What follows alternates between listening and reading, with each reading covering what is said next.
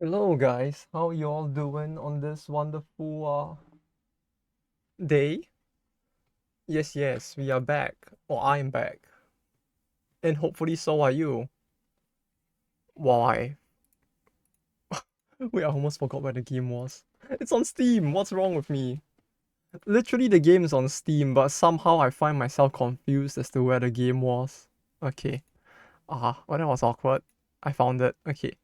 Hope you guys are having a good day. It's been spontaneously raining and stopping the last few days. A pretty common thing in Japan, I guess, during this season. I mean, I guess every country has this, right? Like it's rainy season. Although it's like rather than it being rainy all the time, it's like just spontaneous, quick, short rain, and then it just stops, like quick. Is the volume fine? Okay, the volume's fine. It's like literal quick piss by whatever power lives in the sky, and then it just stops. But yeah, it's kind of interesting because like there's this term in Japan called samidare, and samidare means like if you look at the kanji, it looks like it's meant to mean like May rain, like it's fifth month rain is how it's written, but it actually is meant to refer to something that happens spontaneously, and the joke with it all is that like it's called fifth month rain, right? But like it typically happens in June instead. The actual phenomenon behind it. Yeah, I don't know why either, but that's a thing that exists in Japan. Like I don't know why it's called Samidare.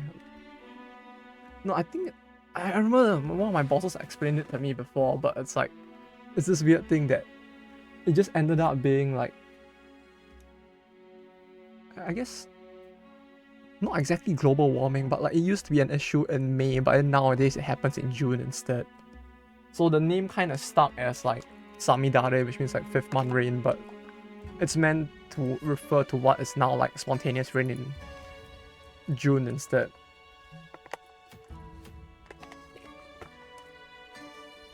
Anyway, let's go.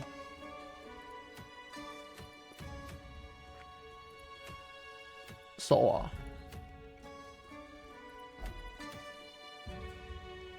right, I wanted to do the matron, but I wanted to bring the crossbow. I mean the arbalist. So I guess we wait for the arbalist and then we go. Is the plan. To that end, we should do one dungeon. Hopefully we get something good, and then we try the boss. And if we beat the boss, I don't know what we're gonna do for the rest of today. Probably play dice or something. While we wait for the next update, I guess. Because I don't think there's. I guess there's the ghoul mother that we haven't technically beaten yet. Like, she has put it off a few times, but we haven't actually like beat her Scarlet, so that's something.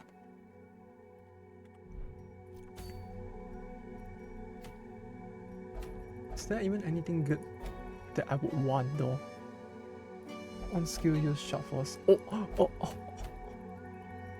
My god, after all this time, will I finally get it? Like, it feels like this thing has come way too late, but my god, it's there. It's right there.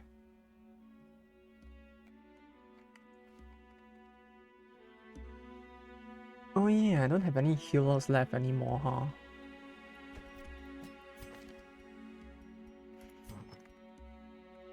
Like, I don't have any more dedicated healers. I guess I could use him as a healer. I mean, he's technically a healer as well. 27% of max HP. Then we have her. She technically has some slight self heals.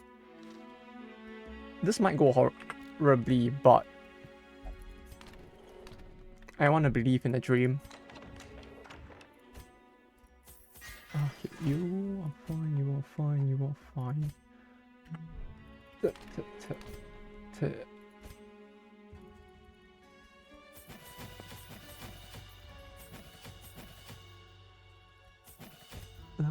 4. Expands 1 Val, buff self. Reaction. Oh, it's a free action, huh?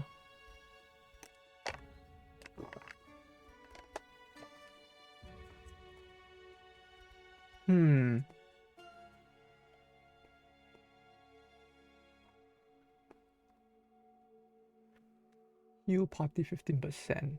Expense all. Okay. I'm actually kinda desperate for a healer, and I feel like I should not remove his skill though. Okay, we'll upgrade this, but we won't use it just yet. We will upgrade it and see if I actually need to use it at some point. If we don't, that's fine. But if it ends up being the case that I do, at least we have it. It's all I can do right now because I really do not know what would be best to get right now. Okay, so she has a class specific, yeah, the boots. And friendly skill plus 10% damage, okay. This. Okay, everyone is equipped. I still have not gotten a chance to use this thing yet, but minus 50% healing received. I guess the plants do heal out a decent amount. Yeah, let's go.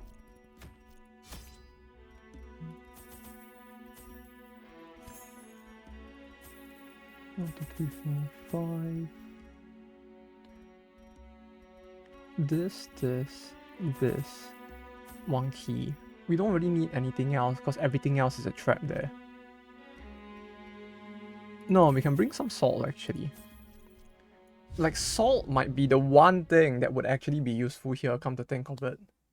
Because like the way salt works is that if I step, I mean, it's more like if I step on multiple traps and I get like excessive levels of damage reduction, I mean, not increased damage taken, I can just use the salt, right? So it's kinda helpful.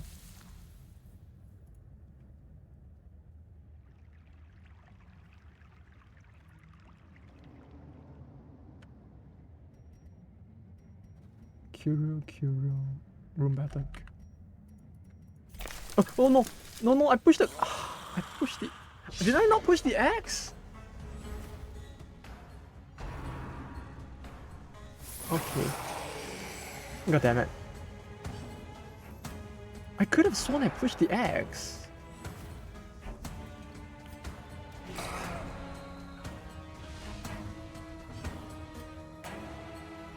Oh, okay, cool. I guess we gotta do this now.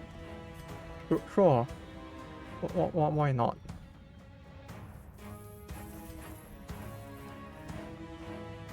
Um,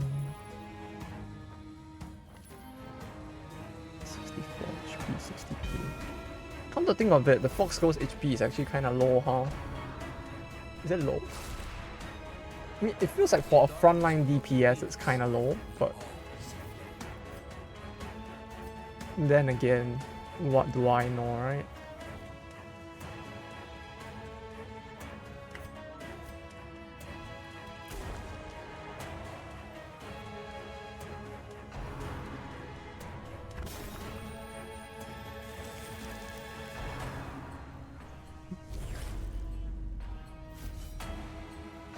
It really feels like all of this kind of bugs out for modded characters quite a bit, huh? In particular.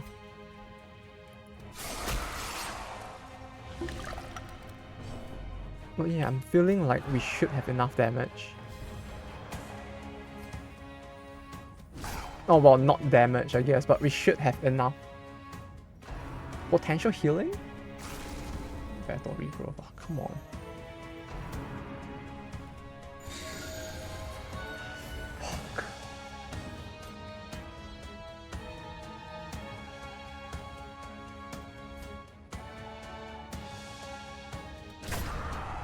Do this.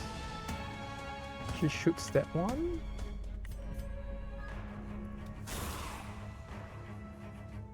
6.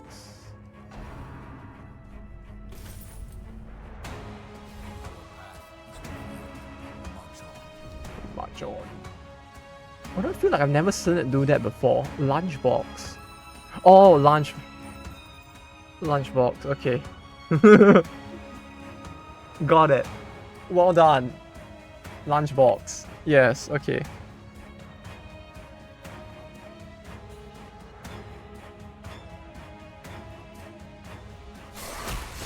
It took a little, but I got it. I get jokes too. Lunchbox. The fuck.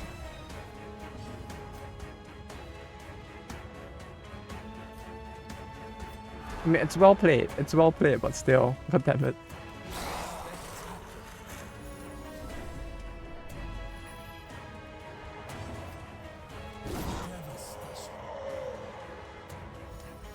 Yeah, this 100% guard applied is a bit too much, I feel like. Oops, nah, it's fine. Even if he gets sick. Hallucinations hallucinations increases stress. On turn starts up to 6% chance. Oh no, it's just horror, okay. It's just horror increased chance. Which is not as bad, I guess. Change that. Oh. Hello, Mr. Chat Giraffe. How you doing? Hope the day's been treating you good.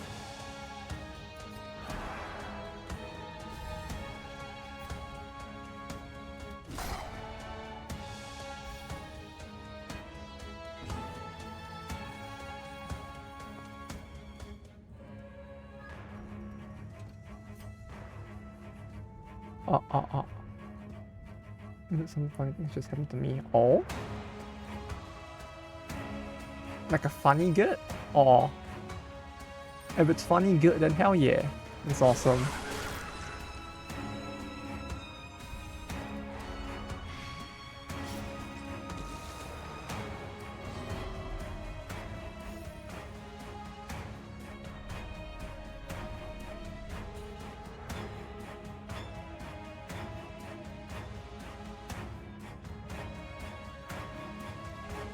Funny bad, but also funny but isn't it serious? Oh?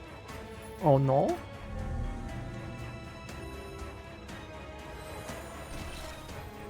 Oh.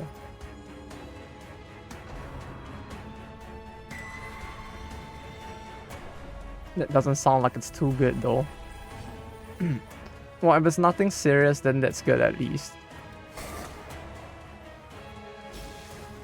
But yeah. Uh-oh.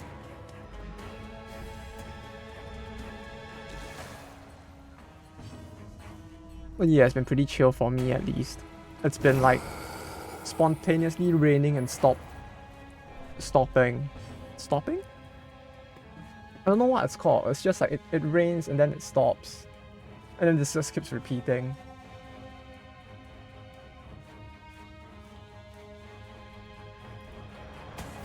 So I've just been like, I went out to grab lunch and then I just like hit indoors the entire time because scary. Didn't want to deal with the rain.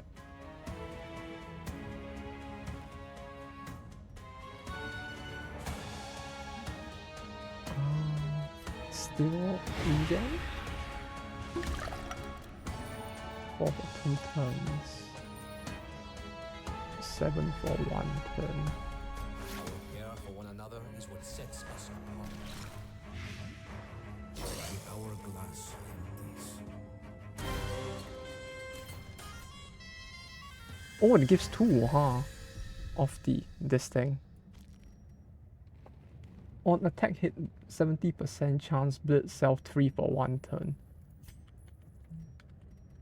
Yeah, I accidentally clicked on the thing and got that instead, huh? Oh, that was really awkward.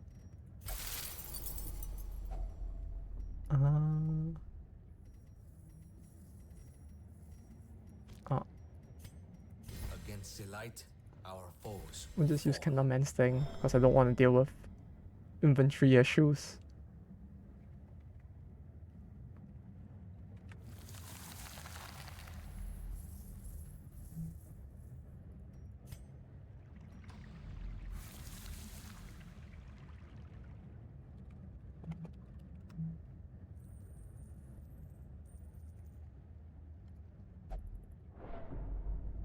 This land is ancient and fallen into disrepair.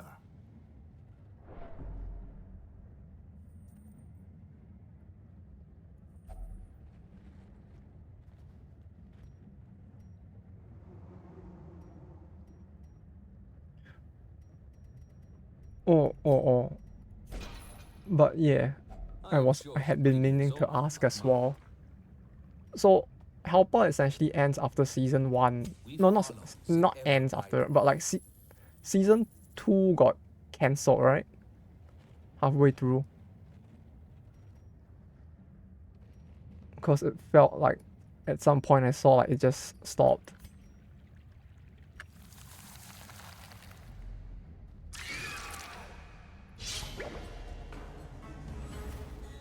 So, so you can do a lot of cool things that sound like D&D, but different. Like, is it actually or something?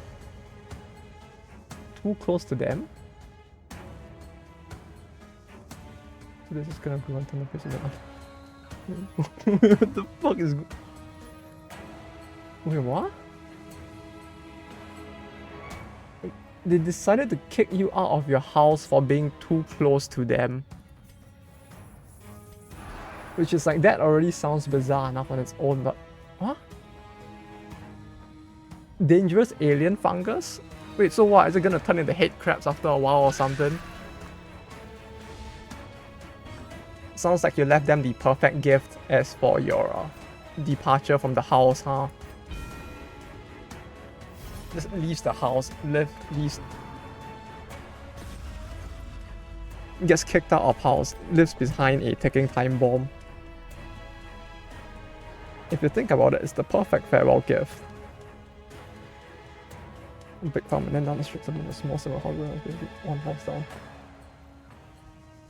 Wait, so what? Wait, what do you mean? What do you mean by too close? It doesn't sound like you were like in. What's the word? It doesn't sound like you're like infringing any boundaries there. Also snuck into their house and shoved some stuff down their pipes.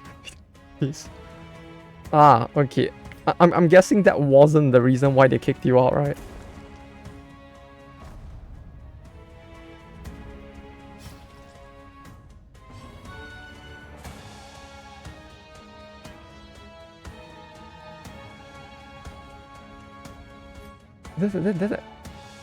It's actually kind of cool that you can do that much stuff within the game, though.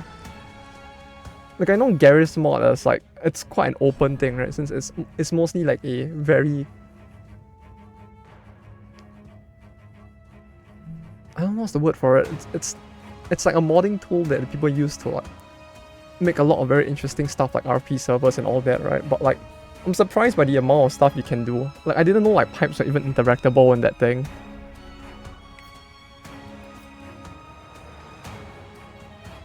Well, yeah, basically the quarantine zone of Half-Life Alyx and videos. Well, shit, at least they're gonna have a fun time at least. Then what we go in this almost country on so I said on the PA they will come into attack. The gas station guys launch a bunch of motors.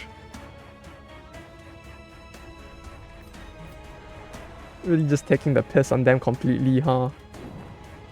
How's everyone missing? I don't understand.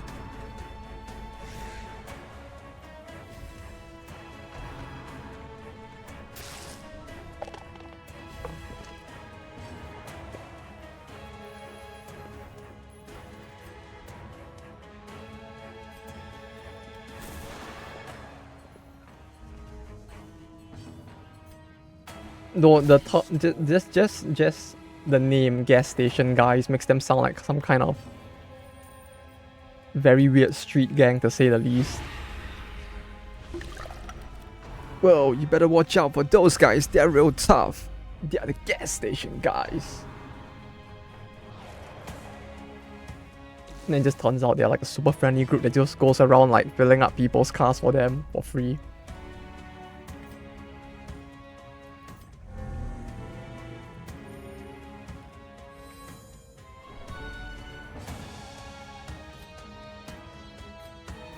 Six, 11, 14. 11 speed.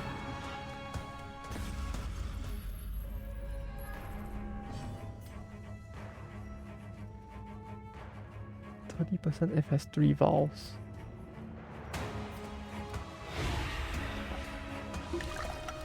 These are extra connections. It's gonna make everything more complete. A majority of it may include more from another so shut down for the services. You tell people are stupid in games this time, that's a bioterrorize them.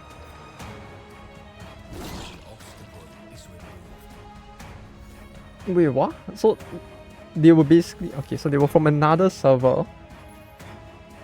Is this like some inter-server war or something?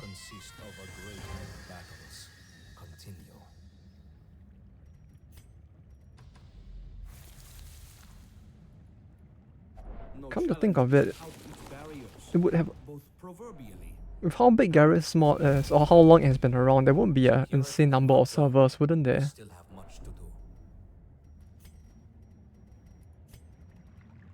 Do this. Healing received. Wait, healing received? Wasn't it supposed to give like stress heal?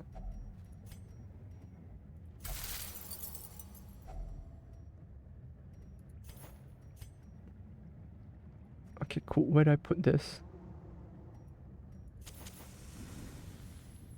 3 torches. You can toss it. Camp here. Eat food. He announced the gas processing global comms.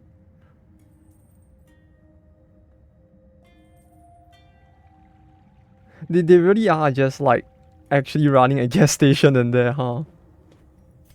I was initially joking, but holy shit, it really does sound like they just are operating out of the gas station. That was loud. They're just completely operating out of the gas station, huh?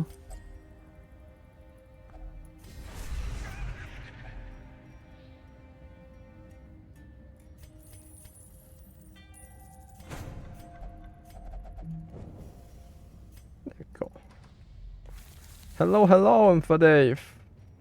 How are you doing? How did I miss? The hell? Huh? Did you miss? Ha ha ha ha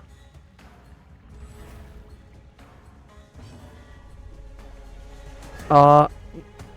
Nothing. They were just talking about like some Garry's mod server that they were committing bioterrorism in.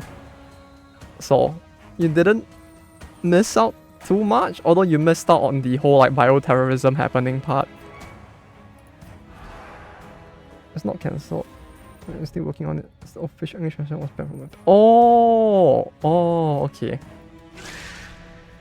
Wait, why is only the English translation banned though? That's so weird. Like, I guess they probably have a... I get the reason why they are unhappy with it, but at the same time, I don't get why it's getting like... Only the English translation is banned because of that. I guess. Yeah, I guess if like they weren't expecting like graphic content, but I guess the first season and the second season did have quite a big jump, huh? In terms of like the... I mean, I have not read the second season yet, but looking at what people were saying about it, it sounds like it got a lot more graphic than the first one, huh? Or maybe not graphic, but like dark? Or what graphic did the right word?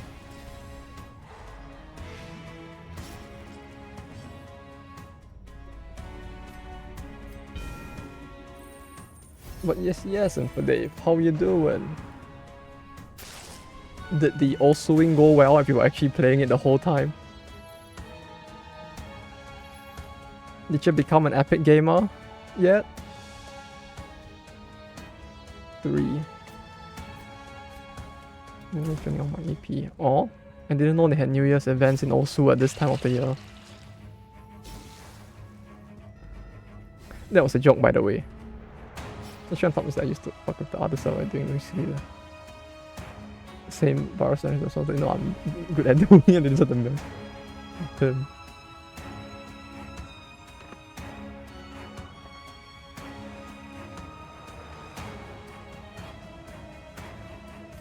Oh.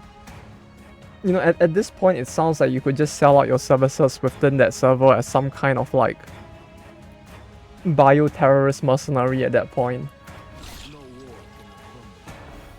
Siblings promised yesterday. Oh.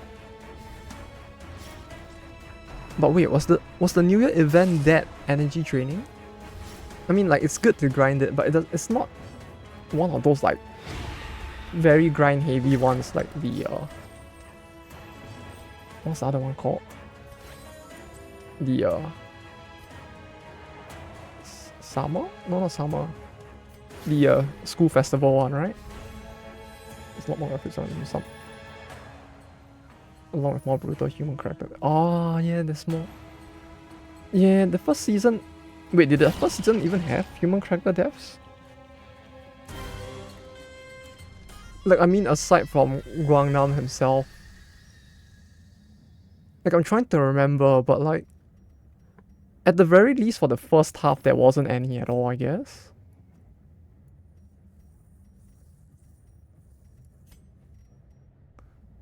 $900 points per day for 40 gems. Have a 16 per 10 AP, so. There's a lot of. Right, are you sure you want to be using the gems on the event itself? Don't you need them for like something or another? Like I don't know. There's probably something, right? Oh, there it is. I think during the Q barrels fight in the living world, guy gets stabbed. Yeah, he gets stabbed. It was Kraken. Kraken gets stabbed. But he doesn't die. Does he?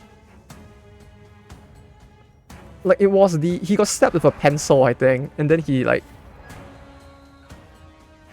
Well, he got stabbed twice. Right? Was it? No, he got stabbed once. Then two people got stabbed in that fight. It's like... Yeah, I'm also forgetting. Because like... It was confusing. One guy gets stabbed at the start of the fight, and then the other guy gets stabbed near the end of the fight. Then it's like... Yeah, there were two stabbings, but they were very like... They weren't very over the top. It's like you really just... It's really the case of like... Oh no, he got stabbed! And then they just show like the knife sticking out and that's about it. But it wasn't anything like violent or graphic, like some kind of battle royale manga or something. When they are 60 or 80. Yeah. That was a little anticlimactic, to be honest. Like, when I saw that, I was like, oh. So we're gonna go through the whole thing and we're not gonna see anyone die, is what's gonna happen, huh? Unless he, like, somehow fucks it up through his, like, dream sequences or something. Don't know if that's possible. No, 40 gems daily reward need 900 points. Ah. Well, at least that's a lot. 40 gems daily, 900 points. I see. Well, that's it. That's a lot of grinding, huh, for the event itself. But yeah, New Year's is actually kind of worth it now that I think about it. Like, I didn't grind extremely hard at the time, but like, the New Year's event actually does sound, if I recall, it was not too bad to grind as well. Wait, what was with the smiley face? Yeah, that makes it sound like it's actually gonna happen, huh? At some point. Wait, does someone actually die because of that? No. Wait, does no one know it's you? I would have thought that like the one suspicious guy who's constantly running around the server putting like bioweapons in people's pipes would have been found by now. Or at least known to some extent. But please not Zen if they do to that one, just blame me. Ah, that's true, yeah. It's probably the more annoying part, huh? An adequate performance for now. Keep it up. Okay, do this.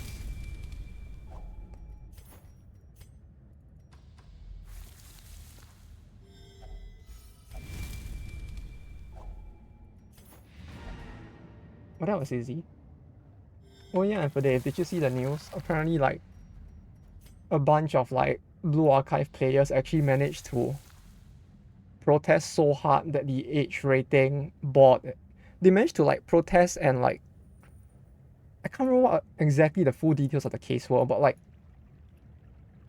they started to look into like some government body and they found so much corruption within that government body in Korea that does the game age ratings that they actually like complained so hard they got them banned. I mean not banned, sorry. They got an entire like investigation into that government body which apparently is going to be dissolved now. All because they were pissed that the global version of the game was kind of censored compared to JP. Apparently that was enough to piss them off so hard that they're like, okay, we're gonna fuck with them. And then somehow they actually uncovered like a government conspiracy or something instead. Which is kind of bonkers. I've never understood. There's horny people on the internet. Yeah, I should know. I'm one of those horny people. Well, not one of those that got the government in trouble, but like just horny in general. Some of these monsters. They are like if I recall the census cracking evil companies even IRL, yeah, pretty much for real. No cap. But yeah, the monsters are like this whole dungeon is essentially like full of these plants that like try to trap their prey in that sense. So they are pretty good at mimicking like either humans or the things that humans want in order to try and like kill people more efficiently, kind of like a Venus flytrap. Japanese version of. What is it? It's the Japanese word for teacher, but same. You know what they say, right? Wait, do they say this overseas? No, this is like a Japanese thing, I think. There was this meme in Japan where they used to be like, if you reach the age of 30 and still stay a virgin, you'll turn into a wizard or something. So like for a long time, people used to be like, yes, I'm turning into a wizard soon, and then it's like this time someone was like 30 years old, yeah, that thing. You do know what? Actually based.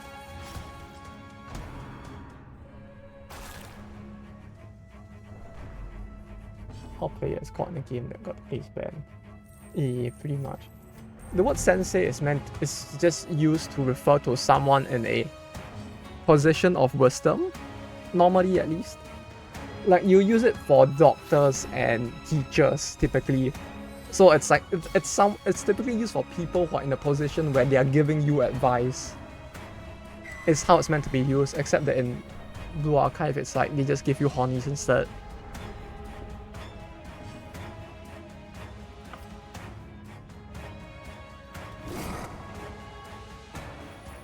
But yeah, it was kind of funny that they like got so pissed they somehow uncovered an entire like government conspiracy that included like, I think it was like they mentioned like Bitcoin mining and some weird like shady shit going on in the background because of the game rating agency. Like they were up to some very weird stuff and then all of that got uncovered. Just training me to master play. Forgive me, sensei, but I have to go all out just this once. The way of the blade.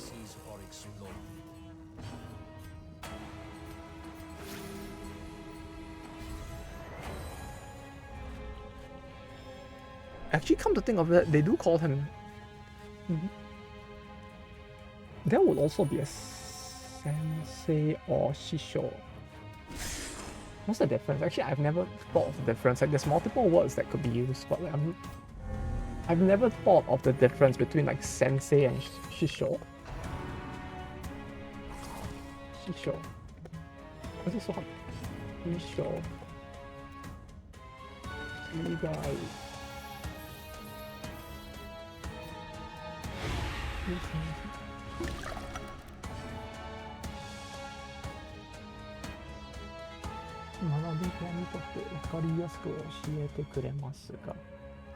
Oh, okay, that's interesting. So a sense, okay, so according, the fuck, is this Japanese Quora? It is? Oh, Yeah, I guess Japanese people would use Quora, huh? I don't know why I'm surprised.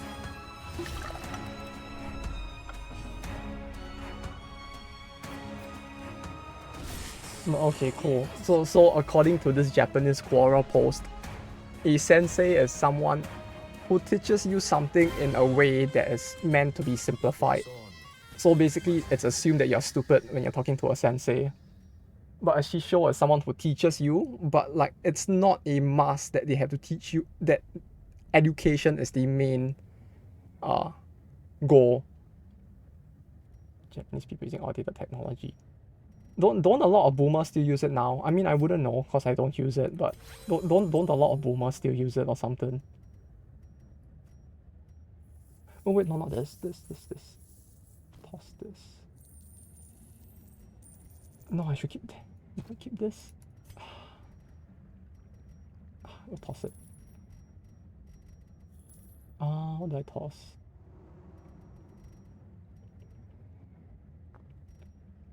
Bandage? No, I need the bandage. Especially now that I'm just gonna like bleed forever. These blue items next to these areas. Oh, glad that you asked. Yeah, these items are one of the more interesting things they added in this mod, in my opinion. So how they work is that they give you a decent amount of money, like a pretty good amount of money, and they are stackable. So they are like, this thing can stack till 6. Each one is worth 1,800 gold. So they are worth more than your average gems. But the interesting thing is that like they confer a disadvantage onto you as well. So these items are like, they are unique to this area for the most part.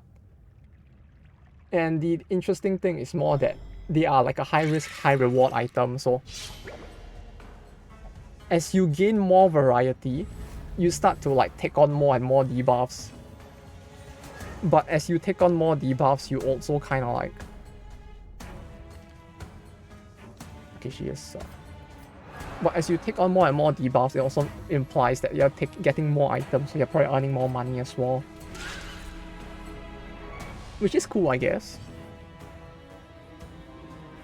Like, the reason why I find it interesting is more because, like, this feels like one of those things that, like, plays into one of the core concepts of DD quite well, in my opinion. Like, the idea of, like, managing risk and reward is something that in the original vanilla game is kind of an important part of it, but, like, with this that kind of gets dialed up to 11 as well, because, like, you have this one which is causing bleed every time you attack. What's this one do? Reduce death blow resist at max HP. Gives us a bit of the corona as well, but we won't talk about that. There's this which reduces stress healing and virtue charms. Yeah, maybe this one isn't as bad, I guess. I feel like between these two, I'm less afraid of this than this, to be honest. Like, bleed to me is scarier than like virtue and stress healing down. Since, like, to begin with, if you don't really have characters that can stress heal, it's like it doesn't do much. Or as much, I guess. Like, this can actively kill you. This kinda does as well, but it doesn't feel as scary. Makes it harder to not hit 100 stress. I guess? Yeah. It definitely makes it harder, but at the same time, it feels less scary. Kills and resist too. That's true. But at the same time, it feels like bleed in and of itself kind of does, like, it either burns your items more or forces you to heal more, which means that you would... Okay, nah. Yeah, on its own, I guess it's not too bad. It's more like when it works in tandem with everything else, then bleed is scarier, huh? Because, like... Whoa. With how the bleed works, that would be more the case, huh? Or no? The glory will come, For now, That's why I needed the anti-venom. No! a wise leader takes far more than bloodshed into account. Damn it. Oh. What the fuck? Refined amber just like that? Really?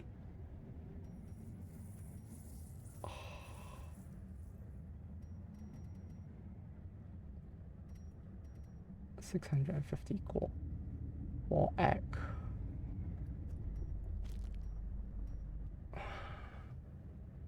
No, I should keep the lily, right?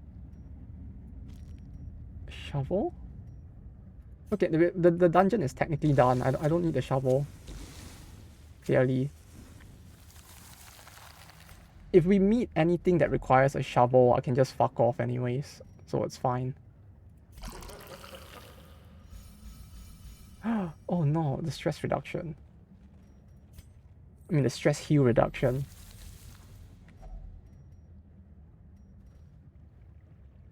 A loom sensor? But yeah, the bleed in like it feels like the bleed is scarier because this too exists, I guess. Right, cause like with the bleed, you have to heal more. Heal more means that the enemies have more chances to stress you, which means that the attrition from this is bigger. And it also means that you have a higher chance to like accidentally die as well, I guess. And the 14% death flow resist gets more terrifying as a result of the bleed.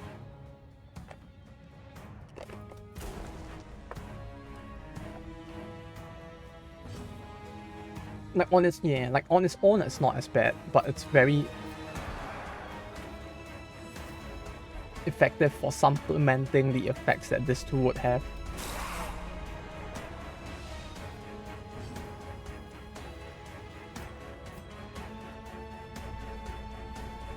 Oh, you know, there's another thing about Blue Archive as well, which was kind of surprising, which was that I just realized that that series has been getting more and more like solo doujin events within Japan as well.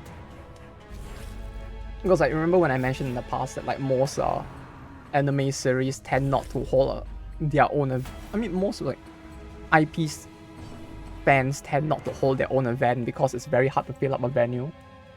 Apparently, like the Blue Archive Hornies are getting so big that like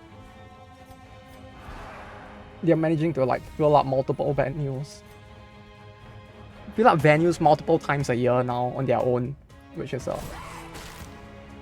surprising. It's not on Toho's level, but the fact that they are able to even get close is kind of surprising. Multiplying, they really are. People saw all the blood, death, and murder clearly, and that's why they're playing the game.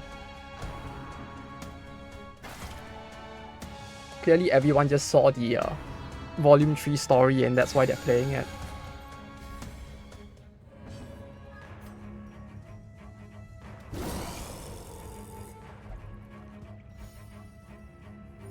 Minus 18 dodge, minus 9 dodge.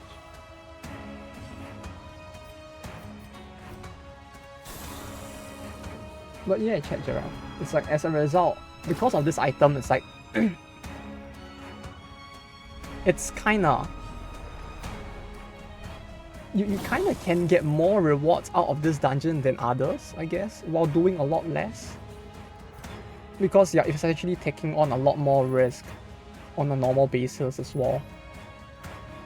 So like this already is like 3, 6, 7, 8, 9k. Like just this and this is already 9k. Then this on its own is another 10k.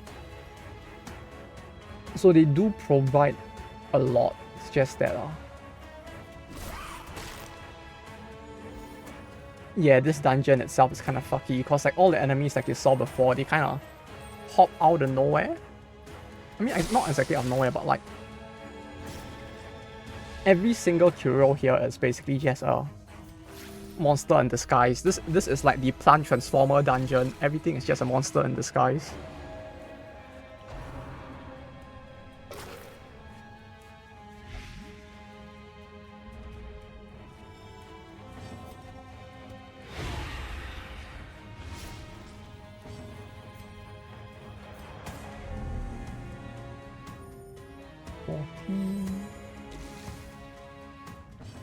thing ran out, so I need to like...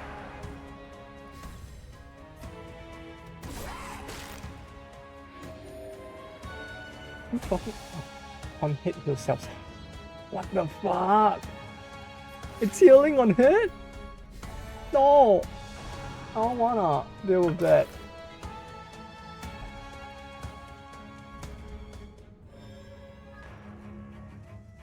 But yeah, I guess the more interesting thing is just how optional most of the battles are in this dungeon as well. Like the battles, you can increase basically with the Illume sensor, which is this consumable you can purchase in the store. Not an actual monetary store, but the in-game progression shop. You can essentially like buff the battle itself. Another skirmish, another And then say that tooltip. Yeah, I know it says that he heals on tooltip. I know it says on the tooltip. It still sucks though. I don't like it. Of the riposte. Yeah, but what am I supposed to do about the riposte?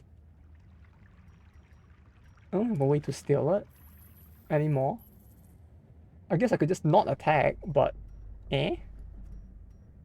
we go hard. Even if it means that I'll probably kill myself on accident. Okay, so if I have 2 stacks of it like this, does this mean that it triggers twice?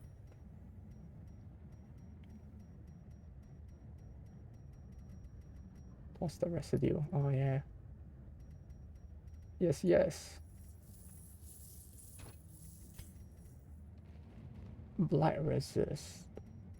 Let's take this. This is the debuff does not stack. Oh, okay. Oh yeah, it does, huh? Actually blind. Holy shit, I did not see that. Okay, my bad. Whoops.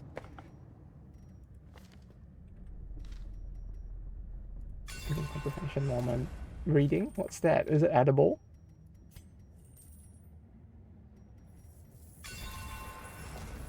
%5 damage taken if...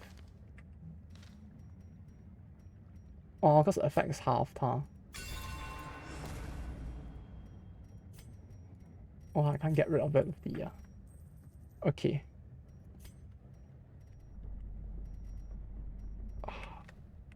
Back a little more. Go back. Okay. Eat food. Keep each other safe by the fire. HP is low. Can she eat onigiri? No, she can't eat it herself, huh? Well, can just do this.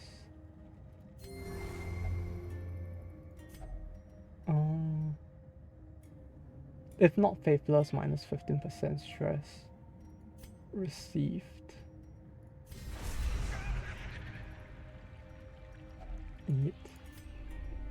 Eight, 2, 4.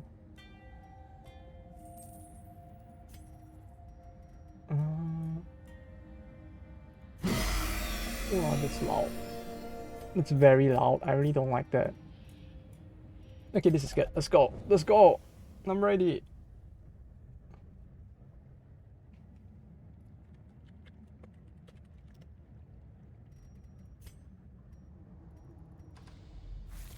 But there wasn't the Booba vendor here, huh? Would they be in here? There's no Booba vendor. There's a sad state of affairs when the Tete vendor is not here.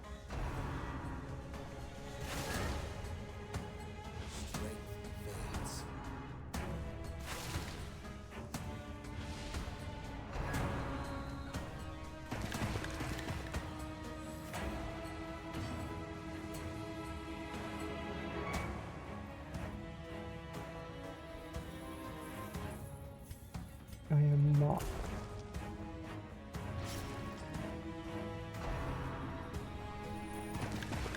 Debuff does not stack. Huh.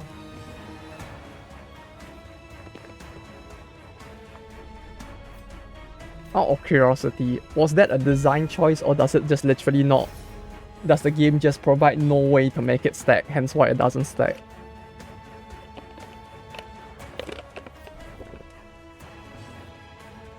This. The fact that the debuff does not stack.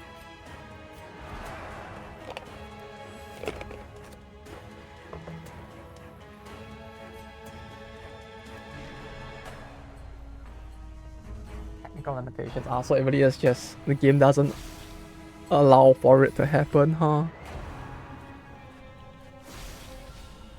Huh.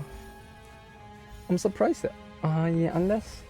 Yeah, because the item, it has to be the same item, right? Otherwise, it wouldn't.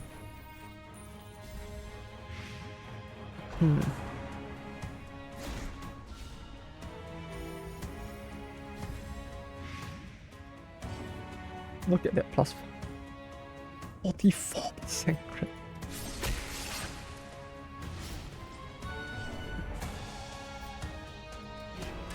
My dude is on some massive drugs, like 44% crit? Effect buff the rule of item inventory and that can't check for anything other than whether or not you have it.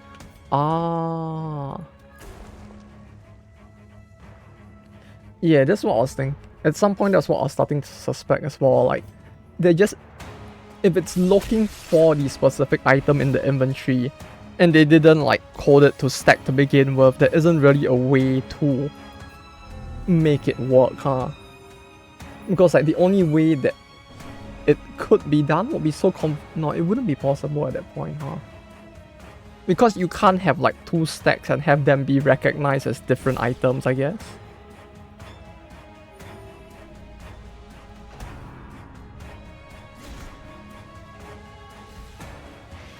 Holy shit, it's getting very badly blighted, huh?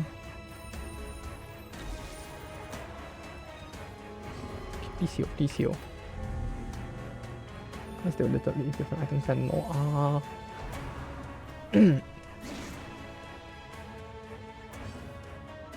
Yeah, and it wouldn't make sense. Or there wouldn't be a sensible way to code them as different items as well, huh?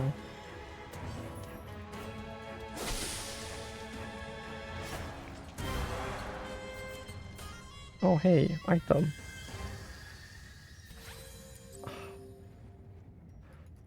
I mean, we don't need food, right?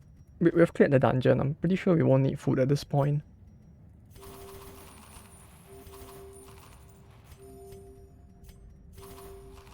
Fuck it, we don't need that.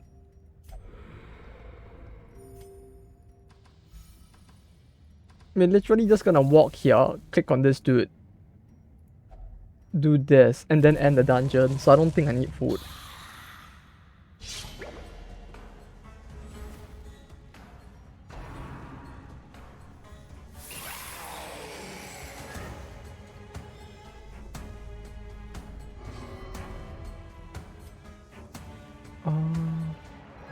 Go.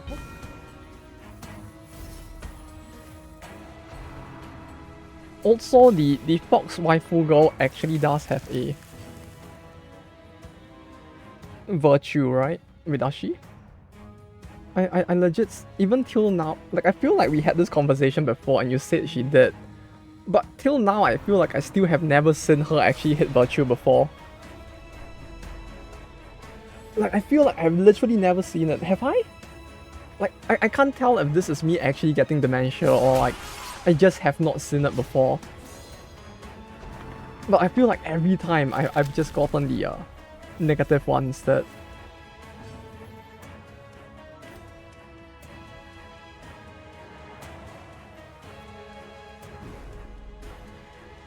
Which is driving me crazy a little. Evil. Oh no.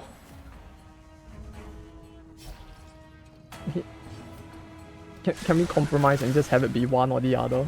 Hopefully, preferably not the dementia one though.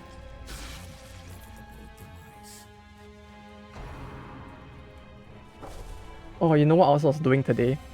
Since it was raining so hard and I couldn't do anything, like I couldn't clean the I couldn't do the laundry and all that. Since I really had nothing to do and since like family is visiting soon, I actually started cleaning up the house and it's like holy shit, I was like discovering a lot of stuff that I thought I had lost a while back. Like it was just like buried under a lot of shit.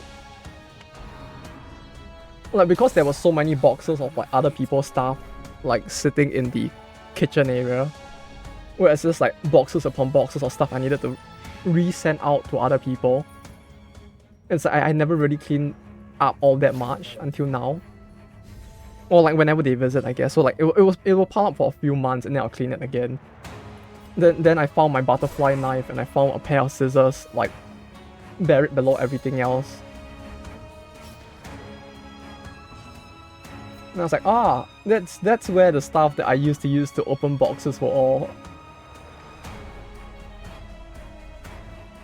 Literally the two things that I thought I lost, so I had to buy a new knife and a new scissors just to like open boxes.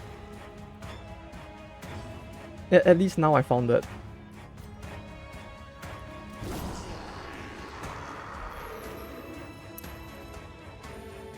Now I'm just hoping one day I just find someone's will down there.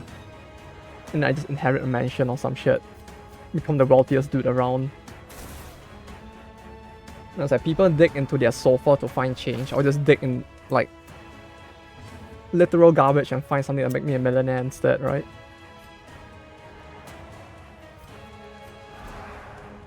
Okay, this should end the dungeon.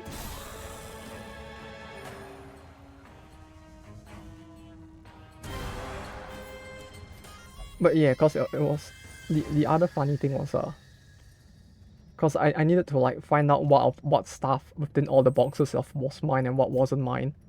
I was digging around and like opening quite a bunch of the boxes, some of which had never been opened for like months.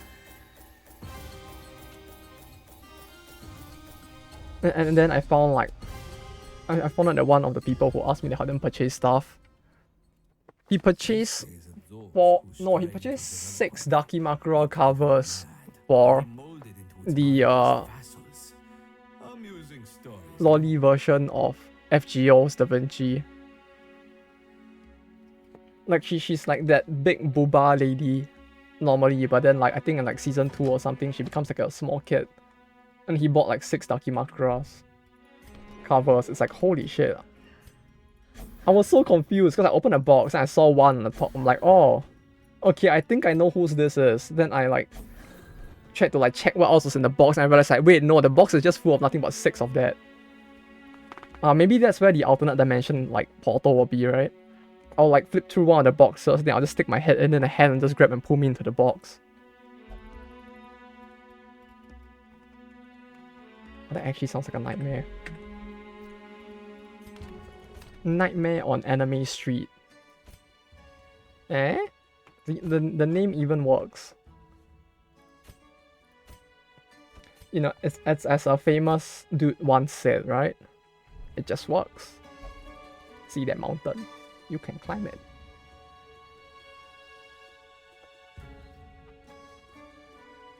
Another man's package. I need to open it because like I don't know what belongs to who, because literally everyone who purchases stuff and sends it to my house puts my name on it.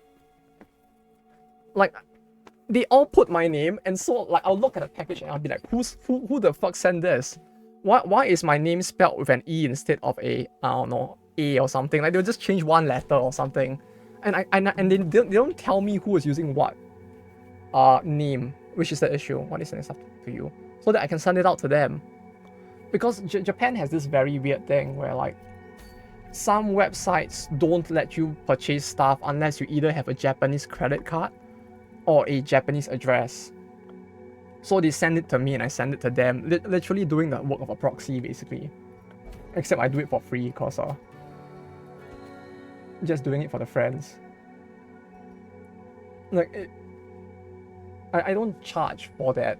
Is the thing. So like mostly because I'm just like, yeah, I don't really mind doing it, so people just send it to me. And then like because if you send it to an actual proxy, they would charge you like a shit ton, because they will always like, some of the time they don't really let you specify like the type of shipping you want to use, and then the rest of the time it's like, because they are a corporation, there are certain forms of shipping that they won't use. So it's like there are certain situations where an individual, basically getting a friend to purchase and send it to you is cheaper than actually like going through a proxy service. So like they'll just be like, hey dude, could you help me buy and then it's like the rest of the time it's like literally stuff that you can't purchase without a Japanese credit card, because Japan is shit like that. So like if you wanted to buy like, I think like Abby 10 was it? Yeah, Abby 10 used to have this issue where it's like the website, if you wanted to purchase like limited edition versions of games, you needed to have a Japanese credit card. If your credit card was from any other country, they reject it. So they would, now that I'm living here, they'd be like, hi, could you help me buy this? And I'll be like, yeah, sure. And I'll buy it and send it to them. Time to join in the fun. What? You're gonna buy Dakimakura cover as well now, InfoDave? Much on Korean buy and ship. Oh, Korean buy and ship sounds like a proxy service. Is that like a proxy? Ah, yeah. This is like there's a Japanese version of this. Not the same thing, but like, what's the Jap?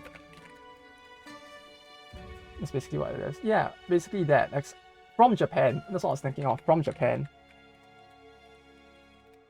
This is the one I used to use back in the past. Wait, this is like completely unrelated to the game, but one second. Let me show this real quick. This was the Japanese equivalent. It was kind of interesting because like the one service they provided that was kind of interesting was that they would help you purchase stuff off of Yahoo auctions. So like, because you can't purchase stuff on Yahoo auctions in Japan without like an actual Japanese like address and credit card, because they actually do check for that, but they will actually do it for you. So like, yeah, but it's like they overcharge a shit ton for like shipping and handling, as they call it.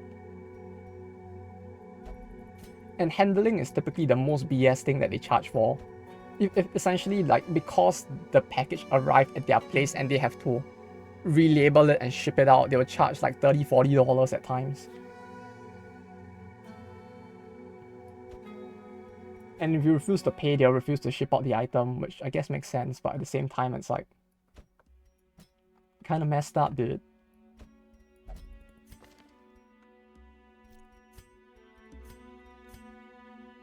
This party work? Hope this party works. Korea buy and ship. Ah, yeah, come to think of it, how much would be pretty rare outside of Korea, huh? Especially now with the whole English translation thing.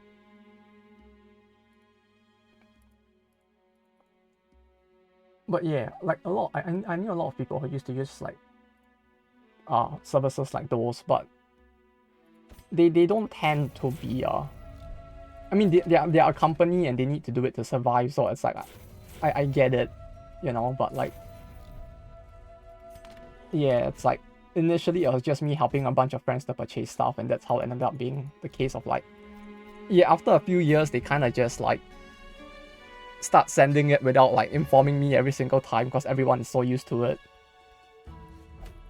So because of that, sometimes I just like get my doorbell being rung and then the package is given to me and I'm like, what's this? Then I'll open it and still be confused.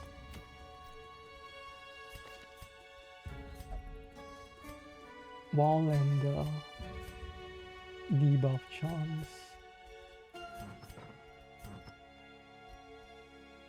Oh, missing. FQ barrels much for dogs. Look at this.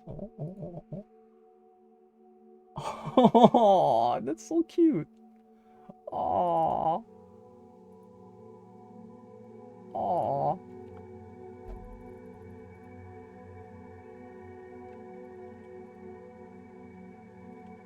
Oh. Here we come the Q barrels.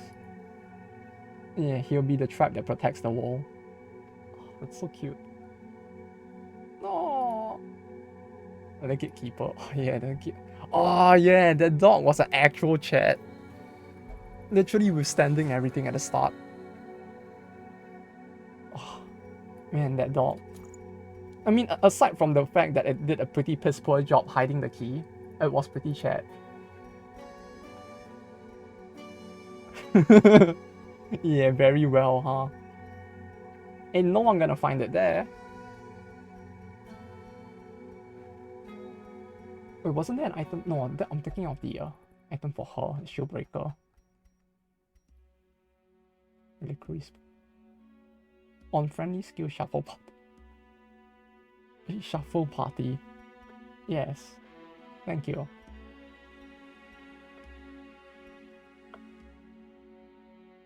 Minus 25% if cleansing salt in inventory. Wait a minute.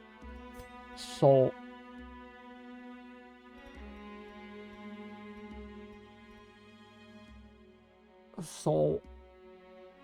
if I use this and I have no cleansing salt in my inventory, he actually has a way higher debuff mark resist, huh? I don't know if this is a smart idea, but it might work.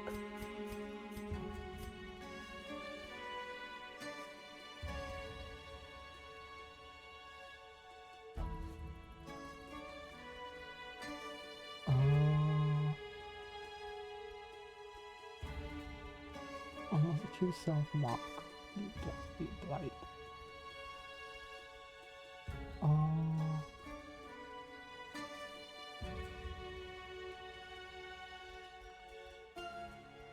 HP below plus 15% per 25 missing plus 10% protect HP below 80. He didn't receive if HP below 40%. Blight resist symptom disease. So in order for me to use this, I need to use both, huh?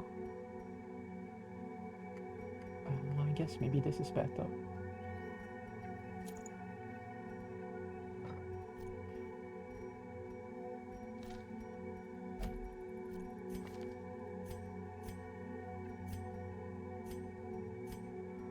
Okay, hopefully this time we don't get screwed over again by like fucking BS Karot's battles, right? Like if the Boner boys just pop up again, I mean, if they pop up once, it's fine, but if they pop up like multiple times again, I might need to take a, I mean, not a smoke break because I don't smoke, but I might need to like scream in the corner for a second.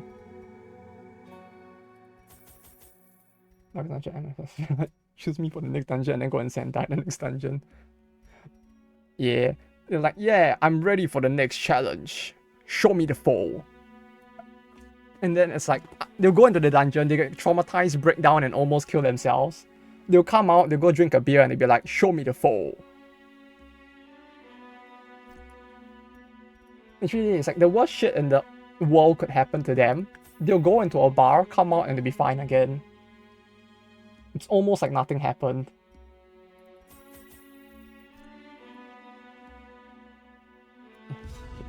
This matron has forever walked down a road with no destination. She seeks the truth of a question with no answer. Her path is traced across the land by heaps of mangled and blood-led corpses. In her Which just goes to show that perhaps the only sane people in Darkest Dungeon are like the low-level scrubs. Because they are the only ones who will look at the high level, the high difficulty dungeons and be like, no, not me, please! But everyone who's high difficulty, who's like high level, is just like, no, show me the foe, and then they go in and scream their heads off instead. Oh, I don't have the thing for this. Oh, that actually scared me a little. I was like, when she stopped moving and I couldn't control it, I was like, what's going on? And then the thing just went like, motherfucker. Actually spooked me there. Okay, wait. Okay.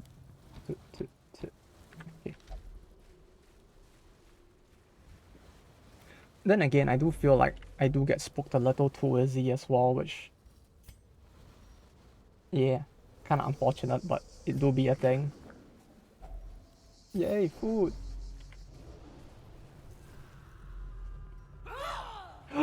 Oh, it's a battle that's not a Karot's battle. Holy shit. What? There are Wildlanders here? No way. Unbelievable.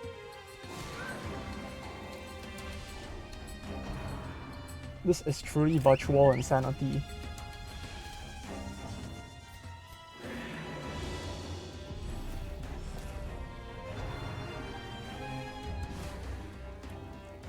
Does that give horror? No.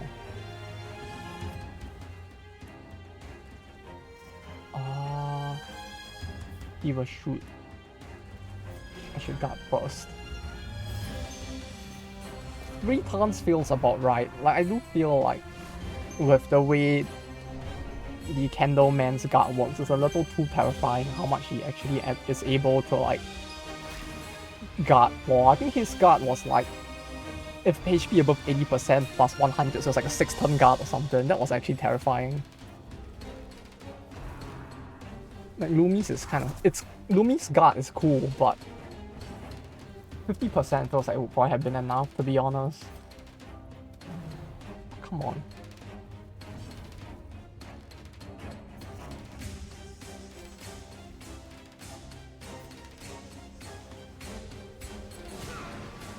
Why did I mark them? I don't even know why I marked them specifically.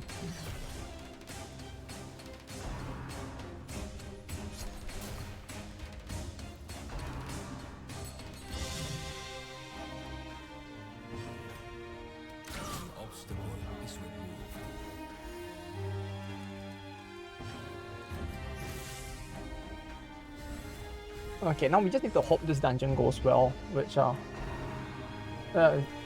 doesn't seem to be going all too well already.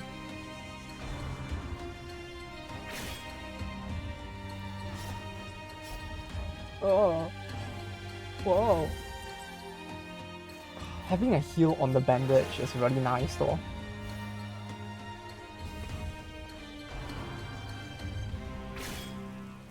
I like how DD2 also has that now.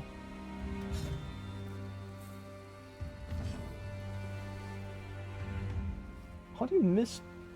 Do I actually really need like accuracy buffs? Like really? Have you seen Fridge Hellion mod? Oh wait, that reminds me. Wait, no, we do have Fridge Hellion. You just reminded me. And not only do we have Fridge Hellion, you want to see something unique? You want to see my secret fridge?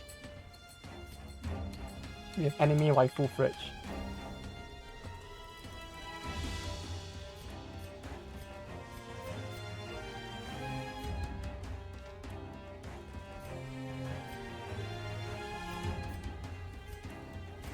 We don't just fridge. We fridge so hard, the fridge has an anime waifu as well. So you can show your parents your favorite anime waifu on the fridge, not just your favorite drawings. Though yeah, if I recall for this mod, like they mentioned that like a specific skill did not have an animation. I think this is all enemies as well, starting with the bandits. Replaces. Listen, they're gonna like change them up or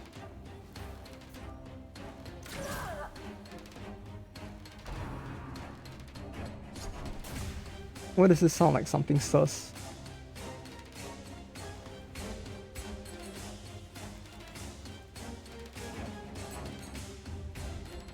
But yeah, doing like if they're actually gonna do like unique skins for all the enemies as well, that's really cool though.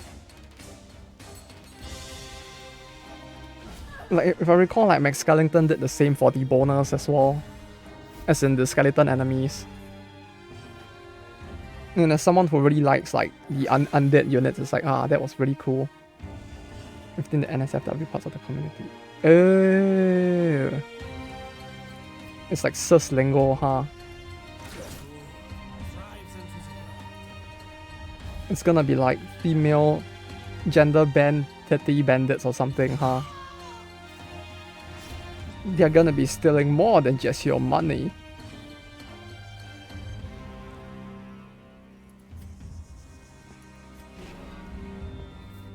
It's basically exactly what it is. Oh. Wait, it really is just that, huh? Wait, is their attack gonna have like sus animations as well? Or is it just gonna be like naked bandits attacking people?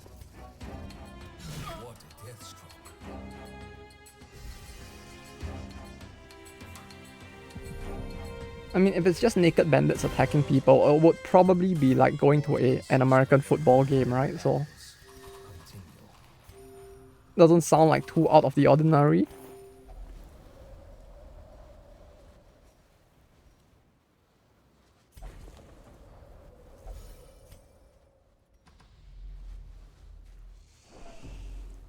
Naked, just mostly naked.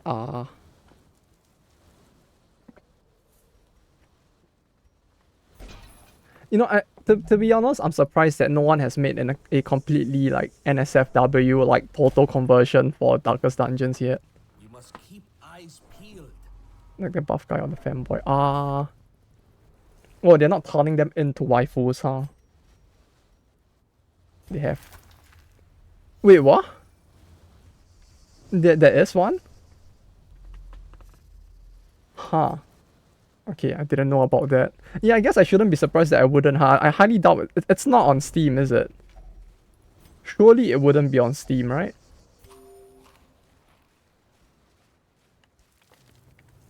It's not... Are you fucking kidding me? It's in the Steam Workshop. What? Oh. God fucking damn it. This battle. Can I go like one dungeon without having to deal with this guy? Oh.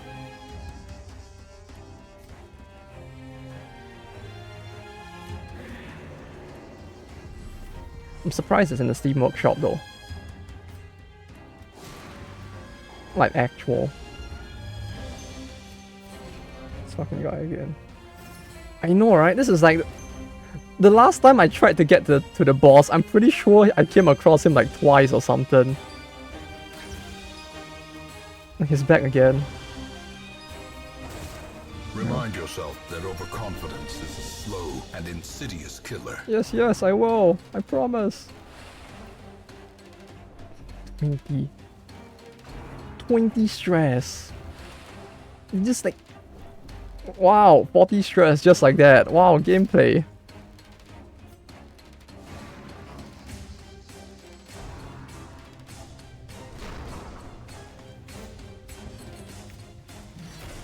Oh god, okay, yeah, this may not end too well, huh? If he gets abusive... No, I don't think I want abusive on him, to be honest, right now.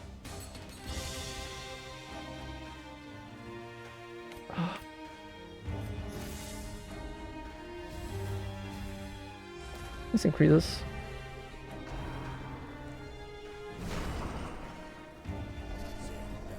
Okay.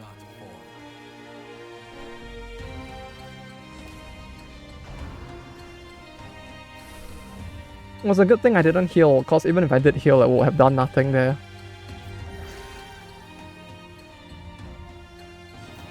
Okay, it's still fine. Let's look at this positively, right?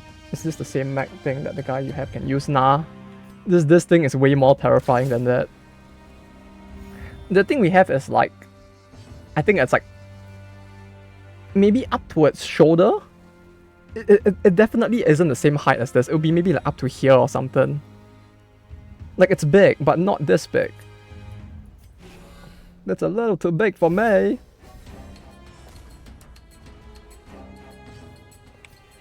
Spreading dark. What's that skill? What she said. Haha. What they call the stress, huh? Just casually +5 stress like that. The guy has 2. Yeah, he's a big boy. He's a big boy.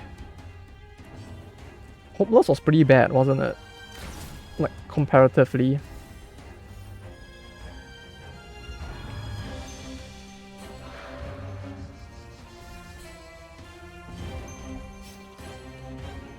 Yeah, that doesn't look like it's gonna go too well.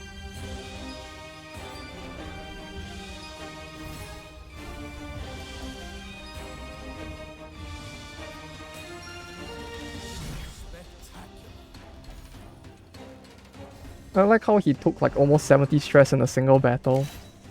No, it actually might have been more than... Yeah, probably 70, right? 2020. Are you fucking kidding me? Uh-oh. No, it's nice that he heals as much as he does though, for now. The occultist is not like rolling a 1, which is already a very big blessing.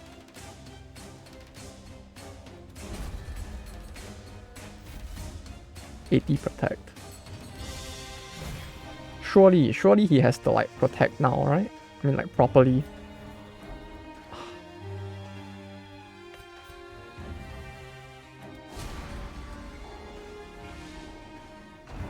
I wonder if it would actually be possible for a player character to take up 2 slots though. Like you make one character that's just like a big boy or girl. And she's just so OP but ends up taking up 2 slots instead. That would be kinda cool. Might end up a little silly balance wise, but not more that does that. It's like a lady on a horse. Oh wait, there is one? Oh, that's actually interesting.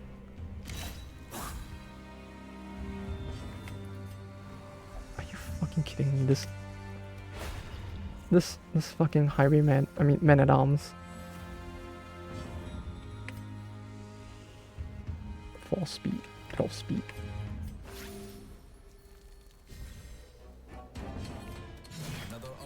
Can make sense to it. Oh, within how? Or is it just like the character takes up 2 slots with? Or would it have been like that the horse and the character take up 2 separate slots or something?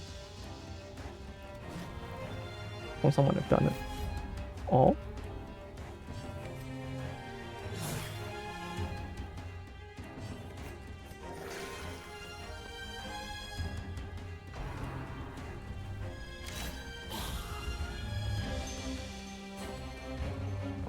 % healing received.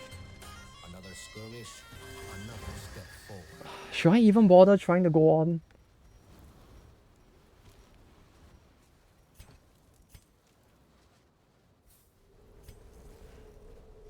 Like him being like this is probably not good for my chances of clearing this dungeon, is it?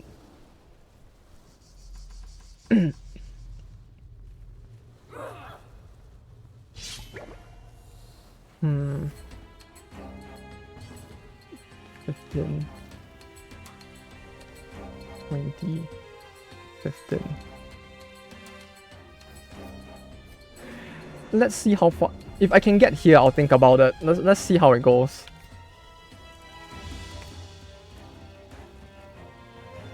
Like, I feel like maybe there's a chance. If I can, like, stress heal him. 15, 15, 15 is 45, 65. I won't get him to 0, but we could try to get close.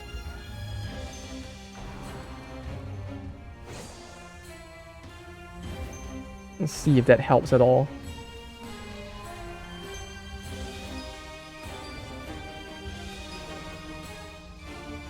Like, as long as they don't crit me too often, maybe there's a chance. Alright, like if I get enough like flares in.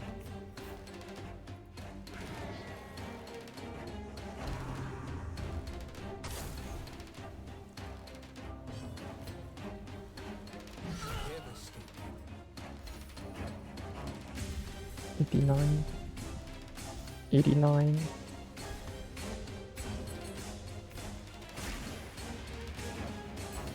$81. Uh-oh. Come on.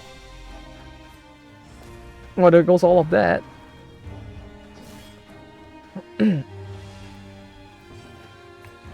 uh...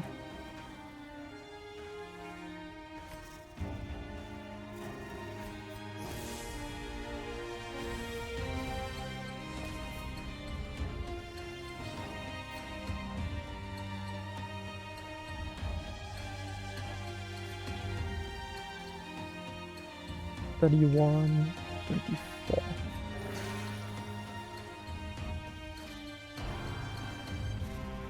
24.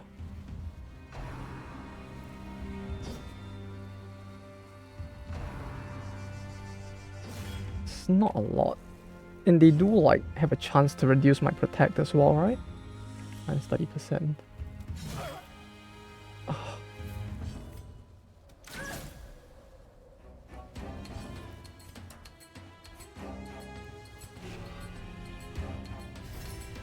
%60%.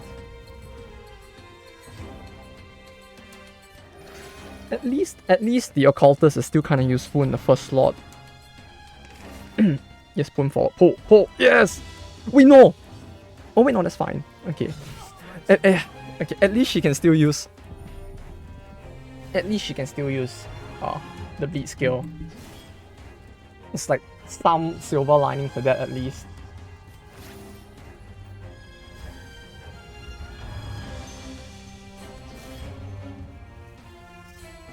%. 80%.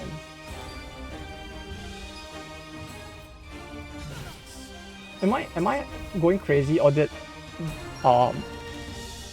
crits used to like punch through protect or something? Or am I like remembering the wrong thing?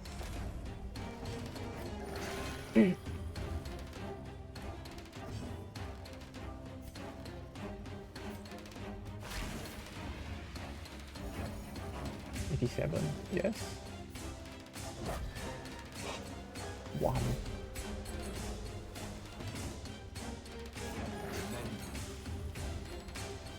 Yes.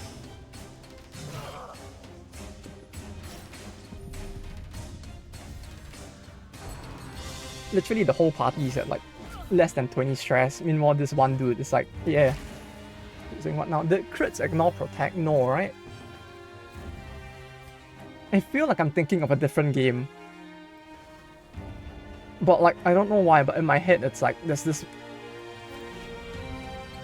thing that like, I don't know why I keep thinking that that is the case.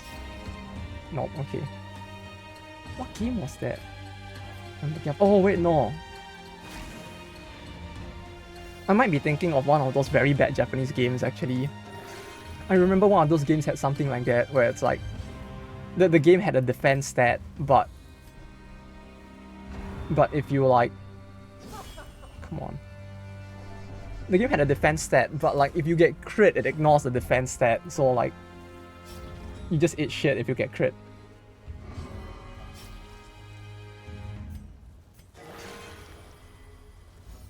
Because like, no matter how tanky the character, the moment they get crit, they just like get put into an instant near death state, just because like, because of how the game was coded, it kind of like got a little fucky with that. 63. Some sus game of yours here. Hey, it's not sus, it's just bad. It's not some runs or Ian or Arcelia or Tears. Was it Tears to Tiara? What's that game called? It's not one of those. Was it Tears to Tiara? Yeah, it was that. I remember wanting to play that as a kid because I didn't know that it was like one of those Kuma games. Like I remember like the one copy of a gaming magazine I had as a kid actually talked about that game, and they were like, yeah, it's pretty good. And I was like, oh, I want to try that. And all these years later, I'm like, oh, it's a Kuma game, huh? Let me tell you about Mokego Castle. No, what's that? Mokego Castle?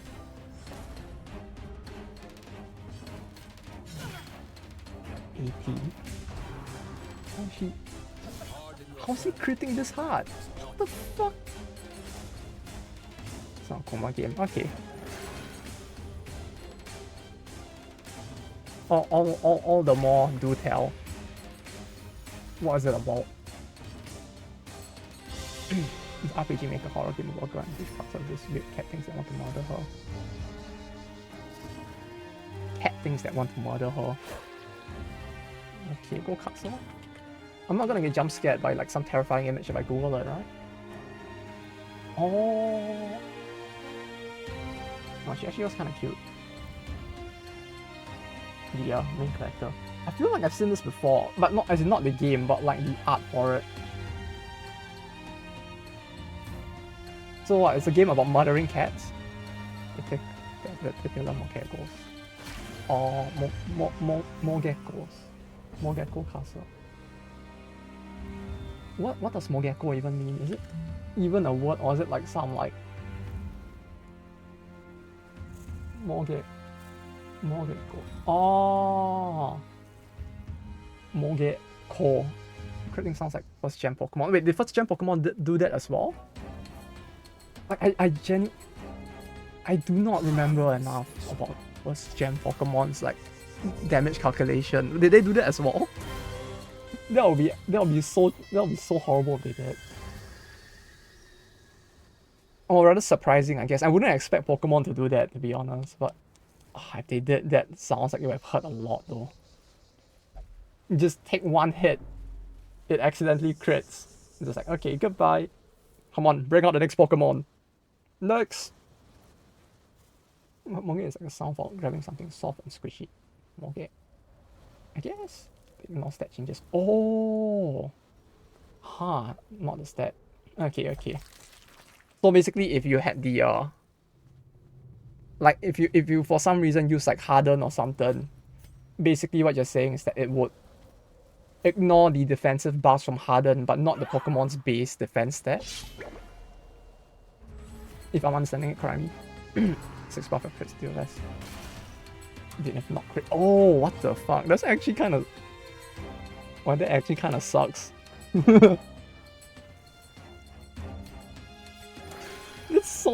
That's so weird. Like if it ignores the fence, like if it ignores the opponent's stats, it kind of makes sense. But if it ignores your own like buffs as well, that's kind of weird.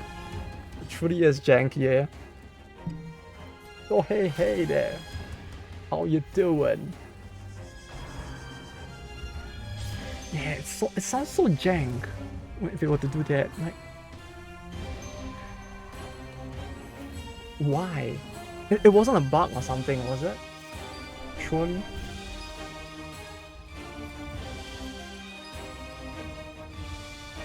God.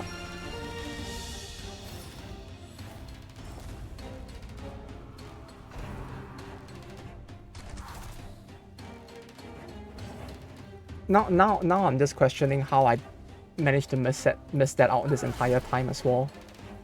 It feels like the kind of thing that it sounds like the kind of thing people will be talking about, and you just have me over here being like, what? That's a thing in Pokemon? Now I feel like a boomer for missing out. Oh, 71. It's still a net positive. I can still make this work. I can fix them! I can fix them!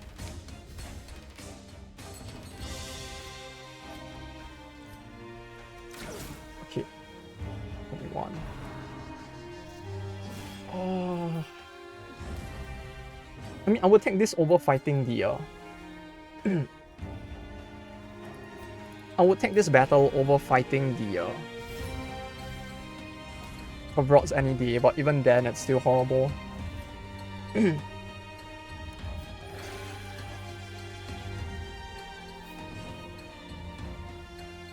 But yeah, I don't know why that stat change thing. I was like, there was a game made in Japan and wait, let me try and find the year of this real quick. There was this game made that was essentially a clone of one of the Fire Emblem games, and I mean clone to the extent that, like, if I recall, like, it was based off the first Fire Emblem game where Ike appeared in, and it's like they copied the game so hard that the difference between their game's main character and Ike stat-wise is literally just like their stats are identical, because the damage formulas and everything are identical as well, except for the fact that he has 1 HP more than Ike. Like, literally that's it, just 1 HP.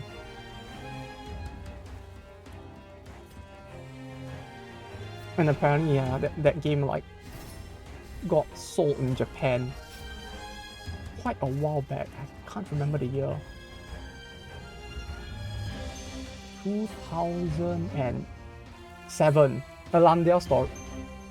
How do I read this? Alvandia Story. This was the name of the game. But I can't show this. It'll actually show my address, huh? What if I do this? Okay, this is fine. God damn it, Amazon. This game, Our Vandia Story. I don't think it ever sold outside of Japan, but was quite notorious within Japan. Back in all those boomer years ago. I played Breath of Fire 3, I think, and that was the only one I played. Like all I remember about the game was that you could transform into like a half dragon thing, and as a kid I thought it was the coolest shit ever. Because like I didn't own the console that the game was on. So the only time I got to play it was when I could like fly overseas to my uncle's house. I say uncle, but like it's those weird family tree things where like my uncle was like 2 years younger than me. So like we would fly over to their house. Not fly, I guess. We would drive over to the other country, to their house, to like visit and stay over the night, the whole as a family. And it's like that's the only time I could play Breath of Fire. So I would only play it like once or twice a year for like one day. And I was sold so hard because I really wanted to play the game, but I never got the chance to.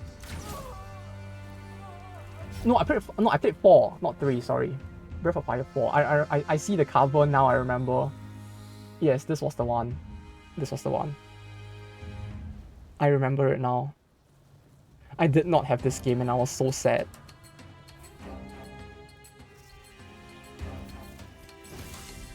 Is there any easy way to play the earlier games in the series though? If there is, I might actually want to go back and play those one day.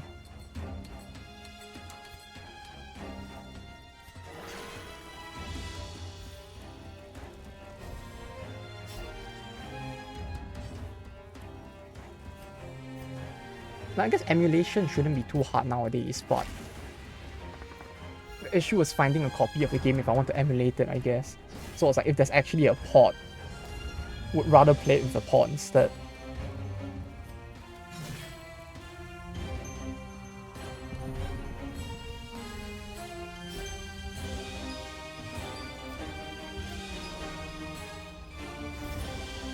Man, brings back memories though.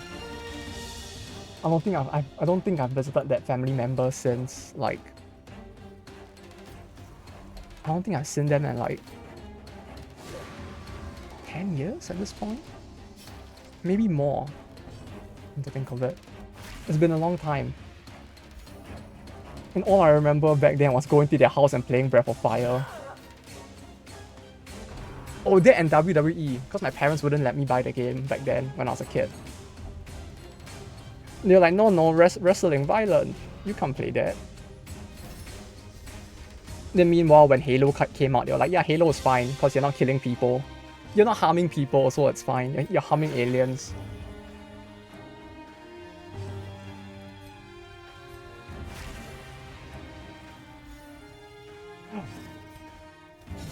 Can I get rid of the affliction?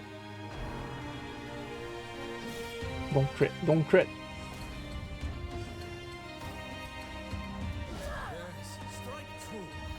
But yeah, I remember for like Breath of Fire 4 as well, like you got the dragon transformation thing near the start of the game as well, so it's like I get the feeling that as a result of that, it left an even bigger impression on me just because I actually ended up remembering that it was a thing because it was so early in the game. What do I toss? Should keep the food. Anti-venom? Yeah, anti-venom is fine. No challenge is without its barriers, both proverbially and physically. Okay, no battle, no. Just let me camp. Let me camp. I just want to camp. Oh fuck, that's gonna call. There's horror on that, isn't it? 2 for 3 turns. 2 for 3 turns. 2 for 3 turns.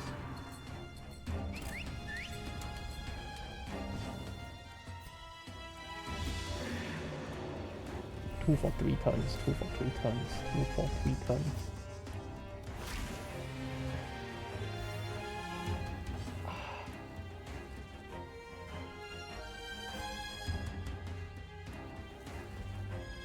Raptor Bomber. I don't know who to target. Everyone in this party feels like someone I don't want to have around for more than one turn. Maybe other than the Harrier perhaps, but like everyone other than the Harrier. I don't think I want to see them around for longer than one turn. Especially the Hyena. I don't like them.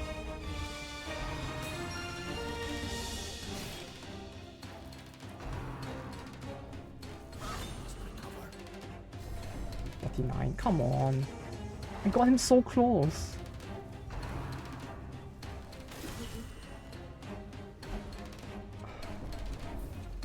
Okay.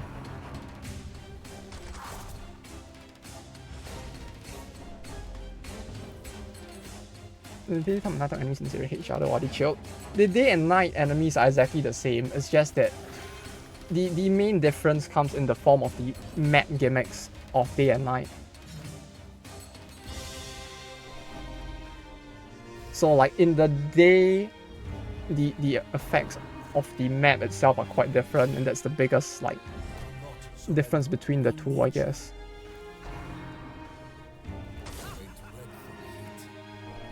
Wow, gee, everyone's critting now, huh? Good. Knowing when you're in over your head is a rare quality.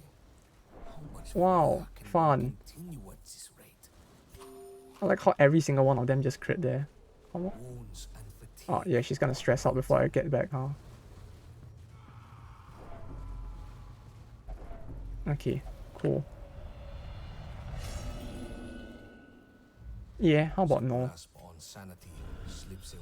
Man, I swear, it's like getting to the boss is harder than the boss itself at this point. Steady yourself. The winds are blowing strong. It's gonna take 2 turns to heal him.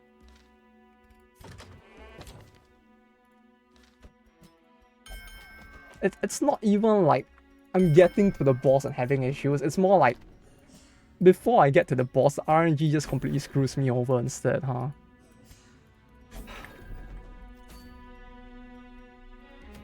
Okay, you know what? I'm just gonna like... What's the fastest way I can get time to move in this game? Send someone in a dungeon to die? I don't wanna kill them off, but...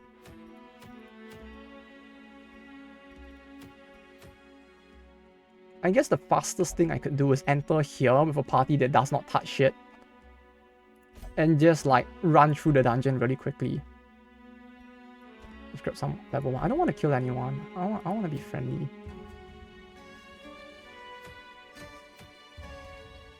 Plus, I don't want to like completely burn out of money as well. Do I have a level 1?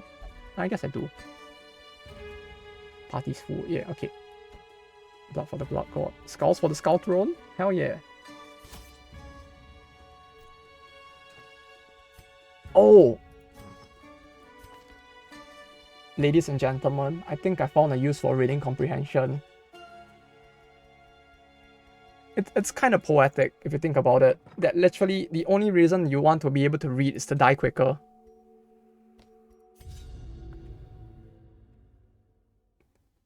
In a way, it's kind of poetic, no? Maybe not poetic, but like ironic, no? If you possess reading comprehension, you die quicker instead.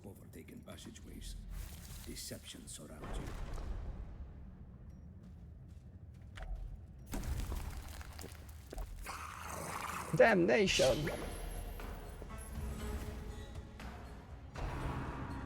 Oh wait, but I'll lose the reading comprehension, huh? Wait, how does time skip in this work again? Is it a case of as long as anyone dies in a dungeon, it skips?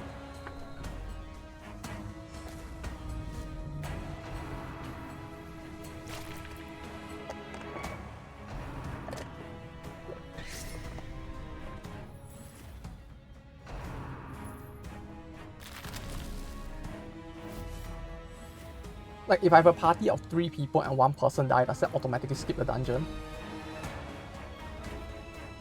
Okay, I'm gonna go take a piss while he dies, horribly.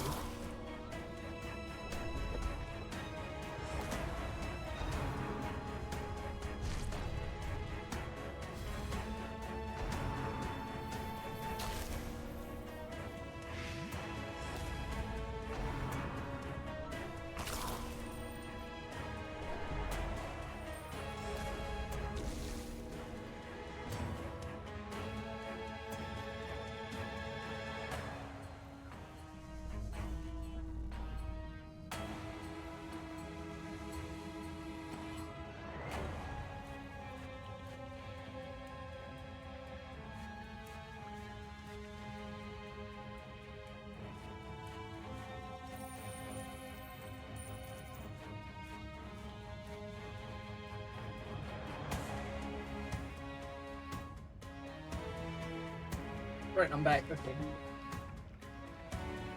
Wait, he's still alive? How? Minus 28. Ah, yes. Okay, there he goes. You know, sometimes I really wish there was a way for me to control the PC while in the toilet. Like, if there was such a thing, it's like, I could do a lot of this, all of this a lot quicker, it feels like. We will break its grip on this world in time.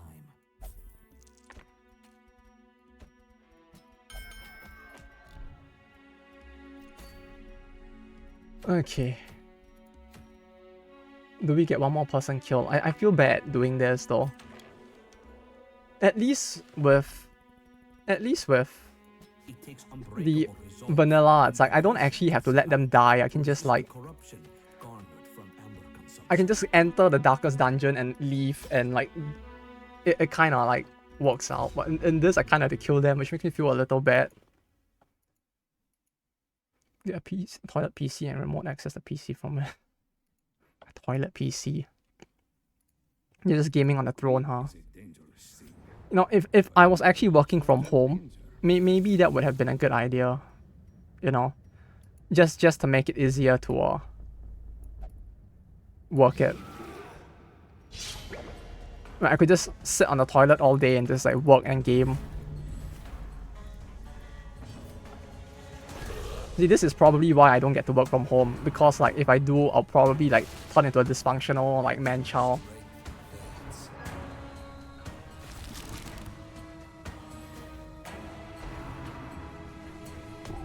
Big frog. Big frog. Big frog gonna kill us right now as well. It's a horny toad. I mean a horned toad. It was once horny but no longer, hence it's a horned toad.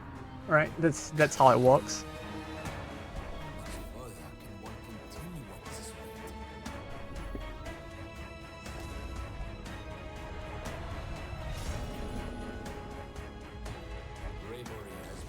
Oh. Well, he went down a lot quicker.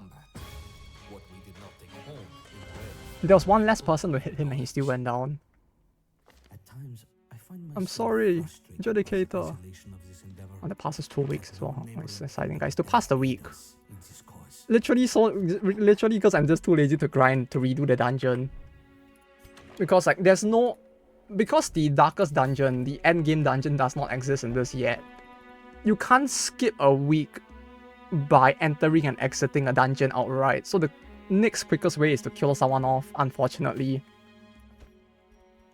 Like in vanilla, you could do it quicker because you could just enter the darkest dungeon, the endgame dungeon, with one guy and exit the dungeon. And if you do that, no one dies and a week passes because there's no one to sacrifice. But you can't do that in this yet because the final dungeon has not been introduced. So in order for me to shut my brain off and like get through the dungeon quicker, this is the quickest way I can do it, unfortunately.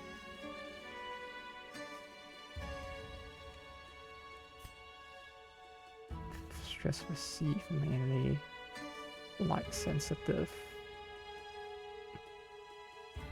Just 2% crit. Suffer 10%. Maybe this one. Wait, where's the... Is the gear on? Yeah, the gear's on him.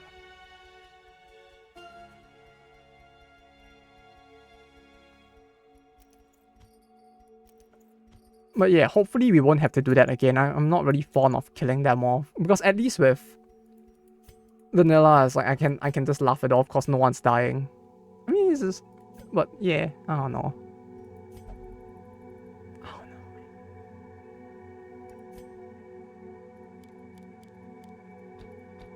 What if I did this instead? So if I do this and upgrade his skills real quick, do this, then we give her this, then he has his stun.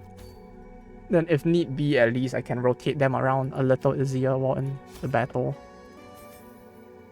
1, 2, 3, 4. Key. Laudanum. No, I don't want to have salt. No, we can bring one, I guess, and some disease kits. Two? Like, please, game, just let me get to the boss. Like, just let me get to the boss. I can't even tell if my party is gonna work. Because, like, before I can get to the boss, they just wipe. Oh, well, not wipe, I guess, but, like, retreating becomes the better option at that point. In her dying moments, she will understand. But yeah, the big difference between night and morning is by the gods. that for night, I think it stays here, right? Yeah. Like, aside from the effect stated here, which is like your party gains stress more and has higher crit, and enemies have higher crit and start with stealth. Like, aside from that, there's also the fact that I think there's one specific enemy that has a different skill that they will use, depending on whether it's morning or night. Which was kind of cool. But I think that's the only enemy that has something like that.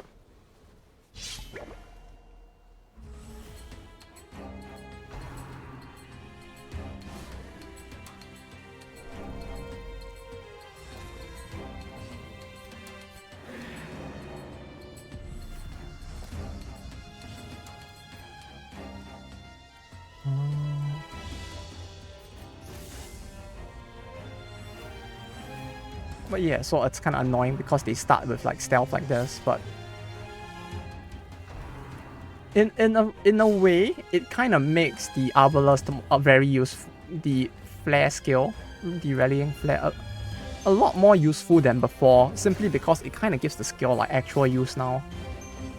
Right, because I can just do this and it's like, wow, I don't just heal stress, I actually like get to make use of its utility as well.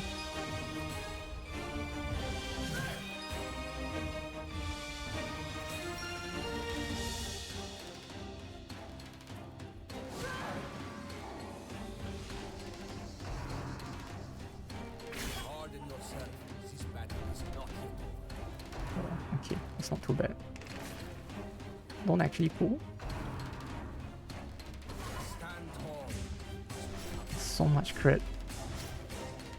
So much crit.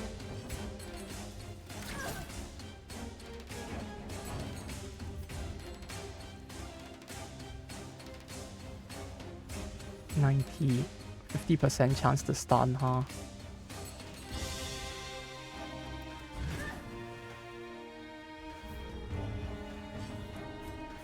Yeah, I guess I shouldn't be surprised. It's only 50%.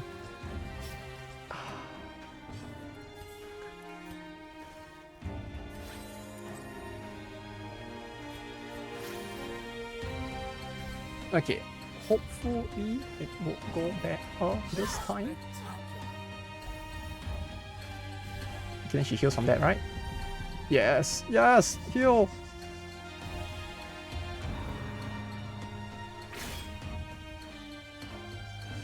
My god, the amount of damage they do though. It's actually kind of scary, to be honest.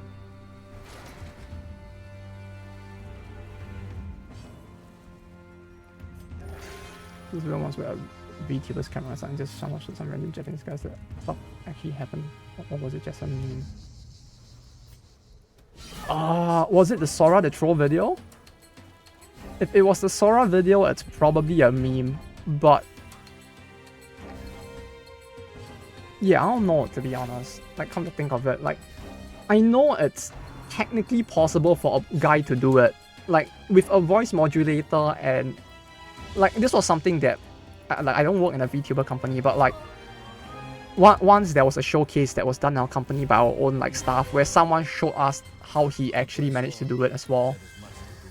Where he effectively just, like, using a voice modulator and an Xbox Connect, he basically managed to mimic a VTuber.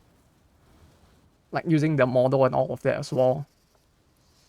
So it's technically possible, but whether it's actually dudes who do the thing, I have no idea, to be honest.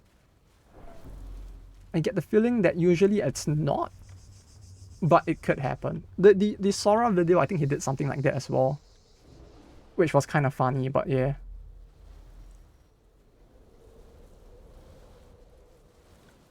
Let me see it. I think that's this one, right?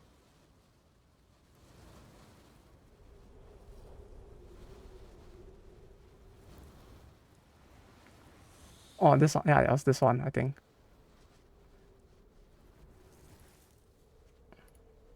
If you're a beekeeper, what you look like?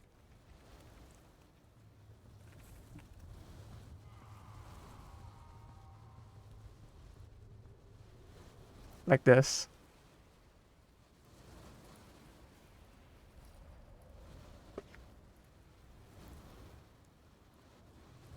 This is the closest you can actually get to real life. If you want to keep it real, I'll probably look like that instead. Yeah, you'll be a fox girl. Hell yeah. Hell yeah, I'll be... wait. My camera work? Let me see if I can do it. If I can angle it right. I'll be like...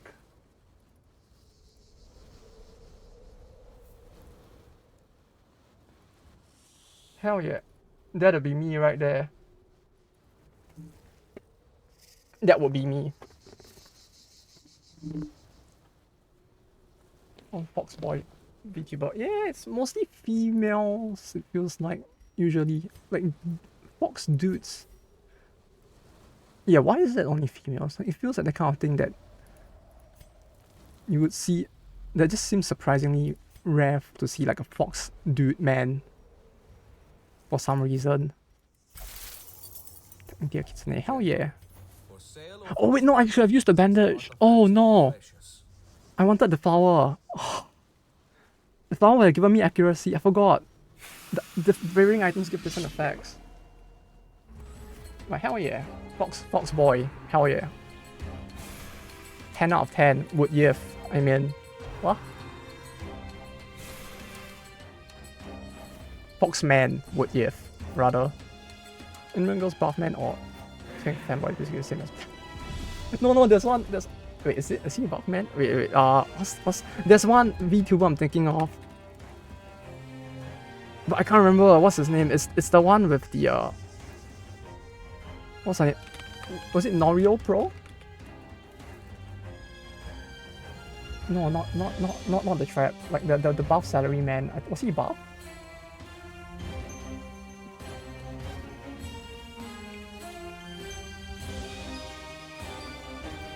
Just there's he had like some very weird looking model, but I can't remember what's it called.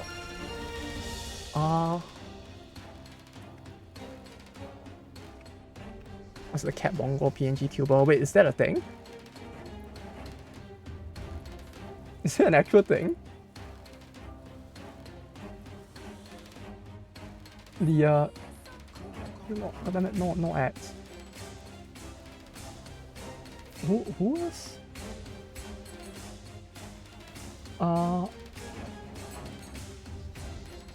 Is it this guy? No, that's not the VTuber.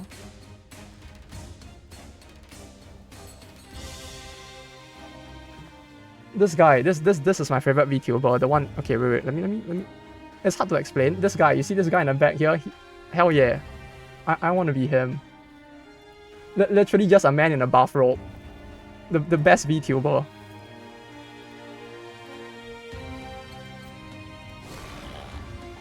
And some also when they hit the keyboard, the cat presses it too. Oh, that's actually kind of cool. Like if they actually set it up such that it actually like pushes the keys as well, that's actually kind of interesting, to be honest. I can't remember what this. What's his name? Oh wait, is it this guy? I think I found it. I think I found his name. Is it this guy? Yeah, it's this guy. I guess he is buff as well, huh? He do be kind of buff. Yeah, this is actually kind of buff, huh? Okay. Yeah, I think you might be right. They're all just buff dudes. Or fanboys. Sometimes with like lead when they press. Oh.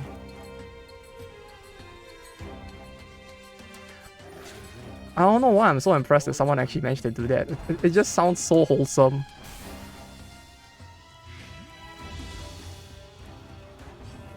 Like hell yeah, who wouldn't want Bongo Cat playing League of Legends?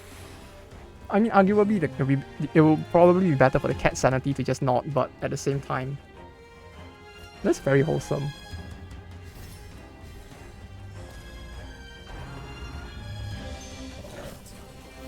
Oh yeah, I shouldn't kill. Yeah, I shouldn't kill the enemies. I should kill the. Should focus the frog. God damn it.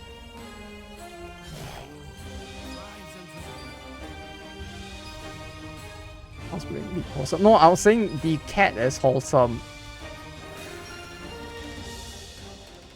Bongo cat playing game is wholesome.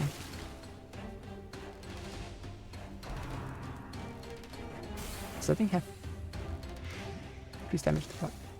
Stop something. Oh. Is this gonna be an epic Mei prank? How do you write math problems in Japanese? Math problems as in like having problems with math, or like a math problem that you need to solve? If it's the second, it should be 数学問題. Come now, back on your feet.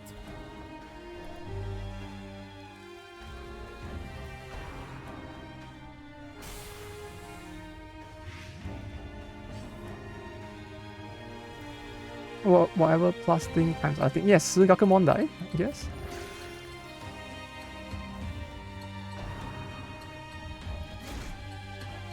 You want me to write it out? In fact, I can. It'll be like this.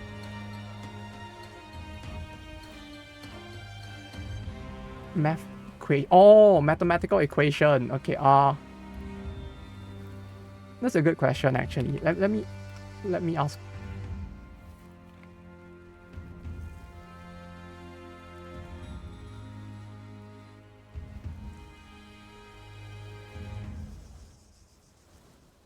数学方程式?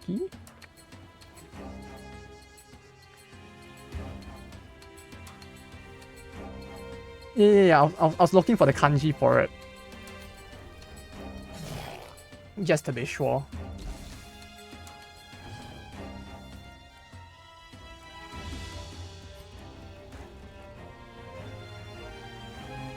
Oh, 3 turns, but yeah, that should be it.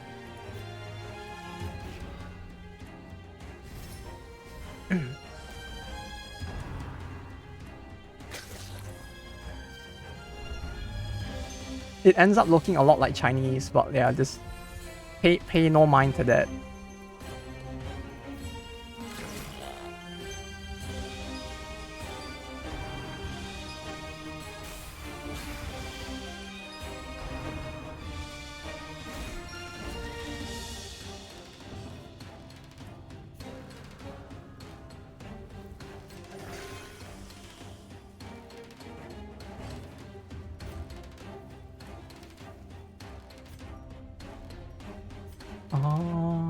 Eye to eye septic. Regorge adds enemy and blights. Are you fucking kidding me? Help. Help! Send help! Uh-oh. The Frug is actually kind of scary though, not gonna lie. This battle is actually going on a lot longer than I thought it would.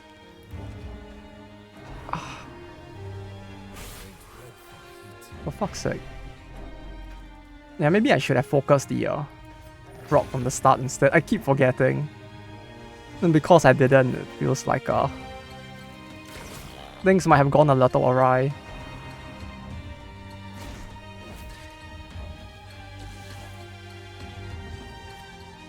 Eight 14. Crit? Okay. No crit.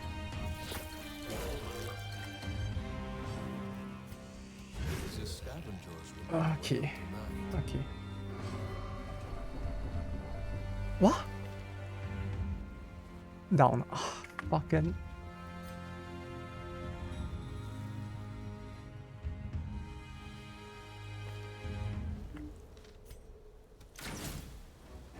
Okay, hit the corpse. Heal her. Times like this, I wish I had an AoE heal. Not marked. 3 turns. This one single battle used up almost all of my anti-venom. Uh-oh.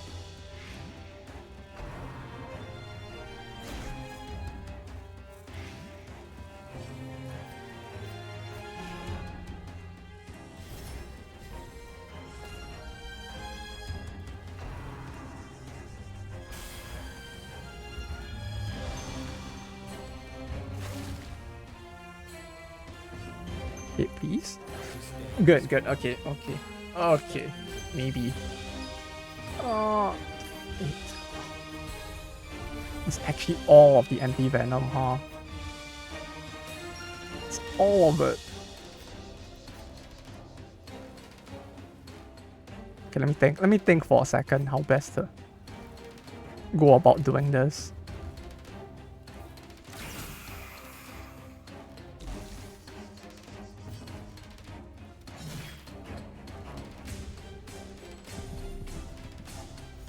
Not optimal, but could be worse.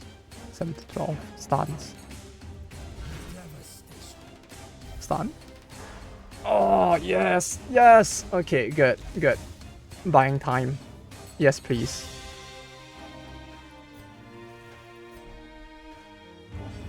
Good, good. 44, 26, 10.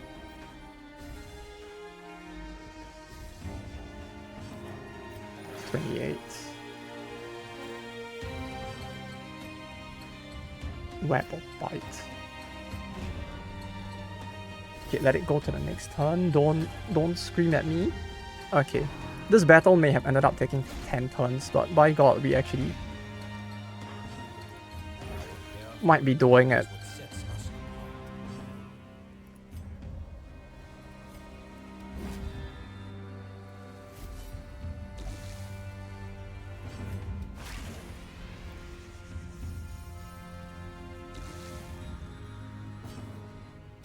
By the comet.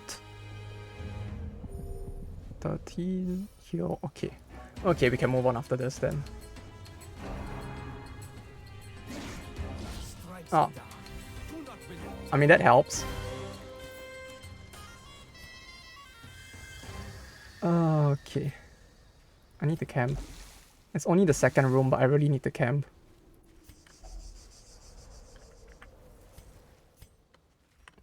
This gave healing, I think. No, I should save the salt just in case. I should save the salt for just in case we need it going forward. Keep each other safe by the fire. Safe by the fire. Fire!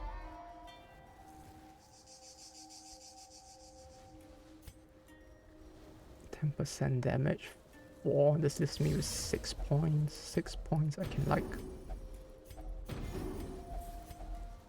11, 23, 6, 15.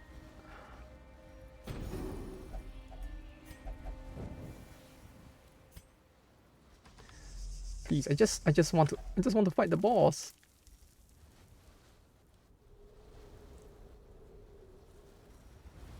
Using the shovel gives more stress relief, right? 20.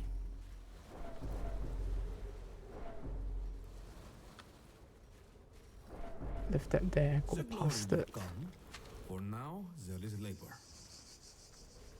If there is no battle.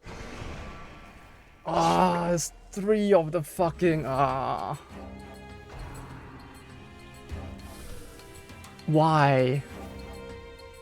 It feels like every battle is just this now. Or every other, I guess. It's like... Or rather, every other dungeon, it has to be like this. It's literally just a time waster at this point. It's just like, oops, okay, guess one person is probably gonna get like a stress break instantly. Oops, plus 15 stress received. Hey, Roll, how you doing?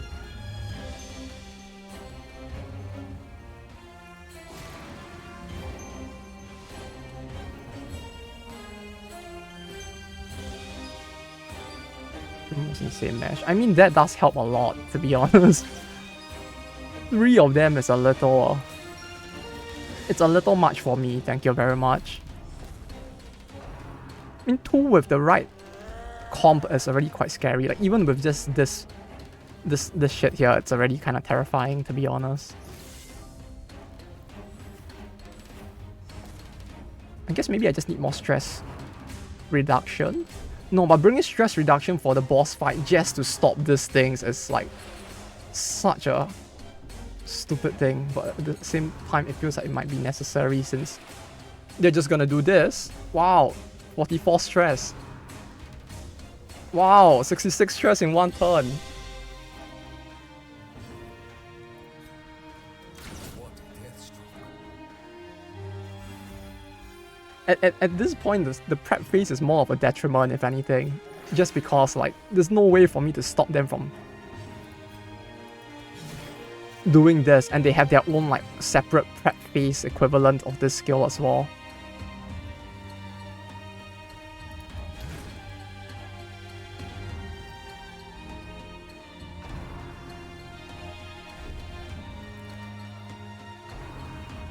Like, yeah, the prep phase version doesn't stress as much, but at the same time, it still really sucks.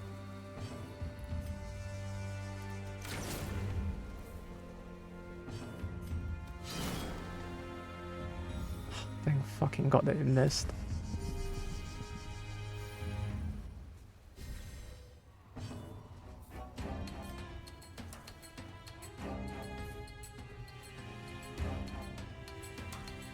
Okay, if I pull, if only I could pull this one. I can pull this and get rid of the corpse, or I can just hit this outright. 20 speed, I should not gamble on that. Okay, I guess I should have then.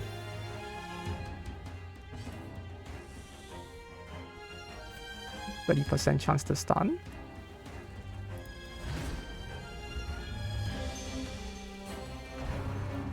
Morbid munition. Uh-oh. There he goes.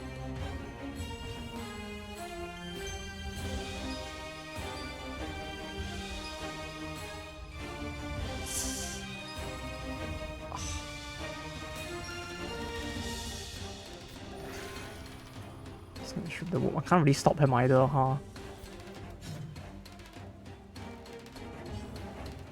Yay, incoming stress damage. More fun. Can I stun him? Yeah, I just completely missed, why don't you? Do not wait. The fight goes on. 94. It's better than like 100, but still.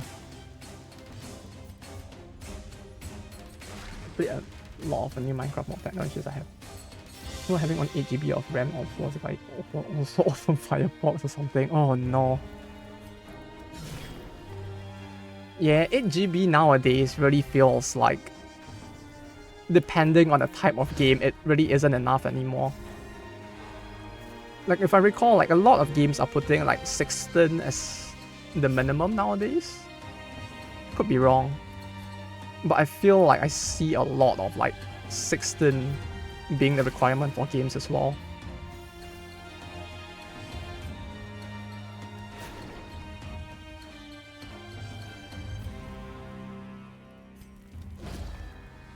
What on actual gameplay is fun I'm playing on the server. Ah. So I'm guessing there are like other people there as well, huh?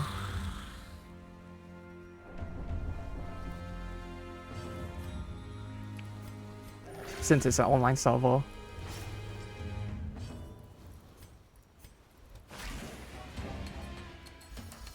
%80. This thing causes stress if it hits, I think. Right? As far as I well, someone going on benches with you and dying as well. But what's different for that mod? Is there a lot of changes? At the very least, it sounds like there would be quite a bit that's changed if it's actually like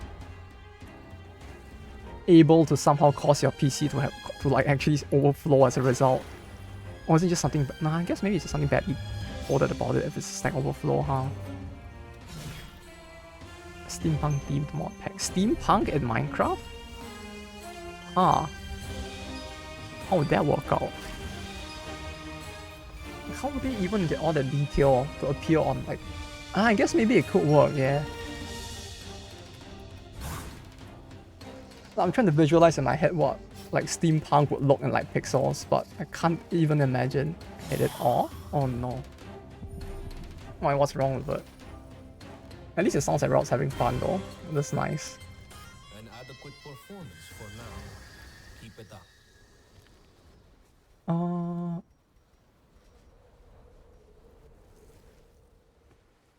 Is this using too much RAM sometimes? Maybe memory or something, but if I take a break of a couple hours and start again, I should be fine. Not put anything else. Yeah, I feel like not opening anything else is the rougher part of it all. It's like nowadays you don't really expect people to like just do one thing or playing a game anymore either, so it's like, yeah, spend all day fixing like my factory in Minecraft. Oh hey, you're running a child labor factory in Minecraft?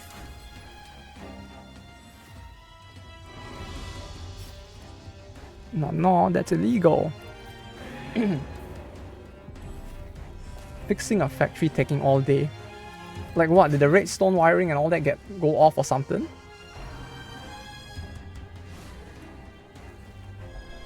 It feels like for Minecraft at least, it'll be way harder for it to like go off course, huh? Go stealth. Yeah, but at least stealth is not too bad because of the fact that I can just like do this and get rid of the stealth. Like the whole point of me bringing the obelisk is just to prevent that, but like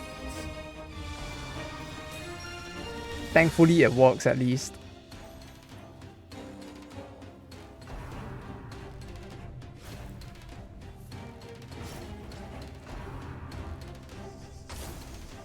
The bigger issue now is just trying to survive, if anything.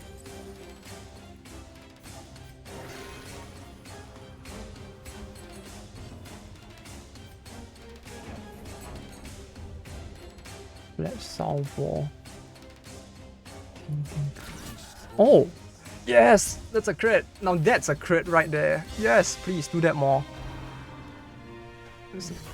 Alright. Take care. Sent it. What did you send? Is it some kind of loot thing? Holy shit, wait, what? Is that Minecraft? Why does everything look so high res? What is this, like 4K Minecraft or something? Is this like ray trace Minecraft?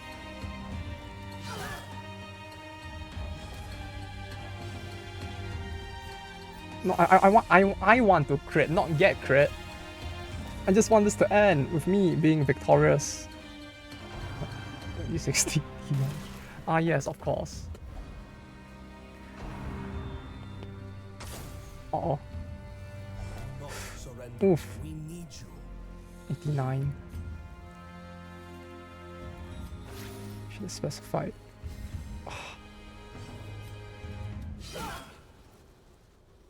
I thought it would be clear enough.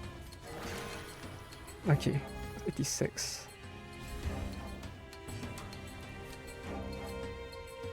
Hit that guy. Good. Uh-oh. Come on.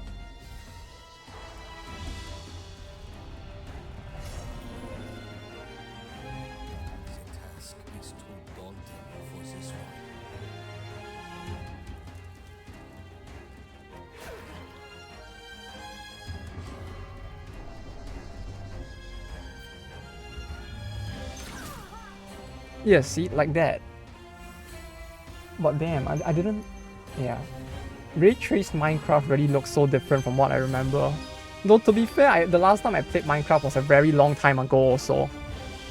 I probably don't have the best visualization of Minecraft in my head, but at the same time, it's like, holy shit. It actually looks really good. SMP. Shin Megami Persona.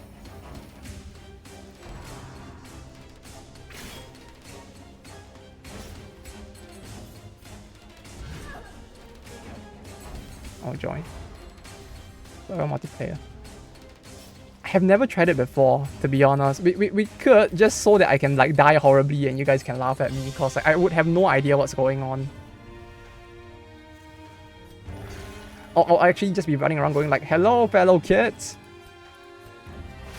How you doing? Am I winning that?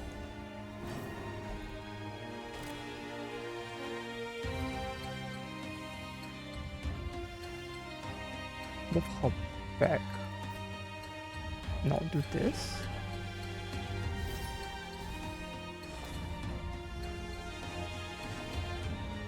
Do this.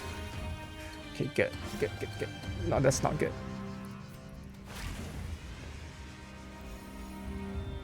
74. 8-3.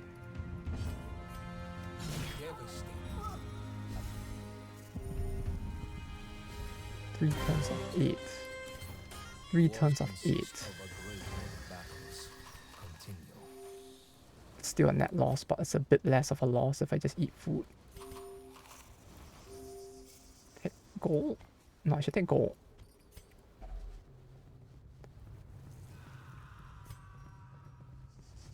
Torch. Reduce stress. 63.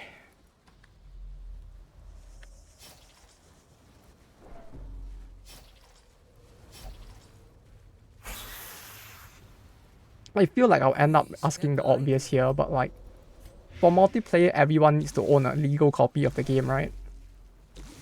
I mean, mine is, but I just wanted to make sure, cause like, it's not some weird thing where people can just like, oh, people can just join anyway? Huh. Oh. I'll pretend I didn't see that, good sir. Ah, Crisis 2. No, 2 culverts might not be that bad. Make a server where people put like, oh, it's selectable, huh? That's interesting.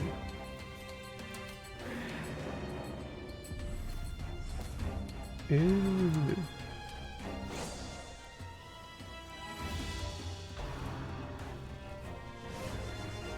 Can buy it, to be honest. I mean, you don't have to. If you don't want to, it's fine. I was just curious as all, cause like I remember like back in the day, cause I had, was it more stringent back then? I don't remember. Like back then it was really easy, but it felt like the kind of thing that like they would eventually fix, since it doesn't make sense to live it like that, but they actually did, huh? Yeah, I guess if you're playing solo, all the more it isn't really a necessity either. Oh.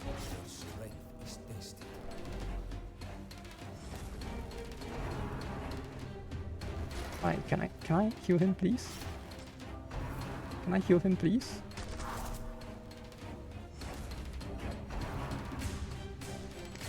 Can I heal him, please?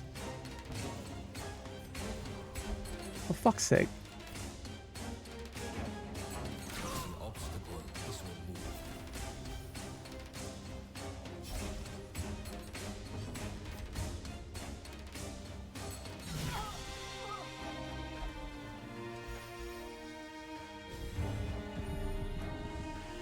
Minus 21%.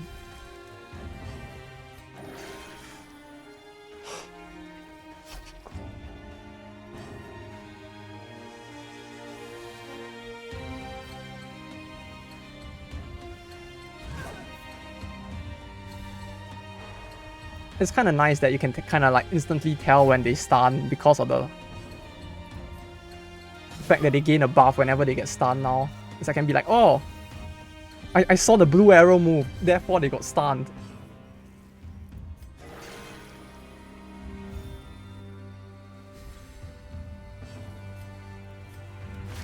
It's kind of nice just cause it's like, it lets me know when to be happy.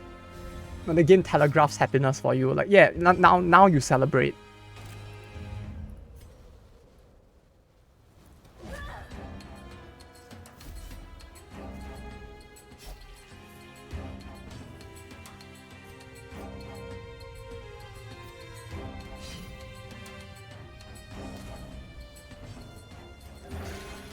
Minecraft multiplayer.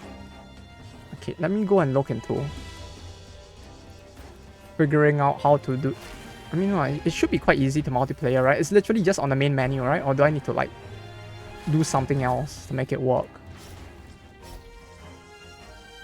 I really I feel like I'm an old man asking like my kid, like, hey son, can you explain how a smartphone works? a server. Don't you need to pay for a server? Ethernos is free out. You read my mind right there.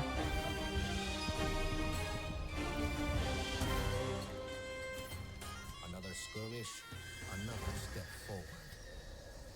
Oh, if only I could just use Laudanum outright. Well, I'm not even at the boss and I only have 2 bandages left. This land is ancient and fallen into disrepair. Disrepair. Sometimes don't perform well. Ah, I guess that makes sense.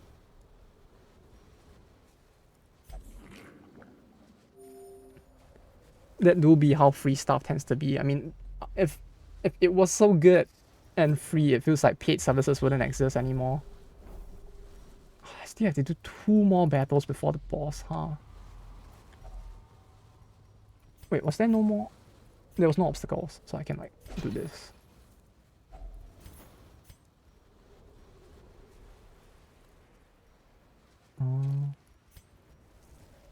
I can't get rid of... Yeah, I can't get rid of Death Blow Resist, but debuffs, huh? I guess that makes sense, yeah.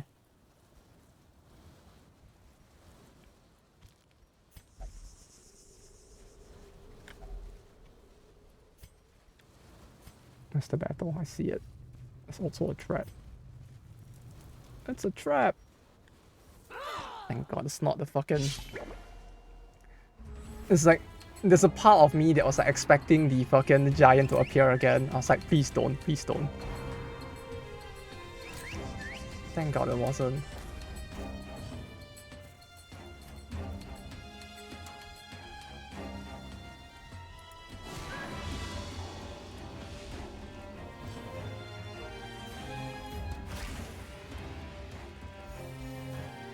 "41.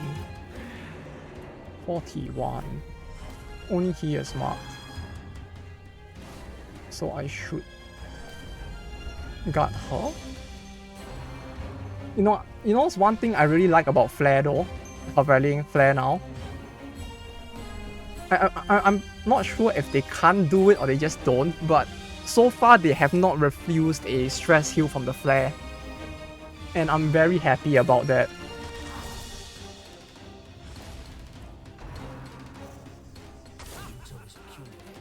Seftech?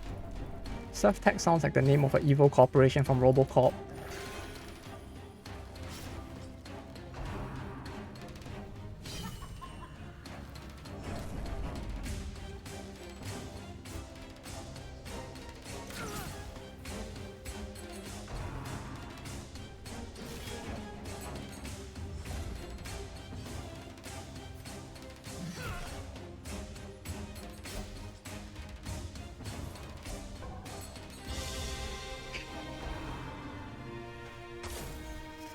Fuck, why did you pass? Why did you pass?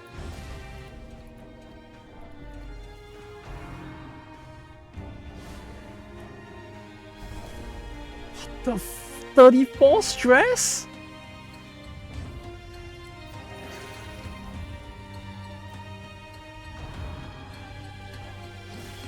All that effort just reset for nothing.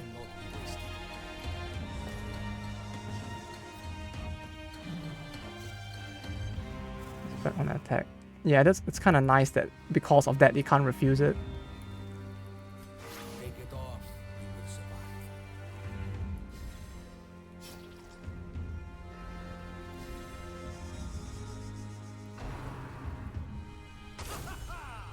He's gonna fucking die, isn't he? And fatigue are mounting.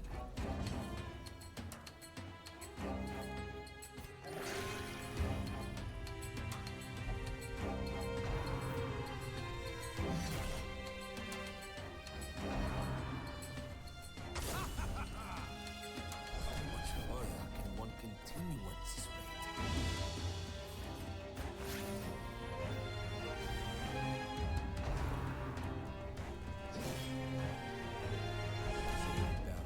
Do not fall. Knowing your limit is key to survival.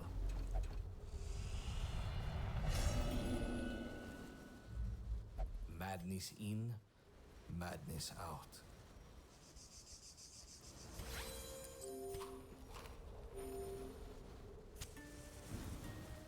Alone we will die. Together we will rise.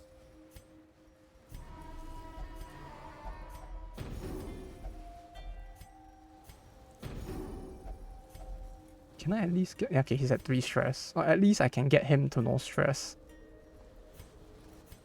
Even if not the rest.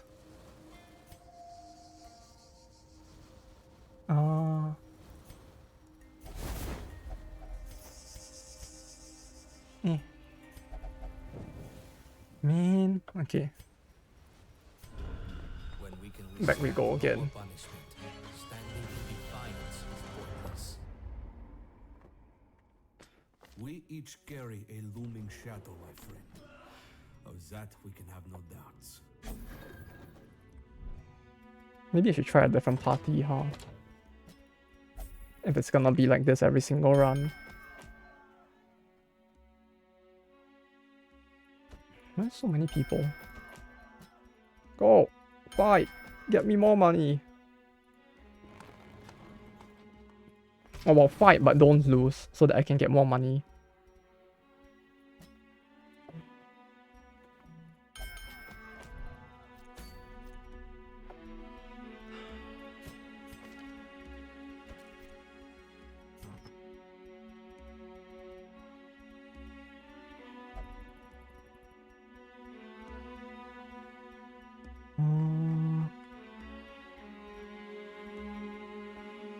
Better crystal.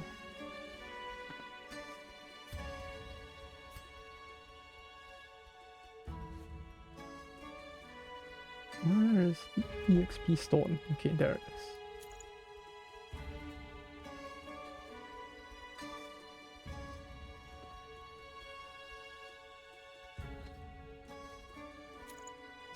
Crits receive chance put in here. You... Oh wait, no, he's level 5 now. No! No, there's no healer if I do this. Though, well, to be fair, I don't even have a healer to begin with.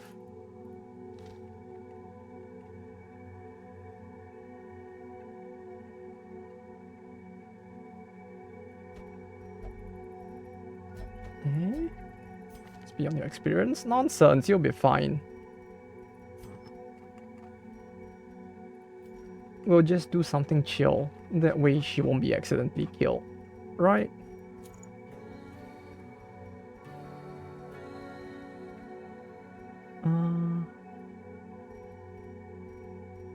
Yeah, I guess I should like go level a little more.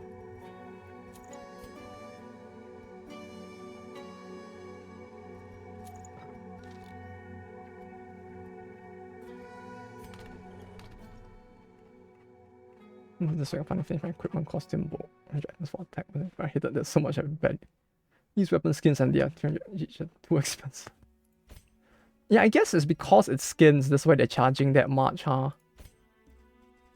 Because like it feels like for most games it's like skins are the thing that they tend to charge the most.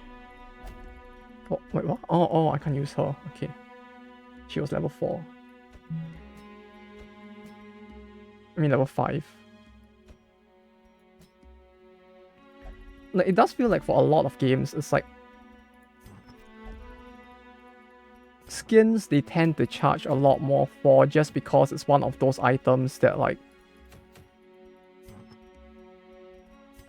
aren't technically necessary for the game itself. So because it's not like a core thing for the game, they're like, yeah, we just charge more. And then they probably just justify it like that as well.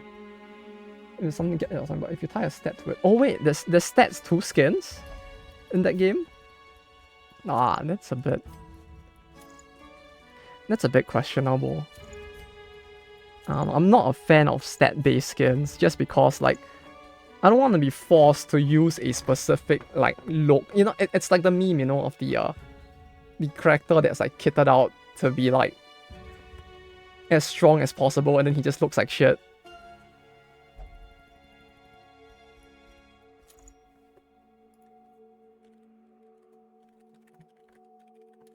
Can I find the meme?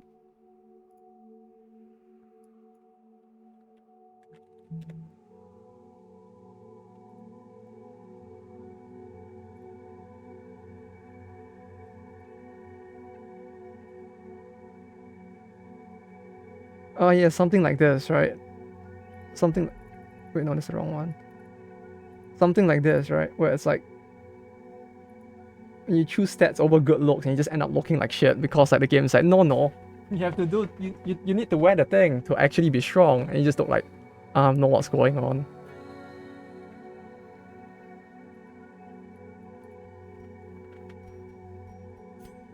It's like cosmetics should just remain cosmetics. They shouldn't be made a part of the game, I feel. I mean, a part of the meta itself. No, that's just a personal preference, I guess. The skin is like 0.1% attack zone. Every skin is like 0.1%. Oh, you mean like possessing the skin, not using it? Gives a buff. I mean, it still sucks, but it sucks a little less, I guess. And initially, I thought you meant that like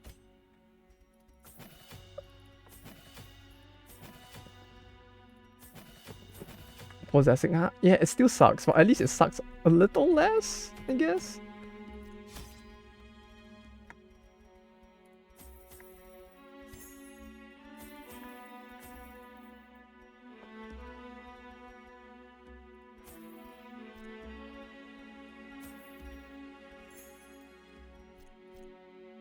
It sucks more because you can get even more advantage by having more skin slot. Yeah, but like, if you're not try-harding, it sucks a little less, right? Because you can still clear the game for the most part, unless they're making the game like... Unless they're making like min-maxing the skin possession. No, I guess it's not min-maxing at that point, but like holding... Unless they make the game so like unbalanced that you actually need the skins to clear stages, it's less problematic, right? Because like, yeah, it kind of sucks, but if the stat is not as important, at least you get to use what you like. It will probably still work. Rather than like every time a new weapon comes out, you have to be like, oh no, I need to use the new Hello Kitty shield because like it has better stats than my current weapon.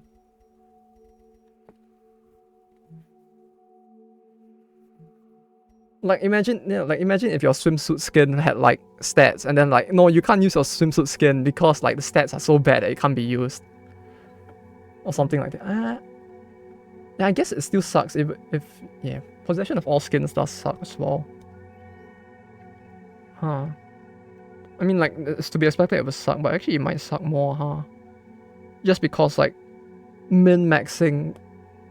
No, I mean, it's not min-maxing, it's maximizing all stats require possessing everything.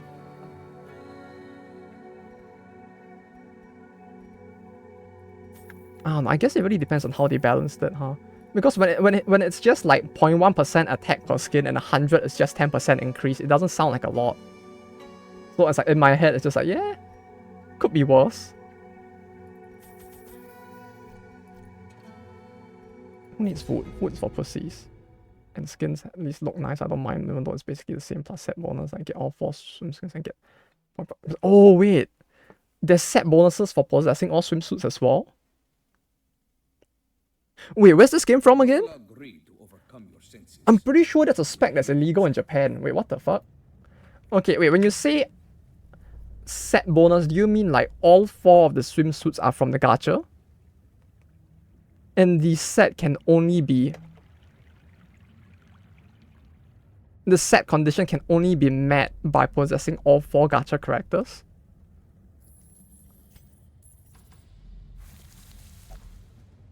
No challenge is without Like it may sound like a small thing, but I'm actually genuinely curious. and physically. Like, wait, oh wait, so it's not like get all 4 swimsuit skins and then the 4 swimsuit skins give you a set bonus, right?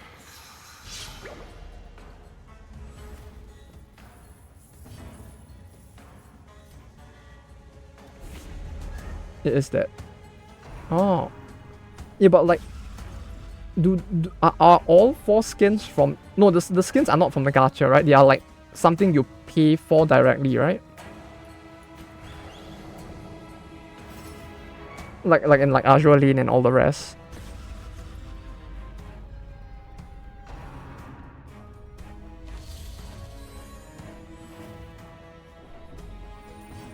It's buy which I'm sorry, it's not the box kids. Okay.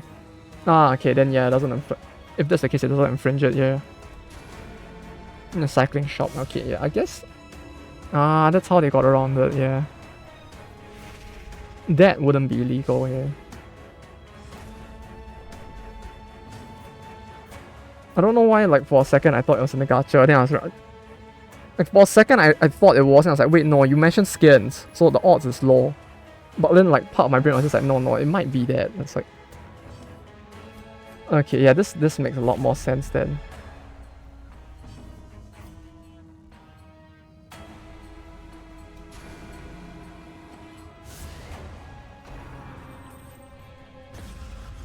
No, set bonuses in loot boxes is illegal in Japan. It's the idea of what is called a comp gacha, or which is short form for complete gacha. So like, if it's anything that you get from a loot box, essentially. That's how they put this. If you have a set bonus based off items in only the gacha, it falls under what is called the complete gacha, which is illegal in Japan. But it's a very, very specific law, because the way it works is that if, let's say, I have weapons A, B, C, and D, and weapons A, B, C, and D, if you have all 4 of them, you get a set bonus, and all 4 of this only can be obtained from a gacha, so all of it can only be obtained from a gacha. That's illegal. But if out of these 4 items, but if these 4 items have an equivalent that you can get from outside the gacha, like for example, if like you have A, B, C, and D, and you have A1, A2, you have A1, B1, C1, and you have A, B, C, D, and A2, B2, C2, and D2, right? And the sets with the number 2 in its name can be gotten for free. They're like 1-star shit that's like useless, but they can fulfill part of the criteria for A, B, C, and D set. Then it's not illegal. Like I would need to draw a diagram to explain it, I think, because I'm not good with explaining these things without a diagram. But basically, if the items have a free equivalent, it's not illegal. But if it's only a paid, if it can only be obtained through paid means, then it's illegal. Current special weapon that gives them a lot of sense. You can basically get it from something or loot box, basically. You get EX, get a bonus. Yeah, but EX weapons. EX weapons, but how would you obtain the Okay, so in that situation, how would you... Are the characters also only from the gacha?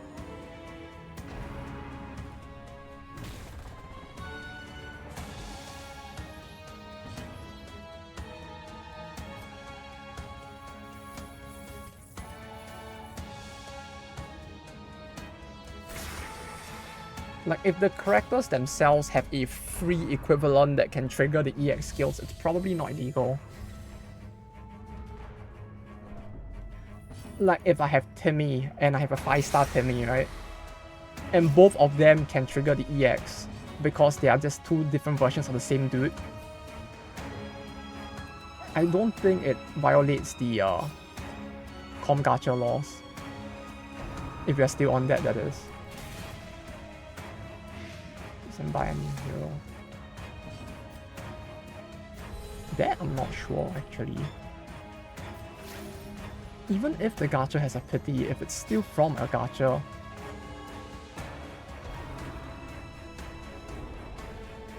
unless pity tickets, no, pity tickets shouldn't be able to get around that law, I think.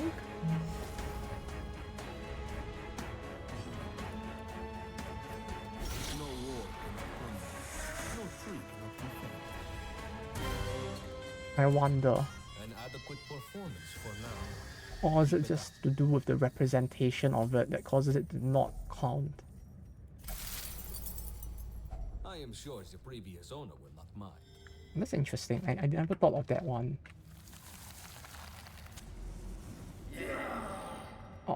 well.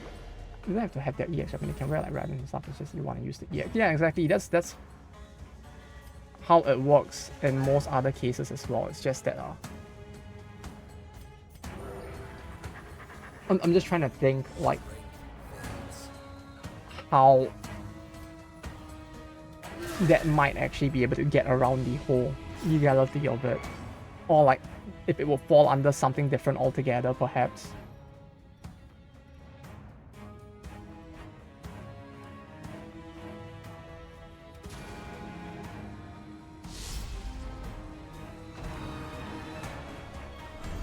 It could be a case of it's just that it counts as something altogether because of the fact that it's specifically a character and their weapon or something like that.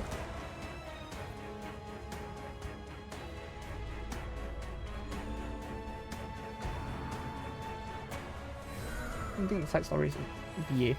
No, but the side stories in BA are not some... You can't lock like additional performance behind the comp gacha thing. So like if you complete a set and you get a reward, that's fine, but you cannot be like putting like something that can be discernibly giving you an advantage in the game behind it. And for BA it's not fully from the gacha, which is a bit weird, but it kinda gets around it because if I recall, you don't need all of the characters to unlock the stories, but as long as there's enough like free or easily attainable characters that you can use those as a replacement around it, it's not illegal either. Skin bonus is fine because it's not exactly a set bonus.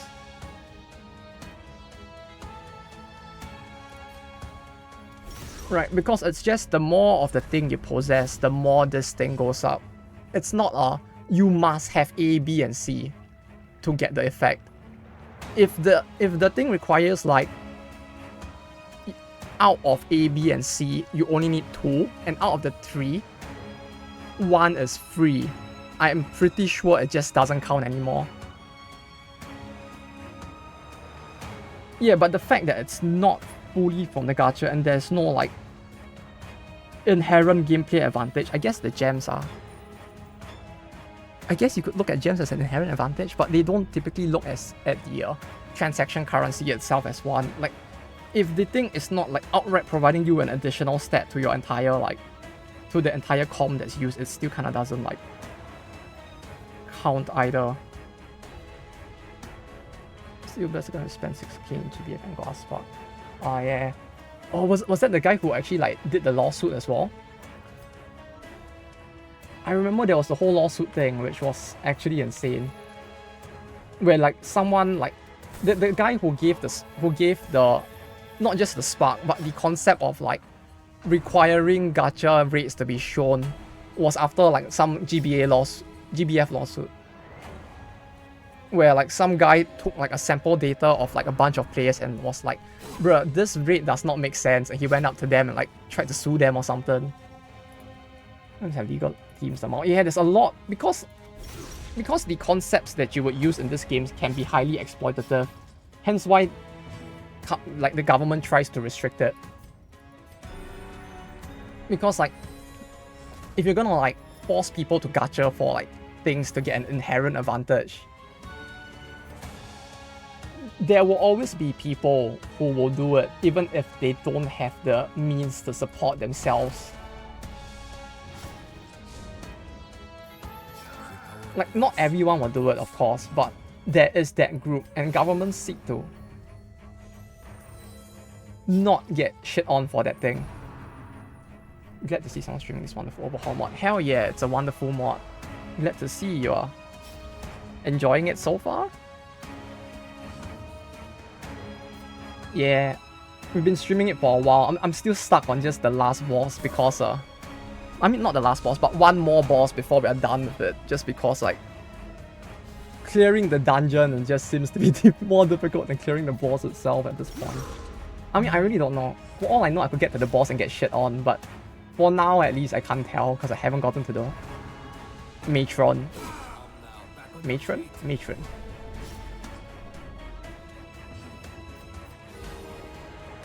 I've only beat her once before, and it was the matron. Is it the matron? The one with the hyenas.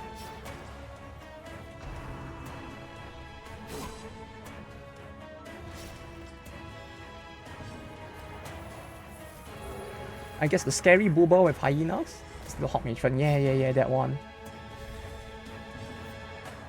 The one time I beat her, I recall, was like quite RNG as well, because it was like I was lucky and her mark did not trigger. Like it got resisted multiple times, and then because of that the stage was easy that one time. But aside from that one time, it's like I haven't gotten another try yet, so we'll have to see once I get there. Though I need to like grind more people to a high enough level, I feel like. Uh-oh.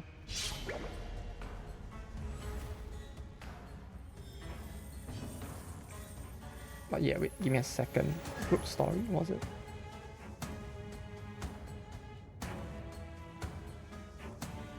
Rabbits, like people. No, is it doable?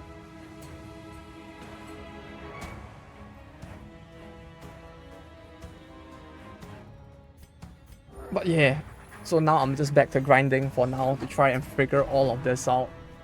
Or like to try and get the Hound Master to a high enough level to bring him along. It would probably help to have him for the final-ish battle. I mean, against the Steel Hawk Matron, maybe.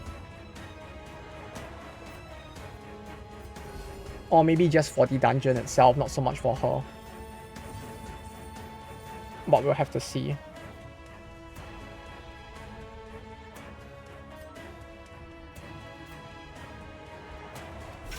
At least he should do something about the hyenas.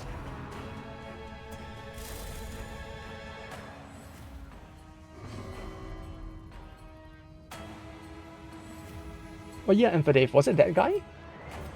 Like the 6k spending on a single banner for GBF thing was quite insane, but was he the one that also tried to press a lawsuit?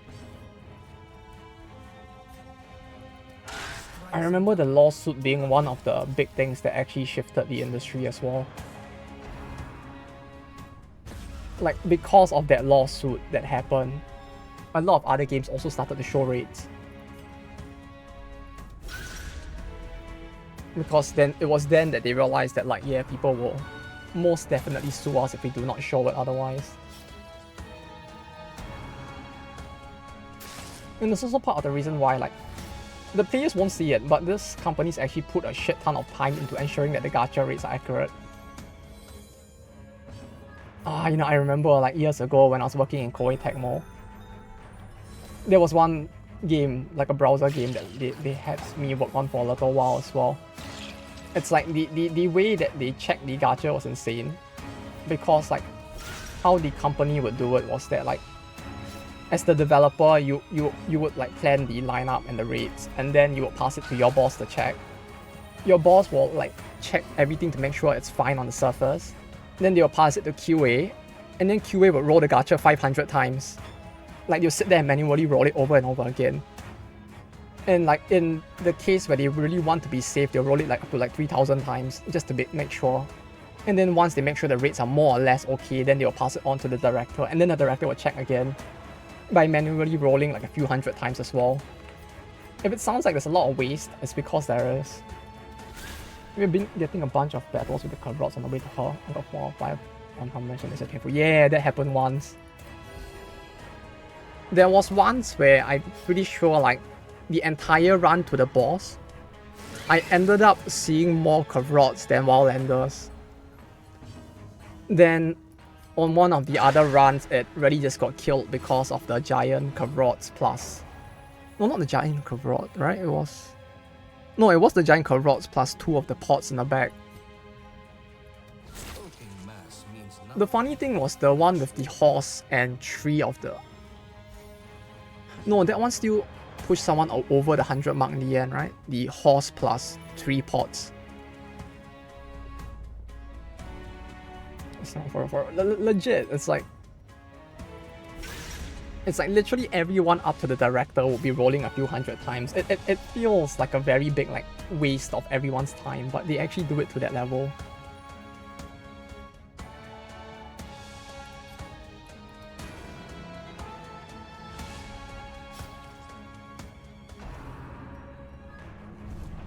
It's like everyone in the team got to roll it. Or everyone above the designer rather. The designer like does the most like surface level checks and then passes it on. Then everyone above him does even more checks. It's like there's so many steps of like balance and counterbalance to make sure that like the rate is not wrong, that at some point it just feels ridiculous.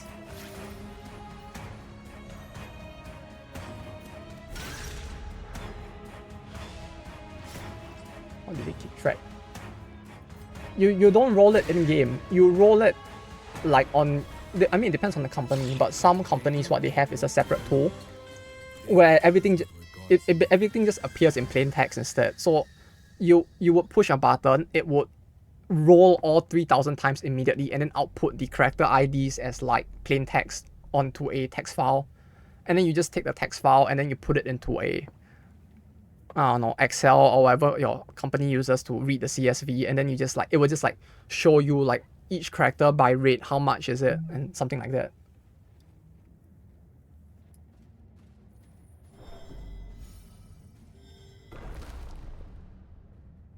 So it's basically like a simulator will just do most of it for you unless your company is very backwards. I think like Koei Tecmo back then was very backwards. Yeah, so they'll check like, so like yeah, they would like roll like, like you put it in like let's say 3,000 outputs for example, and then you copy paste out the text file, and then you will like take your banner character like let's say Amy, right? They'll look for her character ID, and they'll just check like, okay, how many times did this character ID appear in this 3,000 roles, and stuff like that. And then they'll just keep track of all of this, like okay, 3,000 roles, she appeared this many times, this character this many times. Obviously it won't be exact, but they will basically do this to make sure that they'll get as close as possible, plus minus a bit of error.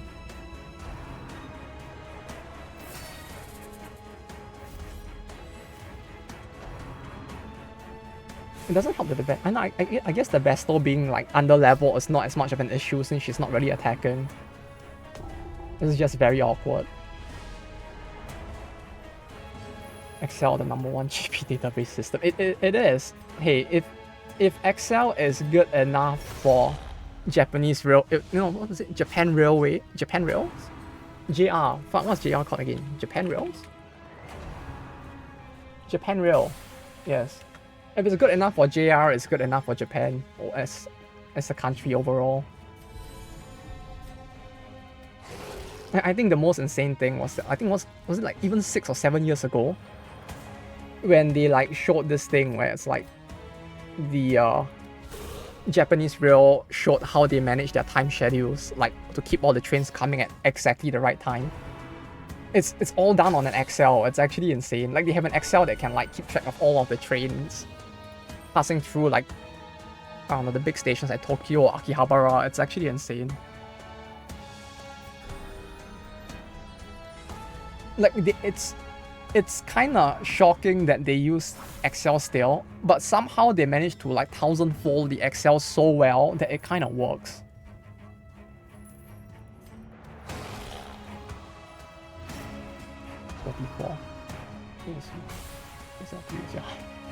They used to look at Excel a lot as a hiring like, as an actual like hiring criteria.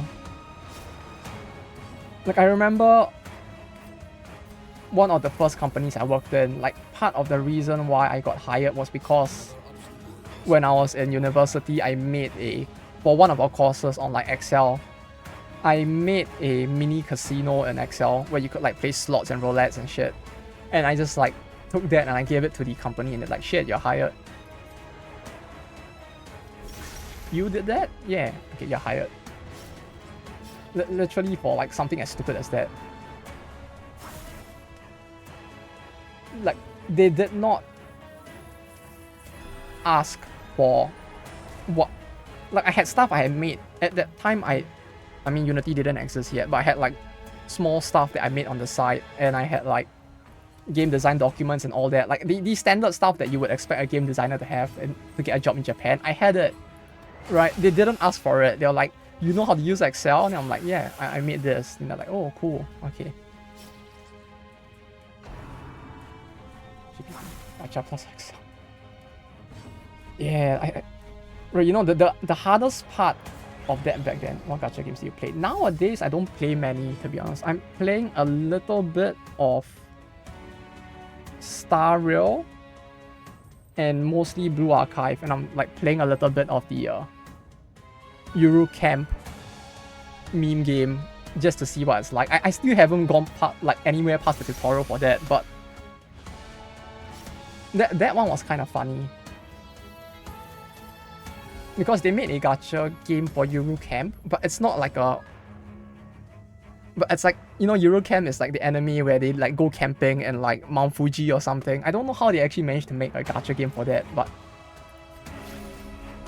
yeah, I mean, it's gonna be boring. Like, I can't imagine how they will make a Eurocamp gacha game work when literally the entire anime is about girls going to the mountain and chilling.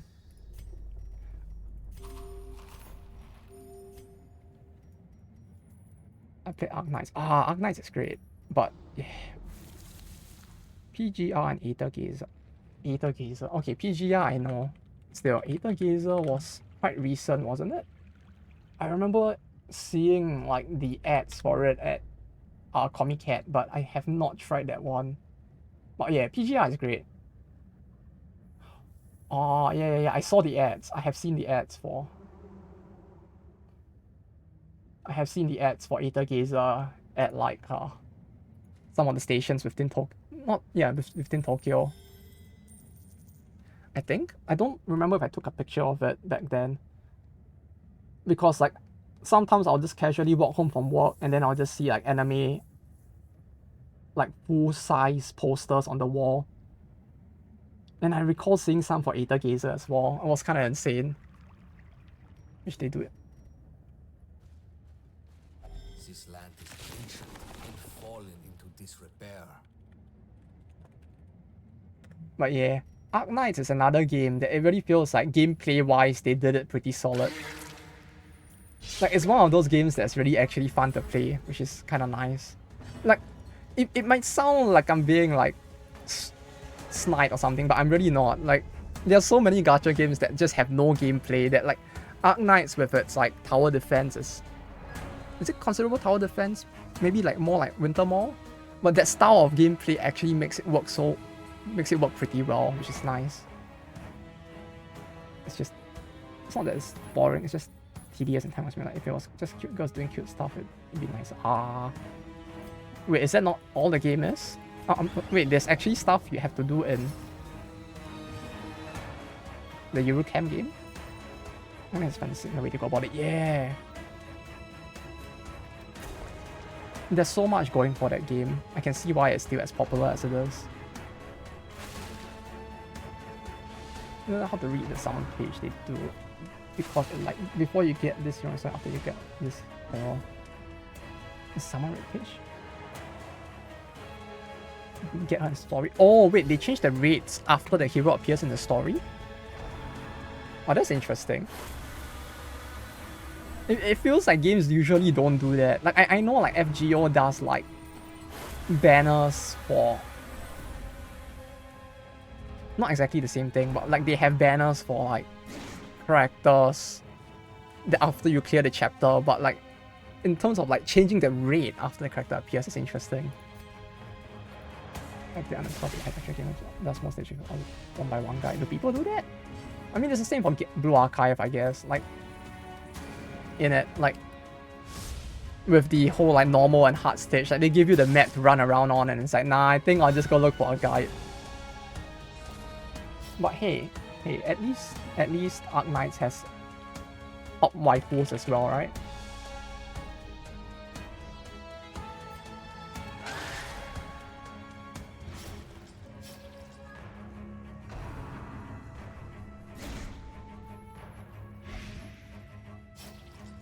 Well, yeah, Punishing Grey Raven, that game as well.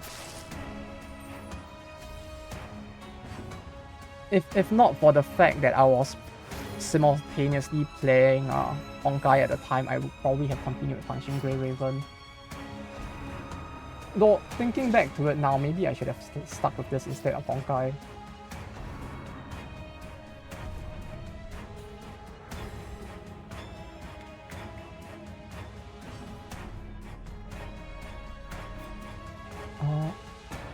This one's dead. This one's dead. This one is not dead, but I need to heal.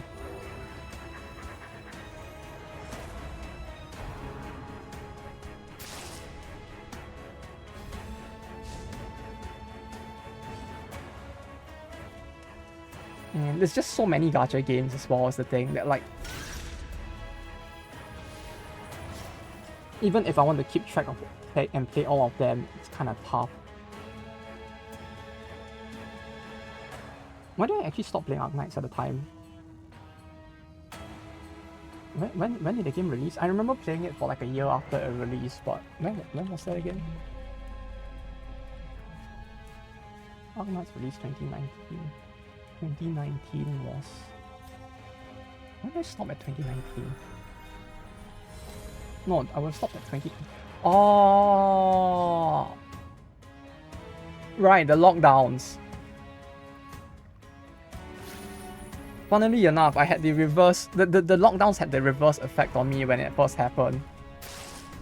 Like, most gacha game companies were like so happy that like during the pandemic their sales went up. They're like, people actually are staying home and playing our games now.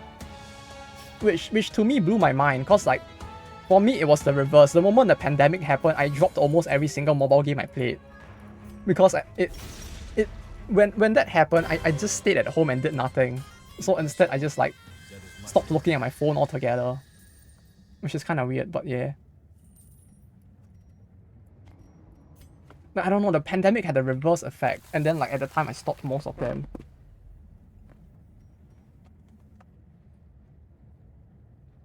Then after like I had to go back to work in the office again now, it's like okay, I'm playing them again. Like more than before at least.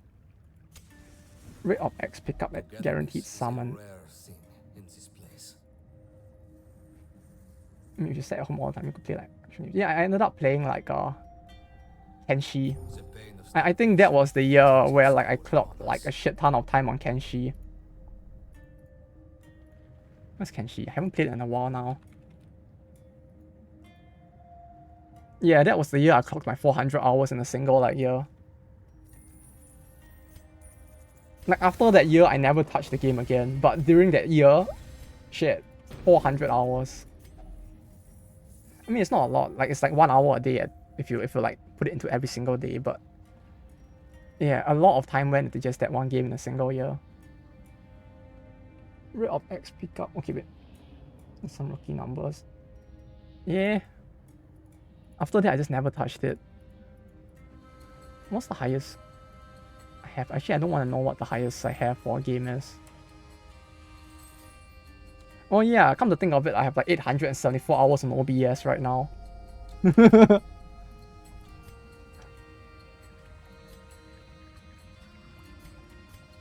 OBS got a shit ton of hours. Wait, what's the thing not said? Rate of pickup at guaranteed summon 50%. Appearance rate 1 hero per grade. 50% individual rate. 3-star hero appearance. 50% appearance, 61 hero per grade rate.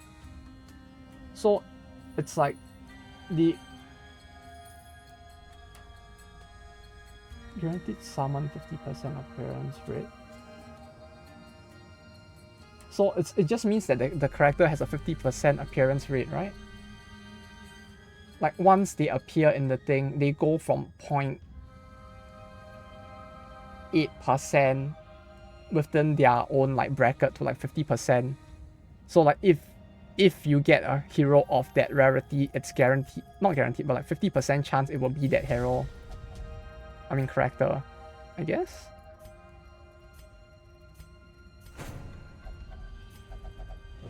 The darkness will not impede us. We are the flame. What's the highest game I have? How do I even check lifetime stats?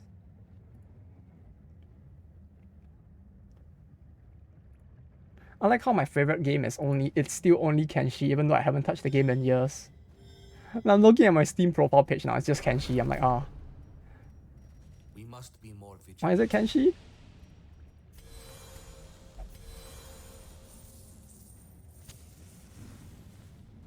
I should go back and play it. No, I want to go back and play it, but the only problem is that like second game is eventually gonna come. And even if I did play the game again, I don't know what I would want to do in it. Wait, how do I check the game I put the most hours in? Against the light, our foes will fall. Oh, boba. Okay. 90%. Oh, sweet. It's a clear path to the end, huh? Okay. Oh wait, no. It's not. I didn't go there. I need to go there. I'm gonna need to backtrack. God damn it. Tuki on Terraria lol. Bruh. How do I even check? Library, scroll down to all games, sort by playtime? Sort by...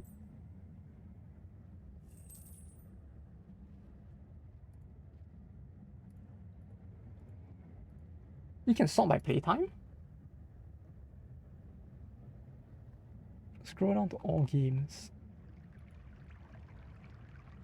It only shows recent activity, right? Or is there another filter? Oh yeah, I should actually get moving in this as well. Okay, Our path is revealed. ditch the torch, take this. March Oh no! I thought I wanted to ditch the banner heroes. More than our So enemies it's will 50% red, us. but like if you scrub, it's like... No, I think like 50% if you get a character of that rarity, which would be 1.3, I guess.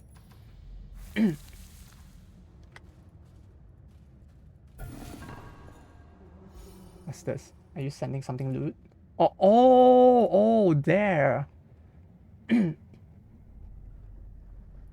Shit, I did not know that existed. Hours played.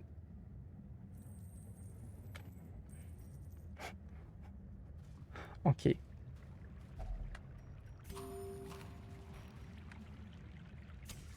You wanna guess? I mean, you don't have to guess the game. Wanna guess the number of hours on the highest game I have?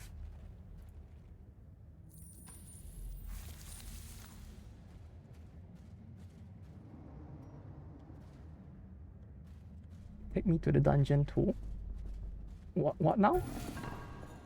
Nothing. No, I mean the highest, not the lowest. The lowest is obviously like close to nothing, cause I'm pretty sure at some point I would have purchased a game that I just didn't play, but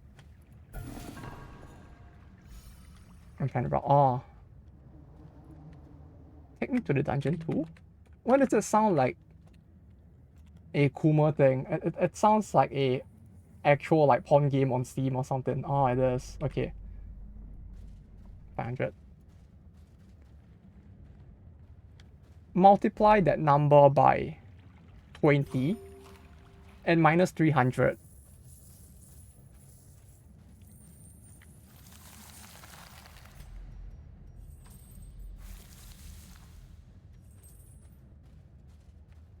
$7K. 9.7K.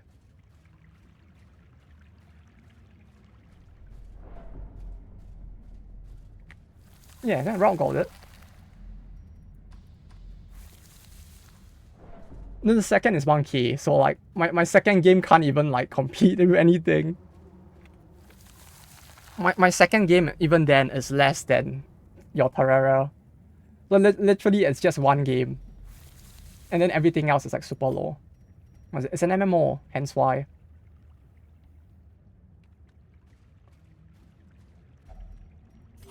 It's because it's an MMO, that's why it's so high. If it wasn't an MMO, I don't think it could get that high. There is labor. Be more careful.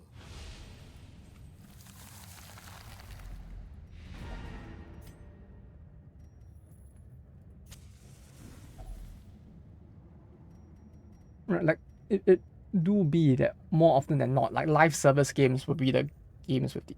Wait, I have no more food left? Oh, I didn't bring food, right? No, I looked at my inventory, I was like, where's the food? And I was like, wait, no. I didn't bring food. I didn't need it. I actually forgot. But yeah, it was an MMO. The second game is actually Battle Brothers. And the third game is another MMO. I'm starting to think I might have a problem. Come to think of it, that's probably the first gacha game I ever played, huh? It's not a mobile game, it's an MMO.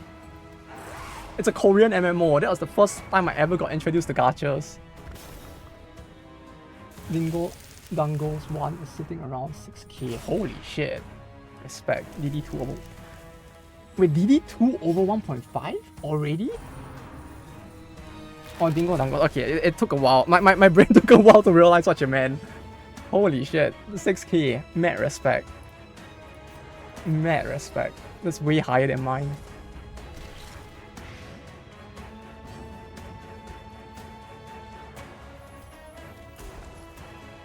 DD2 1.5k is insane though. As in, like, in a good way, I mean. Like, it's super fast, considering the game is just like out. It's been from early access day 1. Oh, okay, that makes sense.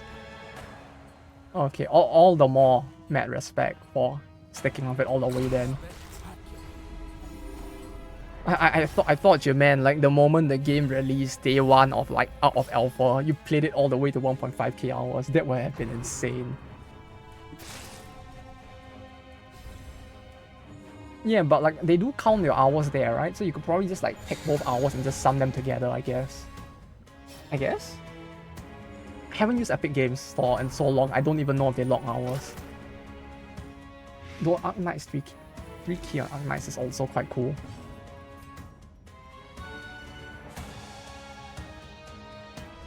$3k for Arc Knights. Were you playing that since the start as well?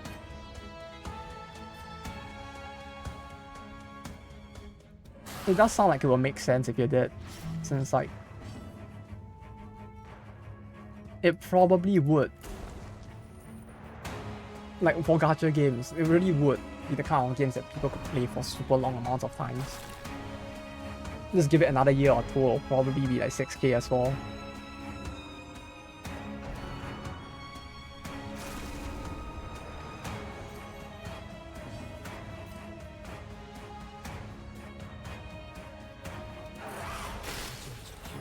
Oh no, why did I do that? Oh fuck no, oh no, oh no. Don't die, please don't die.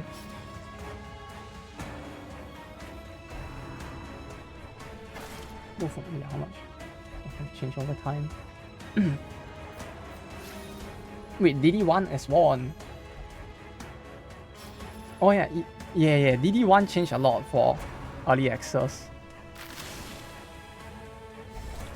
I still miss the whole like jesters being able to use finale multiple times in a single battle. Like if there's one thing I really miss, it's probably that. DD1 1.4k. It broke Electrica 1.2. He just like in town force left the game. Yeah. But even then, there's a lot for both. Like it's like if you balance it out overall, it's like more time than I spent on like my second highest game.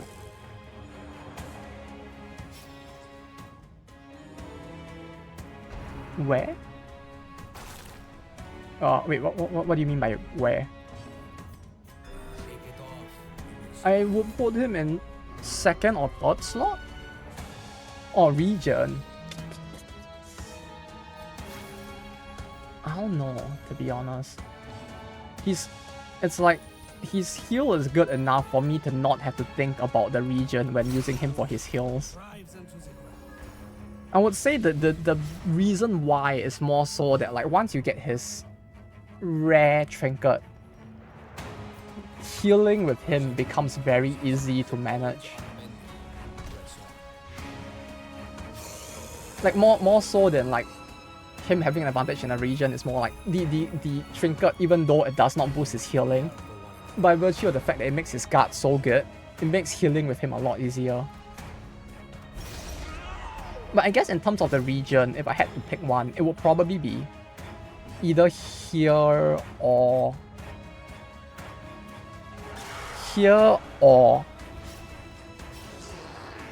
Heavens.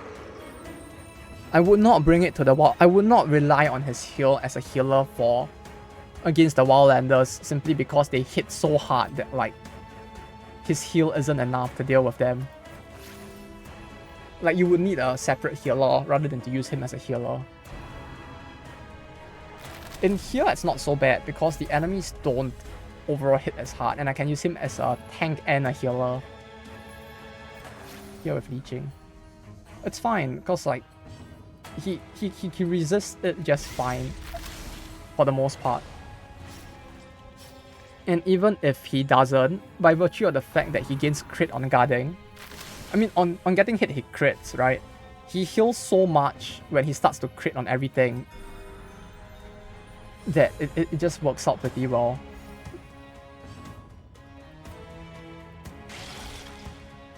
Like it's more an issue of like the gear makes him a good healer rather than the region makes him a good healer. I guess it's not an issue, but more like that's the thing that's making him a good healer. Because they don't, even though there's leeching, they hit for very little per hit. And therefore, if he were to riposte and crit, he can kind of sustain himself well enough while healing the rest. And if you have a sub healer here or there, it just kind of works out pretty well.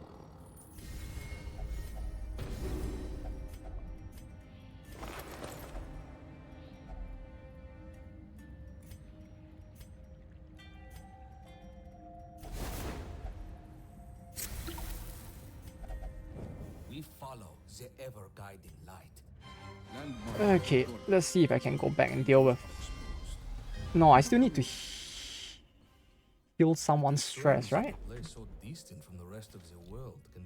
I think, before I can go back to the dungeon. Yeah, it's just her. If I replace her, I can go right back in. Oh wait, no, she's KO'd. I guess... Yeah.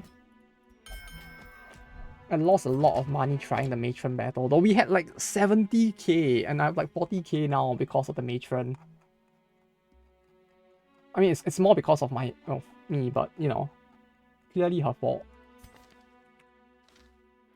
Heal stress 20.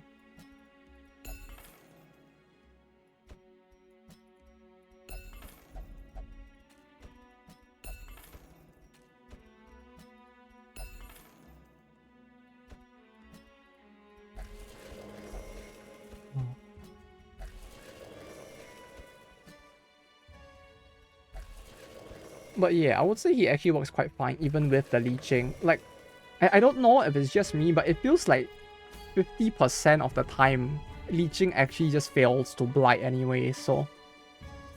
It's fine. For the most part. Like, I just did a run just now of that area with him and her, I think, as the only people with heals. And the treasury even then was still quite manageable. Okay, resolve, EXP, 22 out of 30. Okay, wait, so if I do a medium dungeon with this 50% item, is that enough for me to instantly level him? If so, I'm just gonna go straight into it. The goal is easily replaced, and you can do be good in this mod. Yeah, that's very true. Time to replace level 6 heroes that paid. Yeah. I think I've lost like 2 level 6 heroes trying to get to this boss. Just trying to get there, I lost 2. I'm gonna use it. I kinda did just before this, but like even then it's like it really feels like I used him till level 5 just now, but like the clear corpse bit of this thing in the debuff target healing is a little hard to use. Like simply there is very few scenarios where the reduced healing would make for something very impactful. Like, the only time I could see it being super effective is like if there's a boss that heals, and you smack the boss at the right time and it actually debuffs the boss and you actually cut their healing so they get screwed. Like, that would be the most impactful use for it, but aside from that, it's very rare. Like, for more due to the fact that, like, if I was really afraid of healing, I could just, like, use this. Because this lets me, on a different character, like her, hit 3 people and remove their regen instead.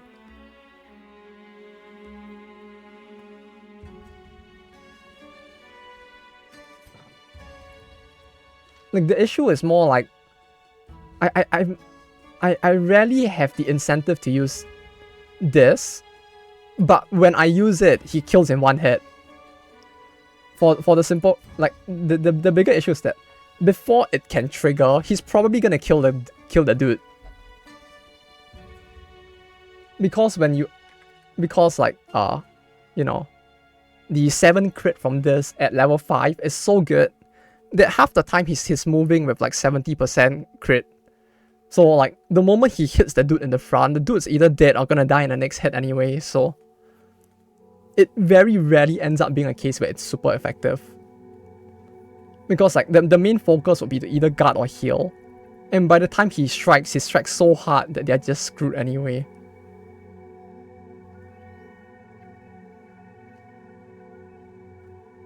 Like, the priest spams regen, but if I hit the peasant with him, he will pretty much kill the peasant in a single hit.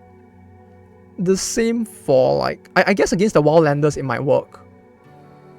Right? I feel like the best place that his heal now would work would be here. But even then, it only works at night, because the morning people don't heal. Or the other way I can see to use it is the Herald's Battle, where you know that the horse is gonna like suck up a corpse and heal. You hit the horse, so that like when it sucks, it just heals half instead. But like, it's very, like, I can see the situations where it would work, but like, when actually in that situation, it's kind of tough to pull it off.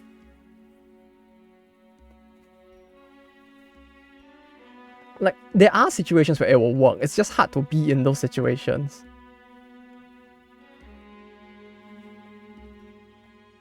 Is the impression I've gotten so far, at least.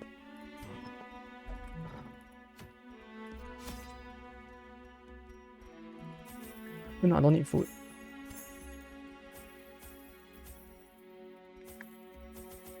Like, if he had an AoE, or like a skill that could hit 2 slots, it would be a lot more effective. That's the impression I have right now, at least. Like, it's not useless, it's just that because he only has a single target melee skill, it's very hard to use it in a way that's gonna definitely impact the battle. Because whoever he hits, he's gonna crit anyways. So like, I mean, like, if you're not hitting in the very first turn, it's not... it's probably gonna crit with a very high chance. And the whole party might be a bit too OP. Like, if it like changed up his skill or something. Nah, that would be even more difficult, huh? Whole party.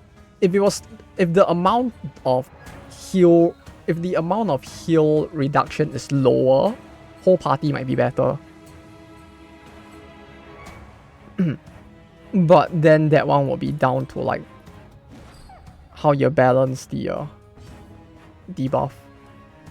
Oh wait, no, I forgot to level up their skills and shit. Oh no.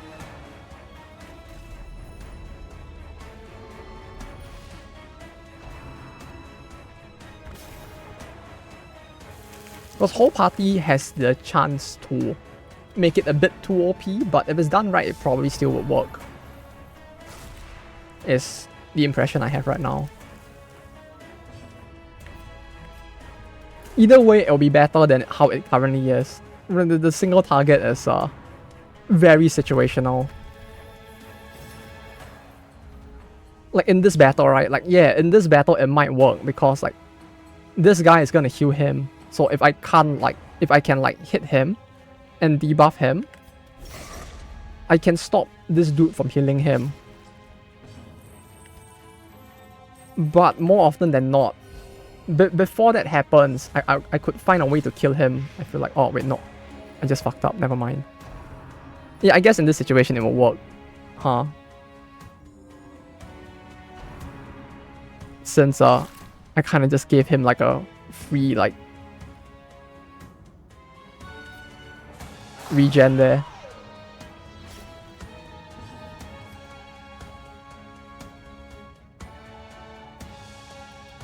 But yeah, like here, it could work.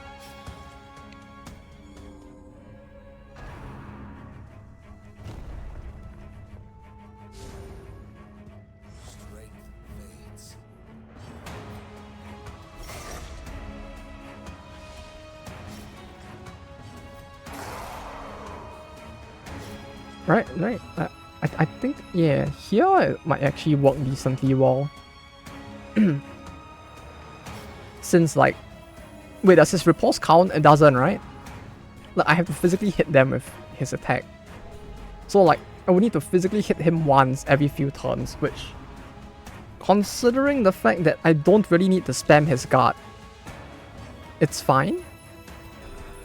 Because like with his guard item, his guard becomes like 6 turns, so I can afford to like hit while healing, while buffing, while pulling. It's like the issue is finding the opportunity to strike as well.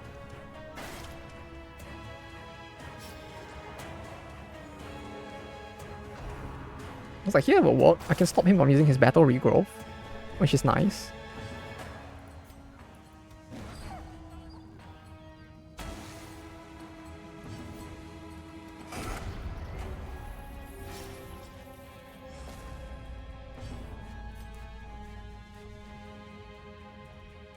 No, that's still expiated.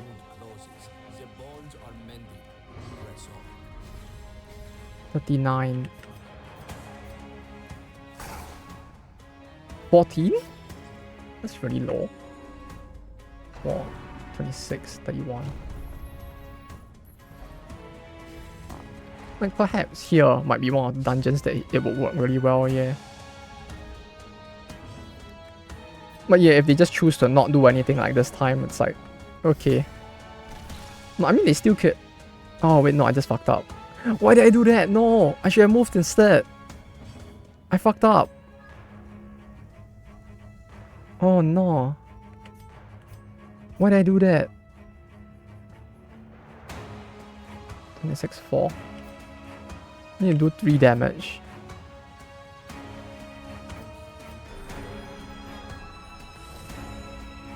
But yeah, he can kinda like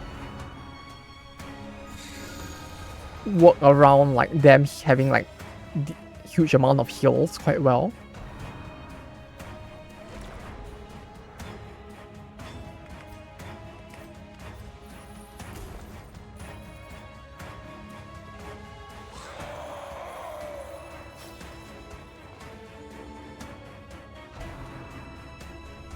How long did it last again? The bleed. I mean not the bleed, sorry, the debuff, I mean.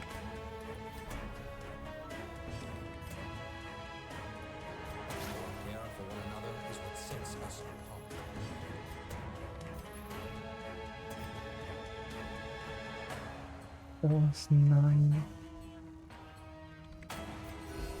Don't remember. We'll figure out later. It's fine. If it's 1 turn, it might be a little sus. 2 turns is fine, I guess. not the best, but 2 turns is still fine. 3 turns would be kind of nice. So that you don't have to like constantly do it every turn either.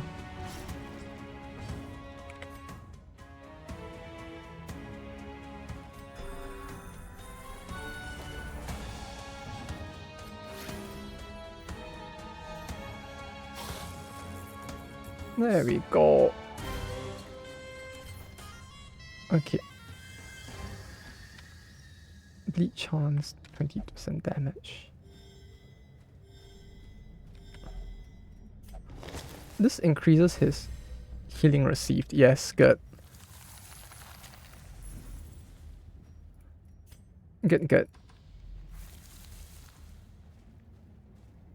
Putting a debuff on a AP string isn't the best. Yeah, yeah, it's not unusable, it's just that it does feel a little hard to use.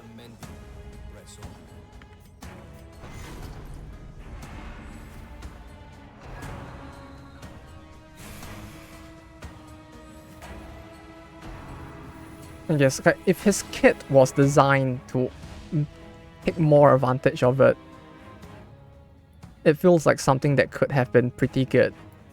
This day is far from over. Step in good health.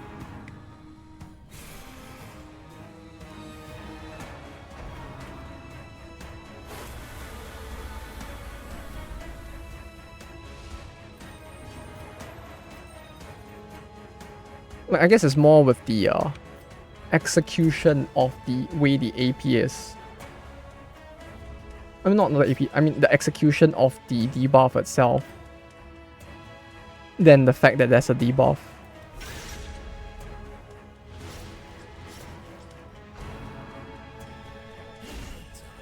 Well, he's gonna bleed a ton, huh? Uh-oh.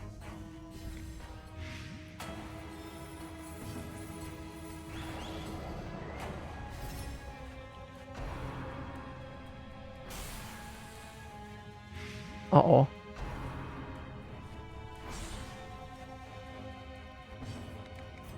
No, it's fine. He'll be fine. Yeah, we can just let him hit Death's Door and heal everyone. And then as long as he doesn't miss his own skill, this is still fine.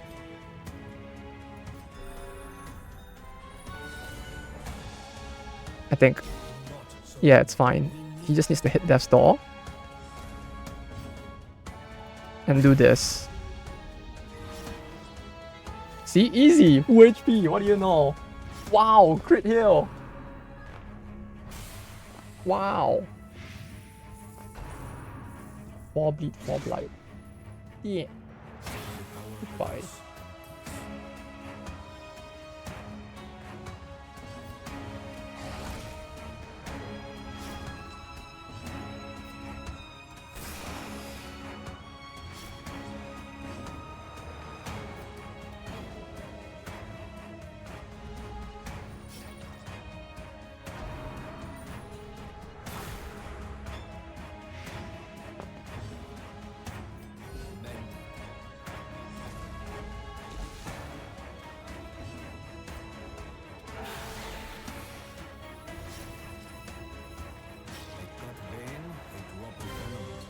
Ooh, just in time for me to remove the blights.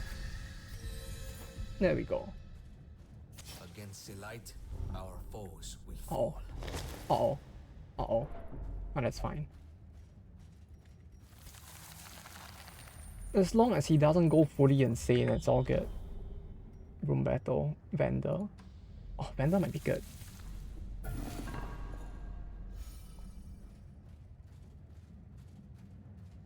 It's like I just want to avoid as many battles as possible.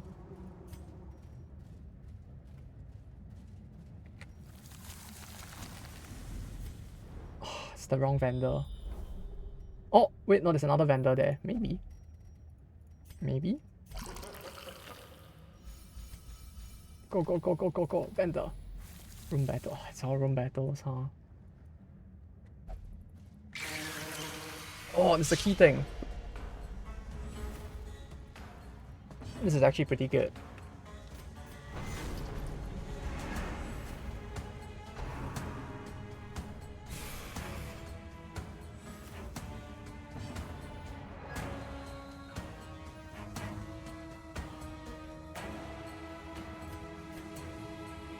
Oh, you know what's one thing that surprises me on all the different games like play times that I just looked through as well?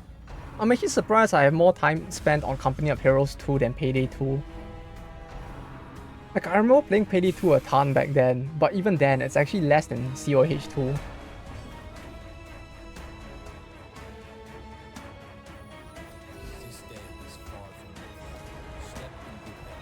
That and the amount of time I spent on Shogun 2 is also it's actually pretty close to Payday 2.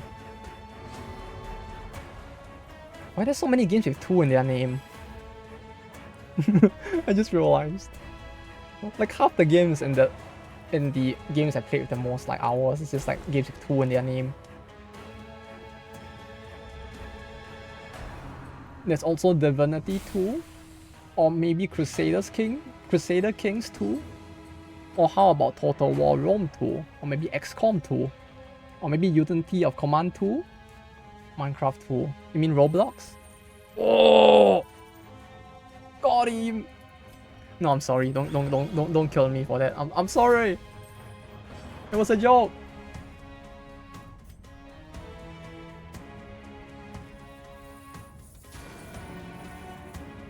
Crusader Kings 2. I mean, if you think about how CK2 works, it's pretty much just Crusader Kings kind of works, right? Like, the fact that like half the player base is like the fact that half the player base of Crusader Kings is like people trying to make like midget babies or something. They're just like, ah yes, I'm gonna make my midget incest babies today. It's like, yeah, Crusader Kings ain't too far off. It feels like half the player base is like, yeah, I'm gonna bang my sister today and we're gonna have like mutated kids in Child Labor Simulator.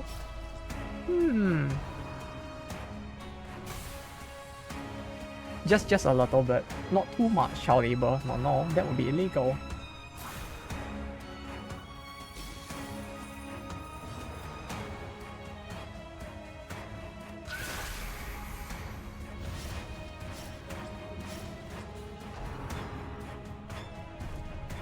No, it's like the pill they give to your kid, right? Like, okay, son, you can have 5 child labors today. Yay!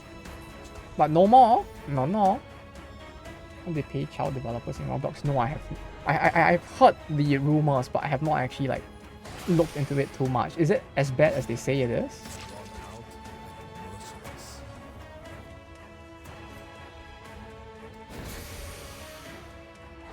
Though the fact that like on the one hand, it kind of makes sense to pay them, but like the way they go about doing it makes it feel so shady. Like, it feels like that's the bigger issue with them. Like, it's cool and all that they actually want to pay them, but like, why are you paying so? Why are they so fucky with it?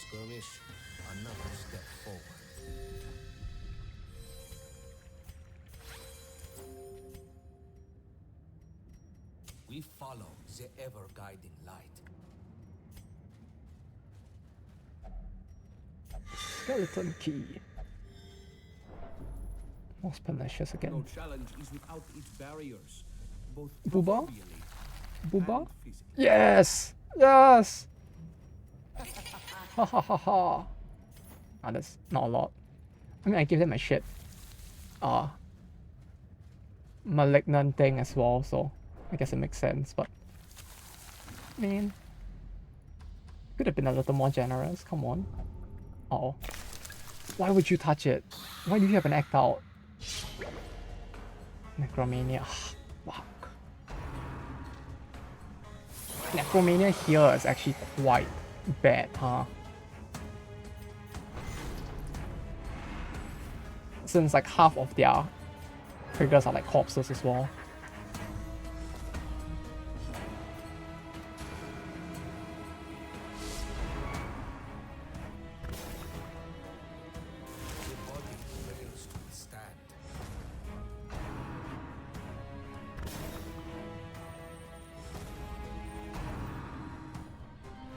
Please, let me just kill the boss. Then go and sleep. Go back and see my wife and kids. Peacefully. Please.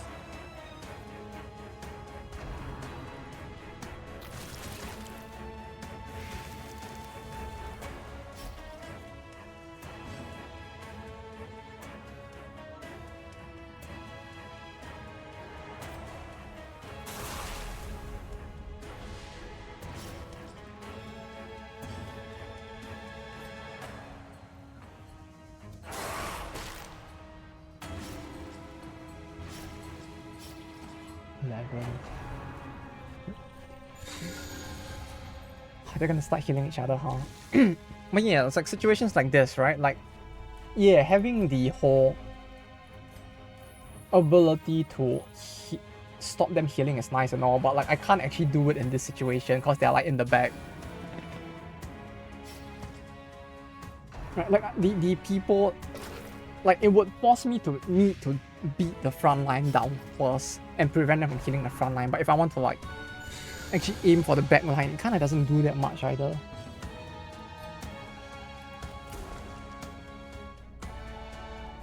You're dead. 11, 12, you're dead.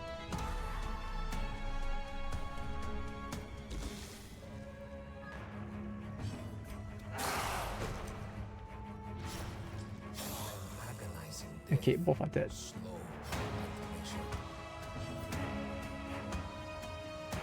Eight, 4. Squid what? Why would you dodge?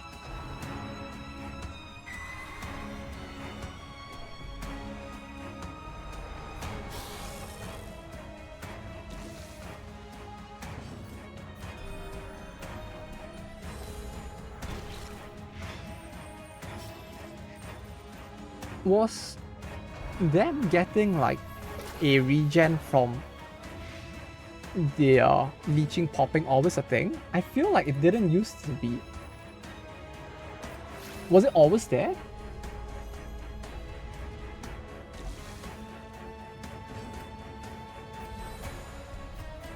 Always has been. Why don't I remember it being there? It's so weird. I genuinely do not remember. I'm not even trying to meme it.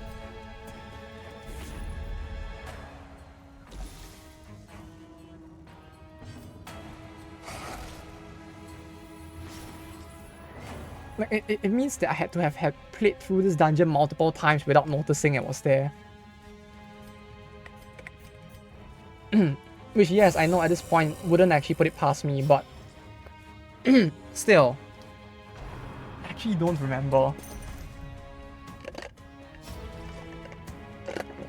Huh? Yes. I'm all ears.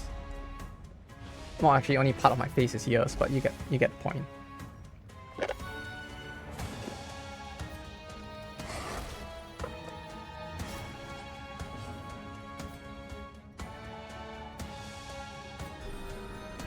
It's on attack debuff, so and lower the amount. Yeah. I mean, I guess lowering the amount would be nice.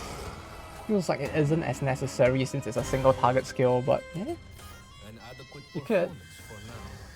Keep it up.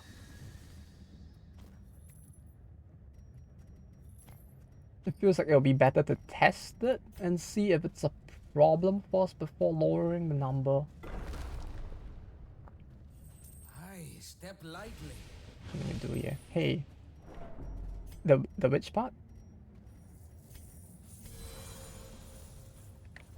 The forgetting part? If so, then hey, that's not nice. I mean, just because it's true doesn't mean it's correct. Oh, when this is a room battle. Oh no. That's main mechanic for ages, yeah. Hey, just because it's true. Right? Hey.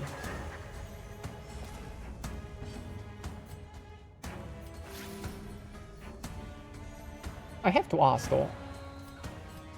Is the fact, like, the similarities between this and DD2 for some of the skills, which, like, was it intentional?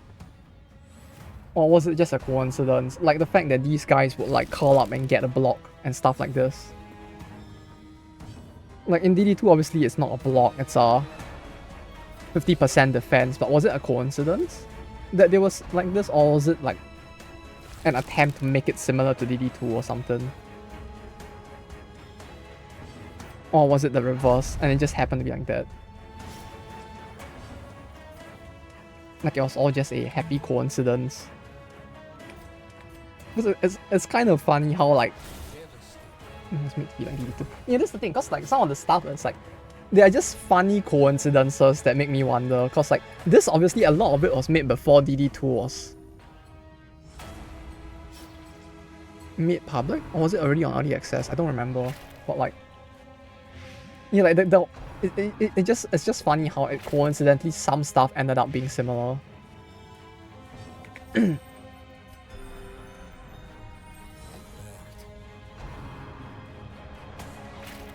Like the Corpse Eaters having a block defensive skill.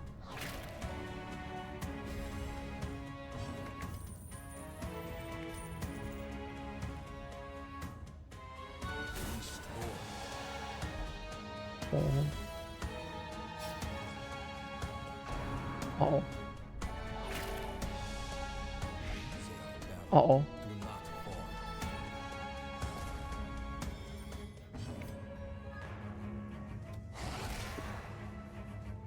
This prep launch goes after or before enemy then, so added to DD2.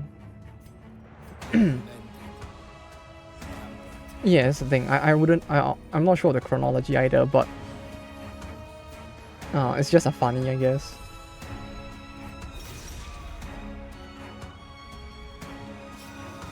Like I would assume that it is likelier that it wasn't intentional, but yeah, it's just kind of funny how some of this stuff, while not exactly the same, it kind of went in the same direction with like Corpse Eaters and all.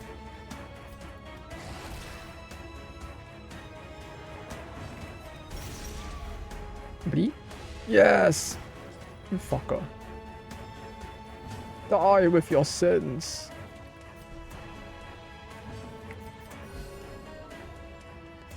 Burn, heathen.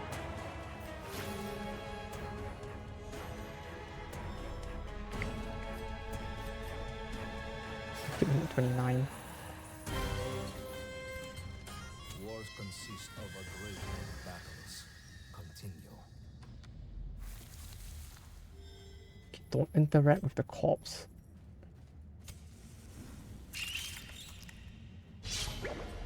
You just need the flagellant to like chill and not fuck around and we'll be good.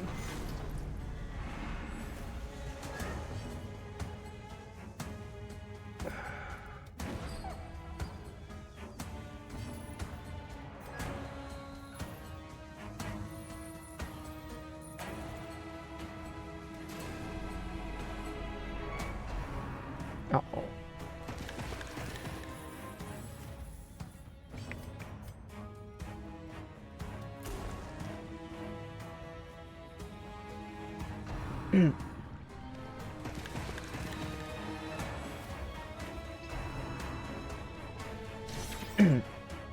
Plated snail sounds like such a funny. You know, when I see the name plated snail now, it kind of reminds me of the I'm not sure if you guys saw the I Did a Thing video where he made an armored shell to give to like crustaceans, but it just reminds me of that.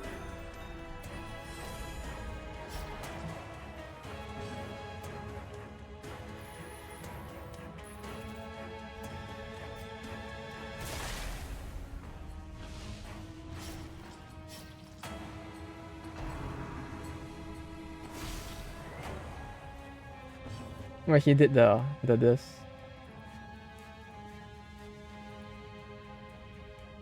And he just like gave them a metal shell. Something tells me that's not very I don't know, would it actually fuck them up? It feels like it kinda would, huh?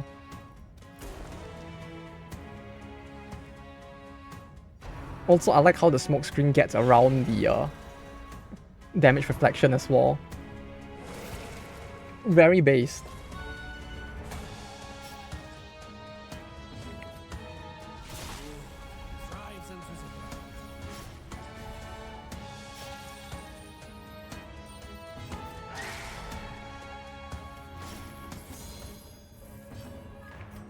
Like with the right party, these snails really aren't that scary. They just like die. Right, they just bleed out, yeah, all as well. Okay, maybe soon we can do the boss. one more time and hopefully it goes well this time.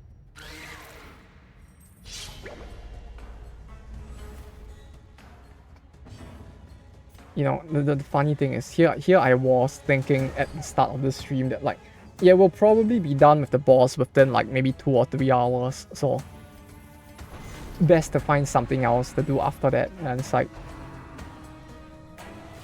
nope. Here we are, 4 hours later, and I'm still grinding characters.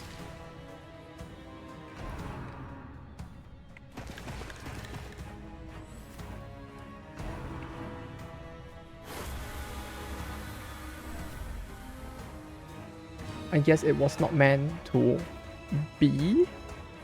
I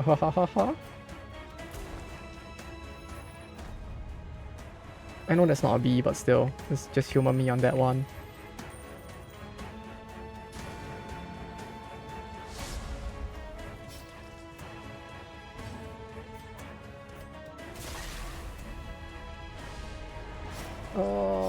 No, that one should be dead soon. Or not.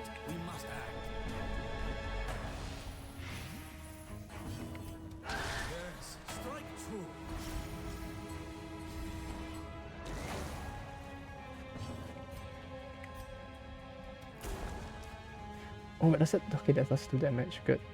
7.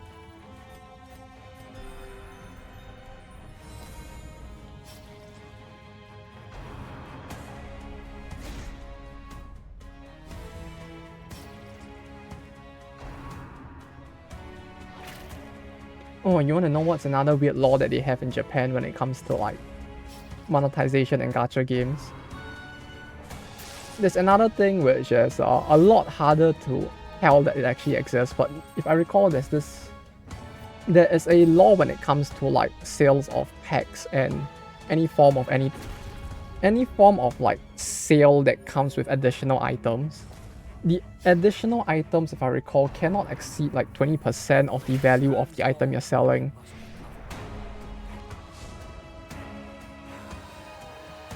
Let me see if I can find it. So like, let me see if I can find it. So because of that, there's actually this like, wait, let me see if I can.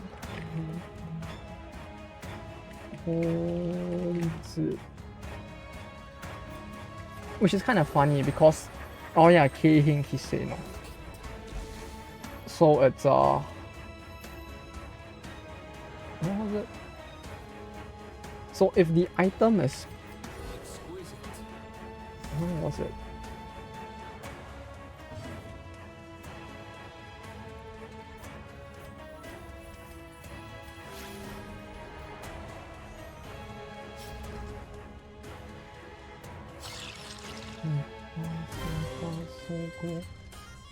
Yeah, Jupun only, which is like 20%.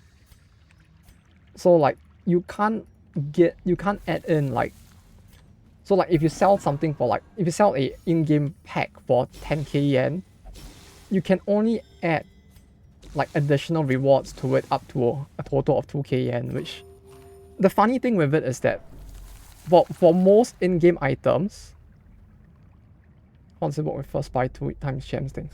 That one, if I recall, is considered separate from this because it's not you buy the thing, you get an additional something else. It's you buy the thing, you get double of the thing itself. What I mean by like pack sales 20% is that like if you buy gems, if you add something that isn't gems to it, the things that are not the thing, all of that cannot amount to more than 20% the value of the thing that you're selling.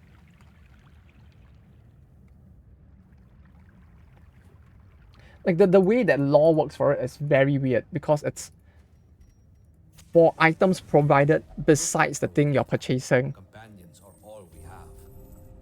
So if you're purchasing gems, you can double it. Like if you buy a microwave, I can give you a second microwave too for the price of one. That's okay.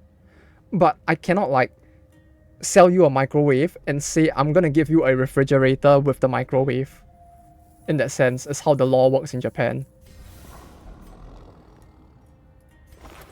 But the funny thing with this law is the fact that, like, literally most items, you probably realize this well, they don't actually have a value that it's visible to anyone. Right, like if I told you, like Blue Archive, for example, I sell you a pack of 5,000 gems with, like, I don't know, what can you give? Like 20,000 Aleph. How much does an Aleph cost? There's literally no way to tell. So, like, a lot of companies, as a result of this, they actually keep, like, internal, like, records of everything. Which is kind of funny. Like, because you don't know how much the items cost, it's just like they keep an internal log that no one knows, but they know. That exists purely for, like, if for some weird reason someone actually calls them out on this, which no one does to begin with, so usually it's not a problem. But a lot of companies just have a record. Some actually don't, actually, come to think of it. But yeah, it's a thing that does exist, and, like, while no one calls it out, more often than not, the law itself is quite stringent. Oh, how much is worth? Yeah, you can make shit up. Exactly. That's the thing. You can make shit up. But once you make shit up, if you get called out and you're forced to disclose those values get stuck at what it is from then on. So, like, you don't want to disclose a value that screws up something you sold in the past, or that might affect your sales in the future. So, like, some companies, they keep a legit record of, like, what prices are. Like, as in they have an internal, like, an accounting slip, I guess. It's like, buy part 1, get part 2 free, buy part 3, then get part 4 free. Yeah, but that's different, I guess? No, not really, huh? Buy part 1, get part 2 free. Then wait, then why is it called part 2 though? It's not really a part 2 if it's free with part 1, right? It's like part 1 and its goods, part 3 and its goods. Unless there's something you need to specifically do to get part 2? Or is part 2, like, just on its own? Let's say that everything is worth betting anything, so you can add whatever you want to packs. You could, but at the same time, then if you disclose that, and you're forced to in the future disclose those amounts, you're basically telling your player base that you're giving them items that are worthless as well. It's what you don't want to have done. Because, like, the thing with this is that you want to give as much as you can while making the pack seem valuable. Because if you declare that everything is worth nothing, just so you can dump a lot of shit in, that's fine. But it just means that, like, if this item comes out to actually be worth way more than what you disclose it is in the future, it kind of gets very fucky. Because, like, obviously any company can declare anything for the price, right? But at the same time, if they really wanted to investigate it, like whoever will investigate it, that is, they can at that point try to pin a price to it, and if it's very obvious that it's off from what the true value ought to have been, the company could get in trouble as well. Because it's very easy to say that an item that's worth like $100 is worth $1, but, like, if it's truly worth that little, then, you know, how do I put this?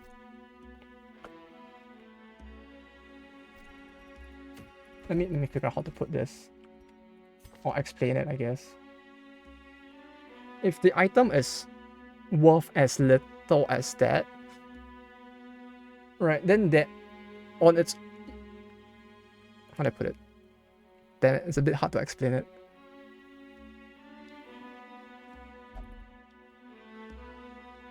Because if you put it as being worth very little, right, eventually that number will get disclosed to your user base, who will then see the number. And then at that point, it kind of comes out that this thing should not be worth as little as they are, because, like, obviously the players can tell, and more or less there's an internal value that most people understand this item to have as well. So if, like, an item that's worth $100, you say it's not, it's just worth $1. That's fine, but, like, at the same time, in the future, if you need to,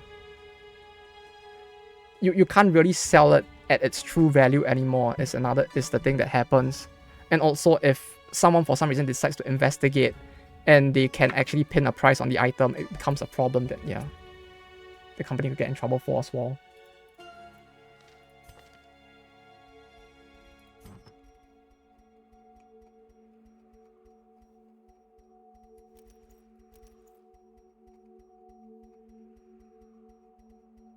As to how they would want to calculate it, I mean, wait, what the fuck? On monster kill buff self plus 5%, resolve XP, on monster kill self plus 3. What the fuck? We got another one! Oh shit! It's a total 5, you can choose when to buy. Yeah, but like, do you have to purchase step 2 or is step 2 completely free? That's what I mean.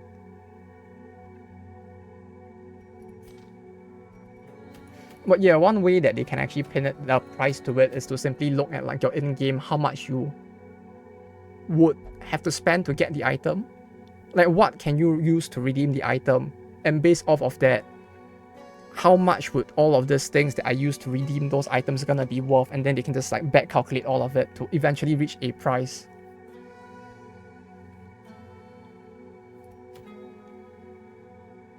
So like if an item costs like 500 tickets, and to grind 500 tickets, it would take like 2,000 stamina, and 2,000 stamina costs 30 gems. They can then pin it back to, okay, 30 gems is worth this much, therefore this is the price of the item.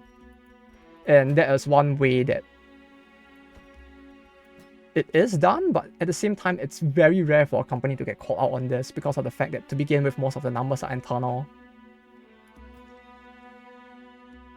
And really, the players aren't gonna complain because like the players want more shit. The only ones who would actually complain about this would be the government itself, but at the same time, the government is not as likely to act on this as well because they're too busy with like, I don't know what, appealing to the 70-year-olds by like enacting something weird or something that they won't actually chase after it. Laundering money, maybe. No, not laundering money is what people would do, but no, if you wanted to launder money, you just set up a gacha game company instead. Like, that's the best way to launder money, isn't it? Oh, that's why. They're too busy playing the gacha games to launder money than to catch them for like their absurd prices. Buy 50 change and lockstone, and you can get 30 legendary stones, and in part 3 you can buy and get free after that and then pay again. Company in Korea.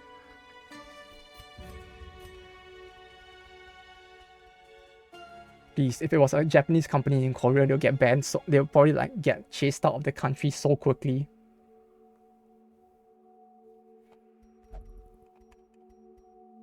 %20 damage received. Is the bleed worth it?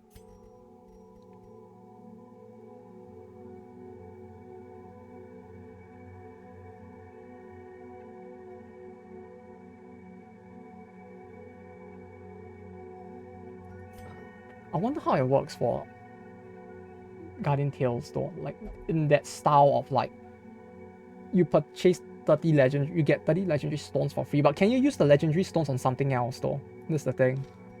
Or is it like only usable in this specific scenario for that step 2?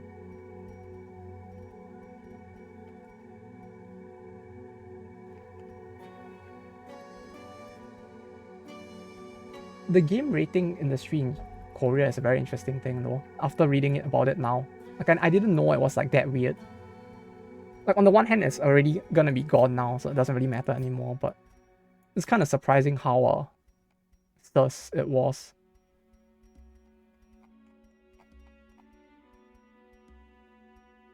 It's for Awakening. Yeah, I guess maybe. So it's not used for... Wait, I'm not grasping how the system works. If it's used for Awakening, then what's used for part 2? Or do you have to pay for part 2 separately?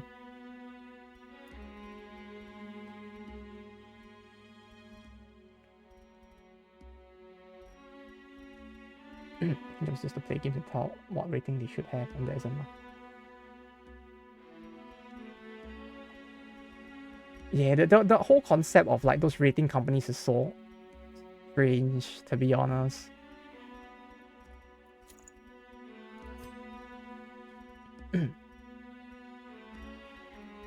Like, isn't it the case that like with most rating companies, they are just like rating the game based off like what they feel about it at the time? Which feels like it actually could like result in quite a bit of biases, which wouldn't be surprised if it's actually a thing, but you know.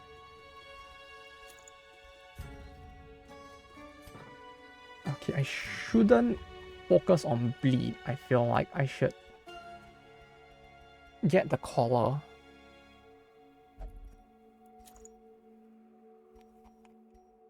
The collar? Do I really want a 20% increase?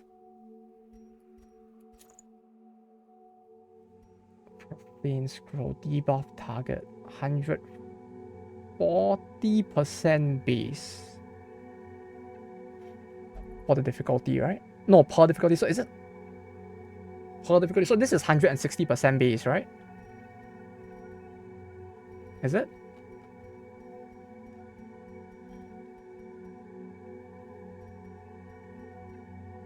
Plus 40. Oh, so the first difficulty doesn't count. Okay, got it, got it. Thank you. Yeah, I thought like plus 20%. Yeah, okay, yeah. What you said makes sense. I don't know why my brain was like suddenly turning in the other direction, going like, no, that means the first difficulty as well, right?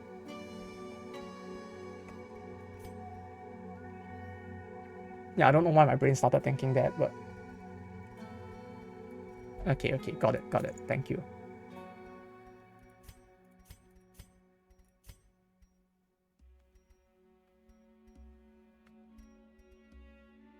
% stress. One lander. She's religious.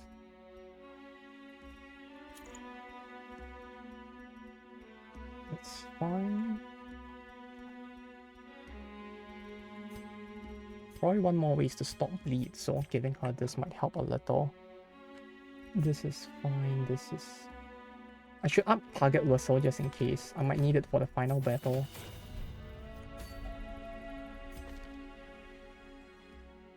This is fine. This is probably fine.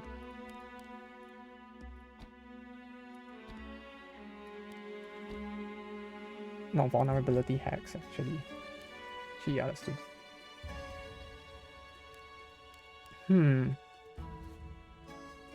More blood.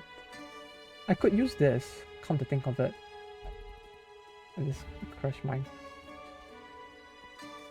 For a second time, just opening naturally speech. Wait, what? Is it because of mods? I'm surprised the game would crash that easily, to be honest.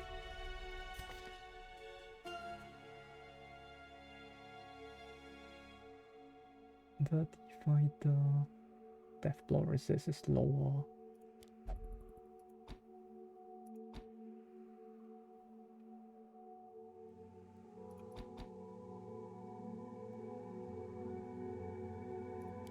The 170% chance of...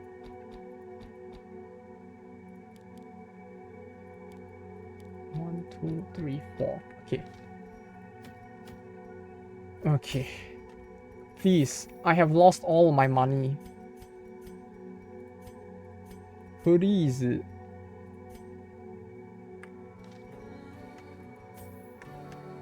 I mean, half of that's my fault, but still. Please. No more money loss.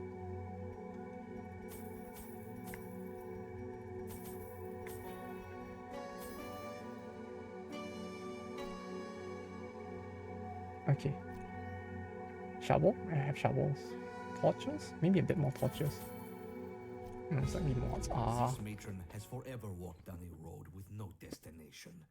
She seeks the truth. See, this is what happens when you install too many Kuma mods.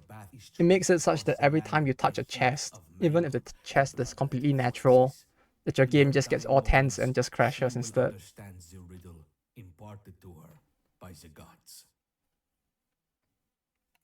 The matron and her pack delight in torrents of blood and viscera.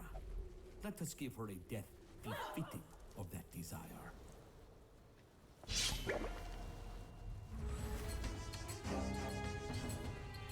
Kuma mods on. I feel like I don't want to know, but do those actually exist for Minecraft? Like I feel like you know how like there's those weird meme videos on not meme, but like you know there's like those like Elsa Gate videos on YouTube, and like I think there was like the equivalent for Minecraft as well, right?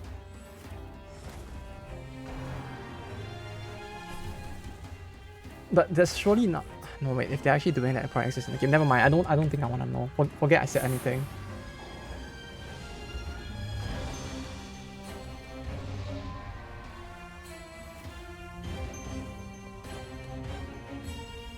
But how? It's literally pixels at that point. What is there to bang?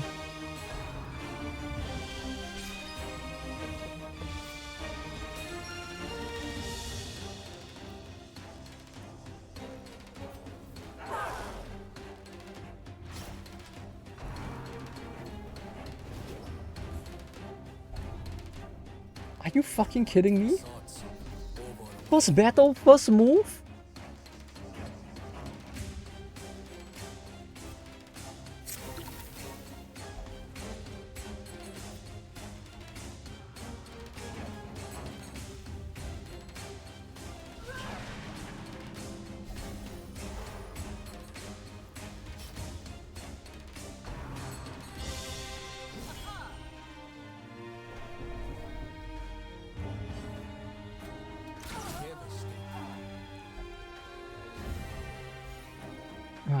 Okay.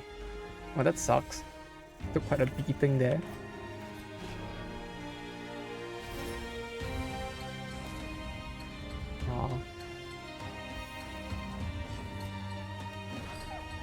He's 6. I'm just glad it wasn't a one-shot.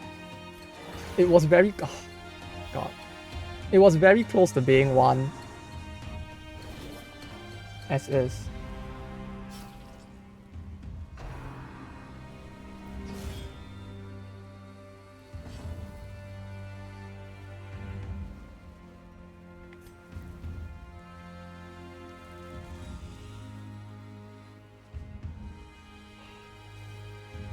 Oh, I saw it route.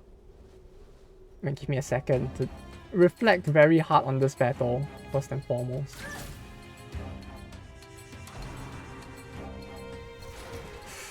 Ooh, if that hit, that would have been pretty bad.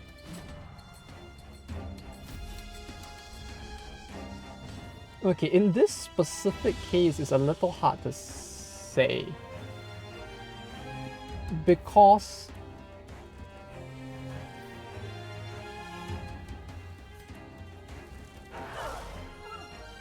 if we take this in the context of Japan, the way it might count is that either they will take the value of the first 2 steps towards counting the 3rd step, or the second towards counting the 3rd.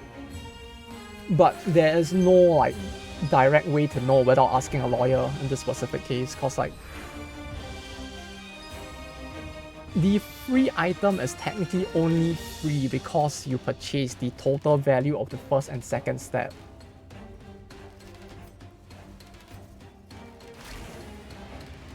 So it's like, my money would be on that it would be probably that it would count towards both.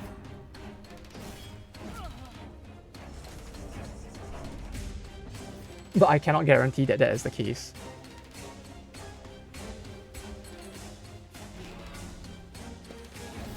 Yeah, maybe I should have guarded. I should have guarded from the first move, especially since they have the reverse here.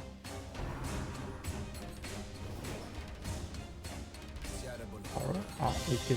Okay, cool. Count towards both. No, as in you would take the summative price of step 1 and 2 towards counting whether or not step 3 would be exceeding the value in that sense.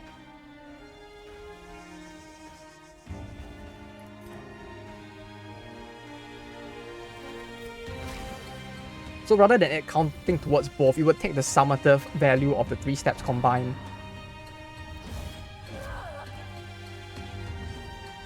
It's a way it could be argued, rather. It would depend on who's trying to like press charges against them. Because this is literally not one of those things where it's like 21.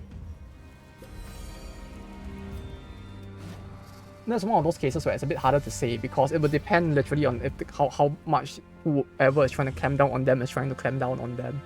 Because that, with regards to specifically like a case like this, it's not mentioned in the law itself.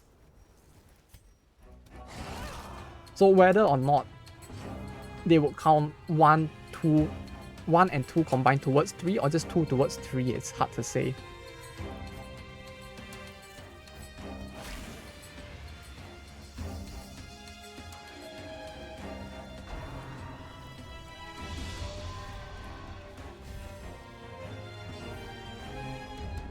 It's very hard because like even back then when I was asked to plan stuff like this, it's like when it comes to anything with steps, like multiple steps, it's less cut and dry.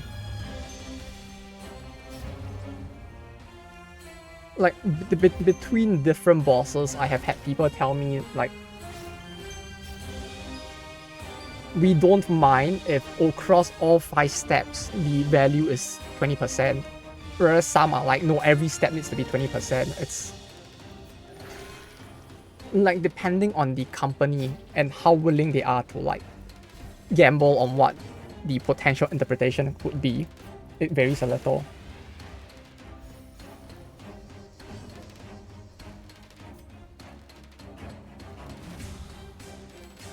Oh, his accuracy is really low, yeah. I forgot his accuracy is like -9.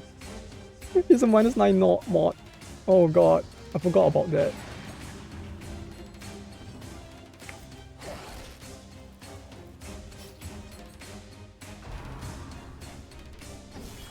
Oh fuck, yeah. Yeah, that was gonna happen, huh? I mean, that was bound to happen the moment I chose to hit instead of guarding. -2 speed, -2 damage. It's not too bad. It could have been worse. I should have guarded. Oh damn it.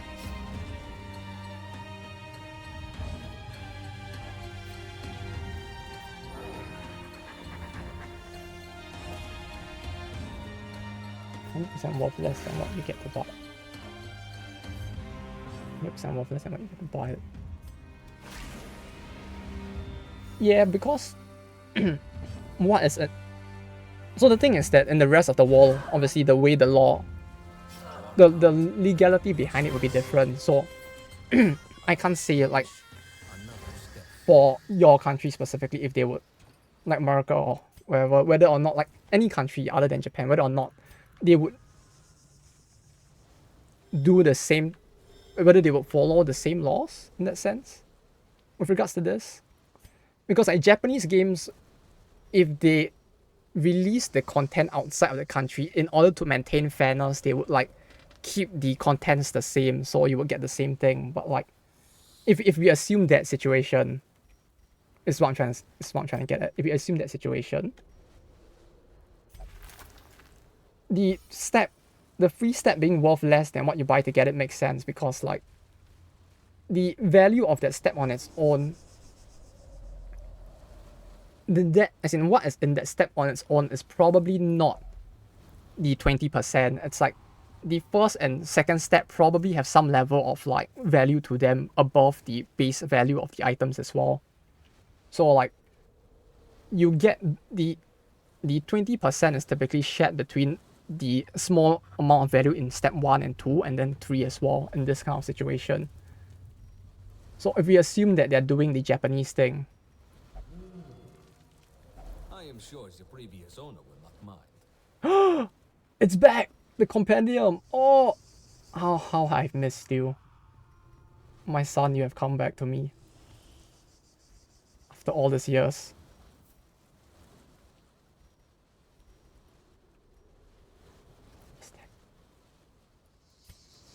Now I just need to not lose it. It's the compendium. Hell yeah. It's back after all this time. When I pretty much no longer needed it, came back, but even then it's great to see it back. But yeah, it's like the reason why the free steps are worth less than what you buy to get it is because the additional value is split among all 3 steps typically. Hence why it looks like it's shit, because like the additional, if we assume that they are obeying Japan's laws, the 20% is already mixed into the other two steps as well. Do I have any other perfume items? No, just this one. Can I like manipulation unlock if there's an issue? Yeah, because like when it comes to Sephiroth.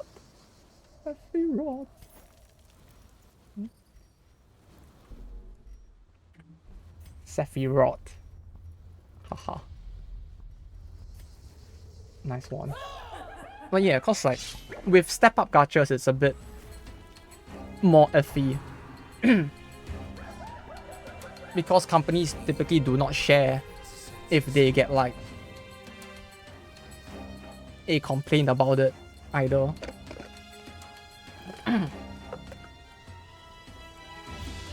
So companies typically just consult with their own lawyers as to whether or not this could mean what they think it means.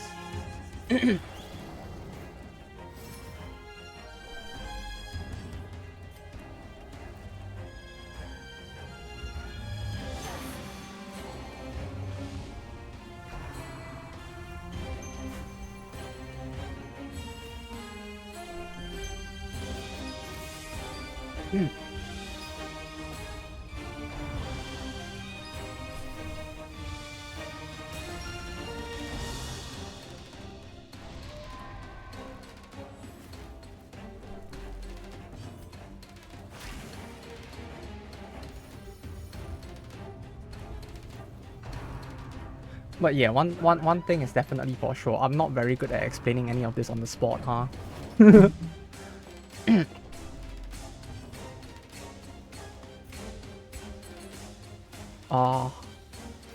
Hit this one first.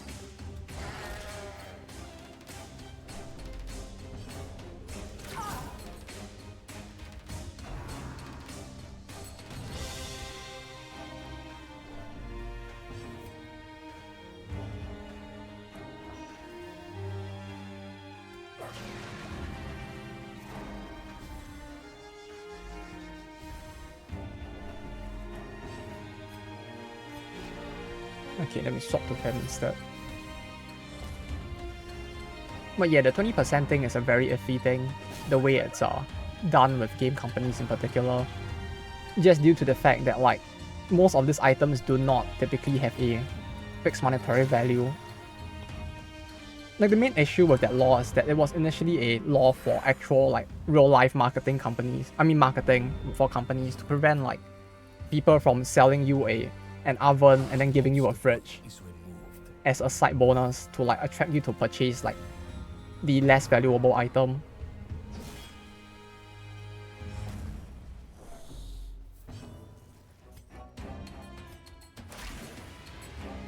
But then like when mobile games started to come up as well, and with all the levels of microtransactions that exist now, this started to apply to them as well, and the issue is more like just that the government being very boomer, they don't really understand how any of this technology works, so it's just like there isn't much, what do you call it?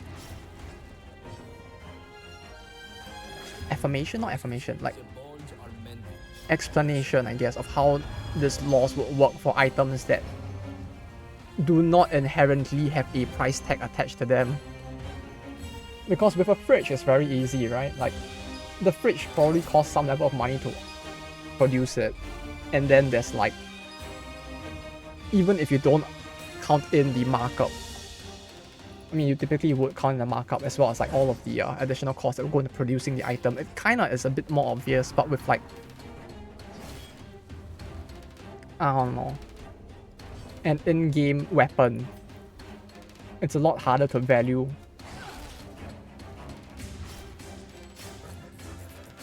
Which is what makes it weird, since like companies just value it whatever the fuck they want to, more often than not.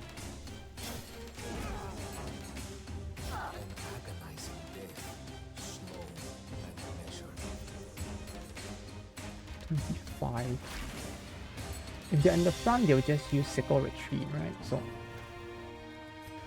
this should be fine.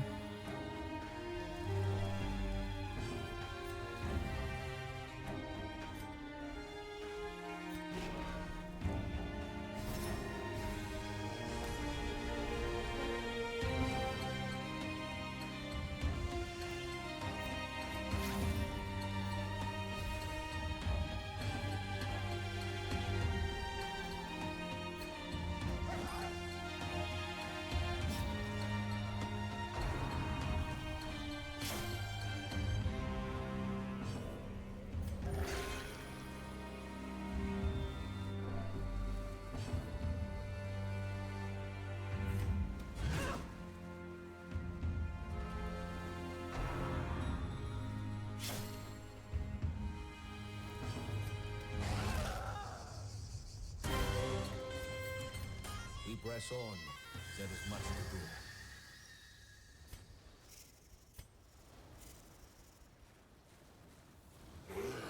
Oh no.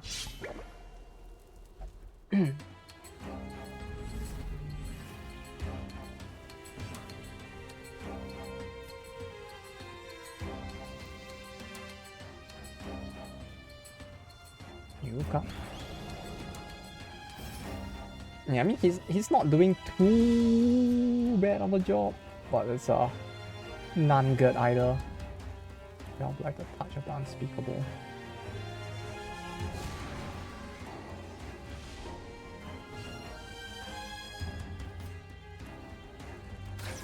Aw.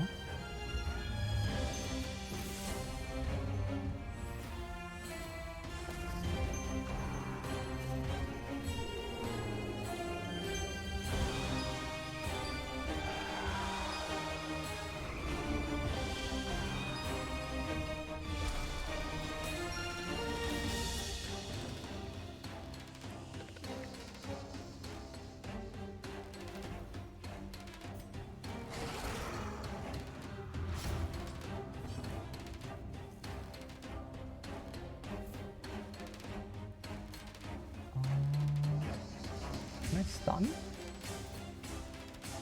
I stun.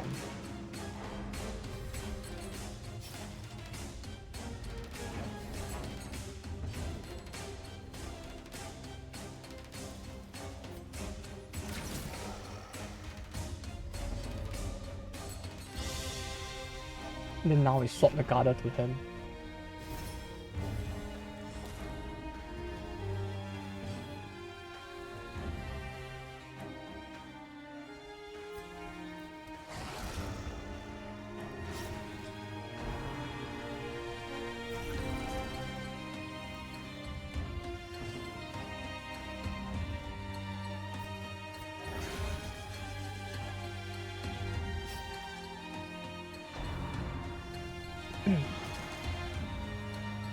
Oh wait. Oh wait. I remembered it now. Fuck, I just remembered it. Snorlaxo, okay. The reason why double price for gems works is the answer I gave before was only it was only a partial answer.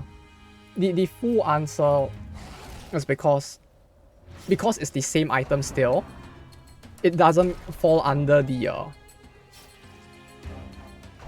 law regarding like add-on items that you give along with the product itself. But instead of that, because of this, it is treated as a discount instead.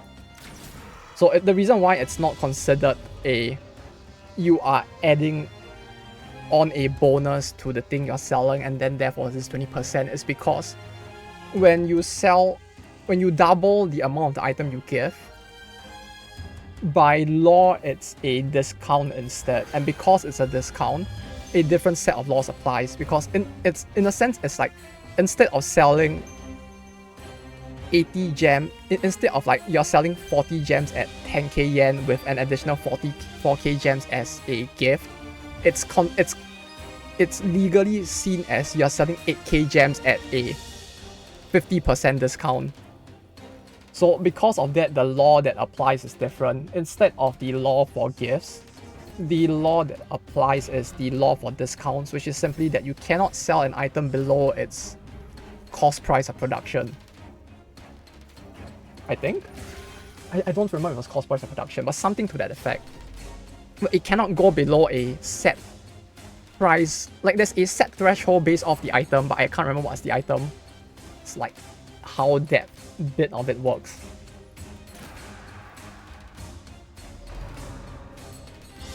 But yeah, it's like that instead. So in the same issue still applies, because in the end, like you can't really value the item and therefore like figure out how much this guy is going under price when there's like literally no cost in producing gems for a game.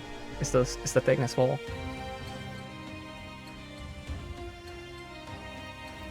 It's very weird, the whole thing. This is why they need a legal team, as you said. Because fuck, there's only so much my small brain can handle. Are you fucking kidding me? He just healed for 57? Temu. Yeah, but Temu is a bit different because it's like they are technically not selling under their cost price. It's just that their cost price is so low that it seems like extremely cheap instead. But I should have aimed for this guy instead.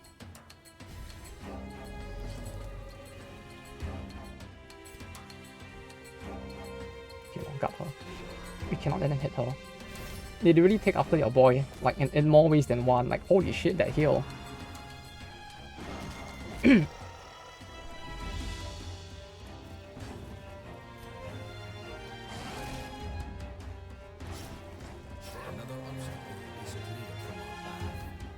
Stress 12.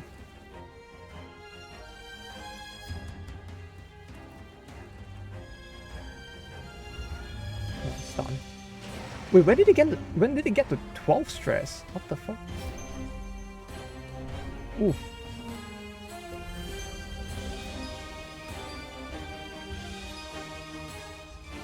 Non-killing attack.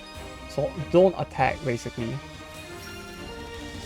Does Saint's Blessing still make a late game?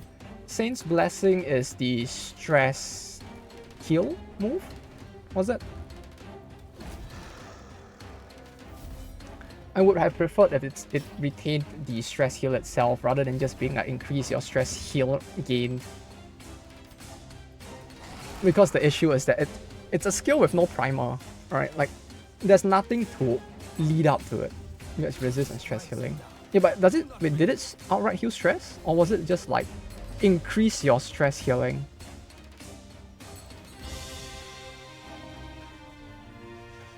And for some reason I feel like it was that.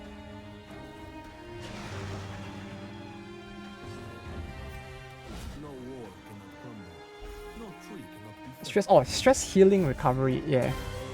Yeah, that's the stress healing itself would have been better in my opinion.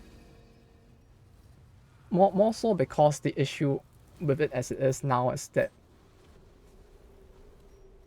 it doesn't really you get more stress healing, but the issue is like how do you you get more stress recovery on healing stress, but the issue is how you're gonna heal stress in the first place after using that skill.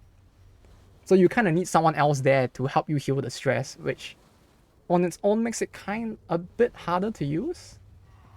Yeah, you do get more from killing and critting, but unless you're doing those, it's like it doesn't do too much.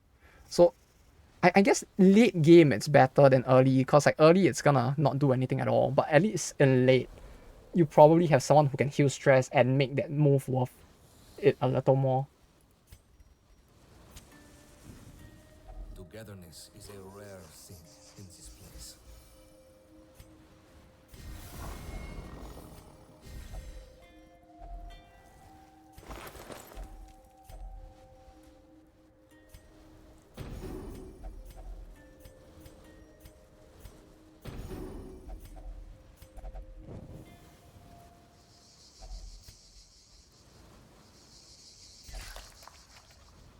Yeah, like here it will work.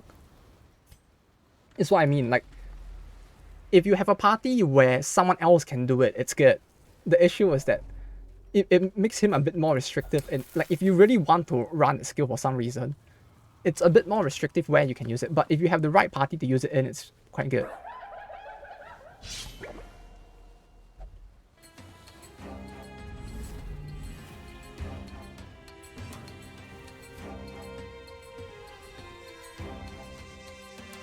Calamitous Cackling, this fits everyone.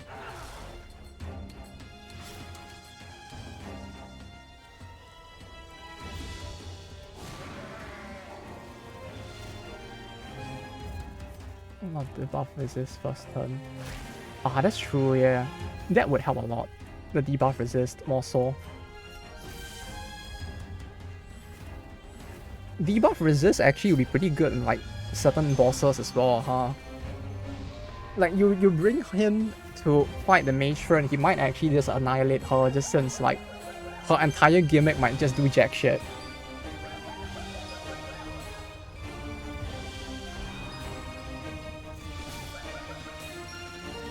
Like, if you somehow manage to get the debuff resist high enough, she can't mark, half of the damage output is just gone outright.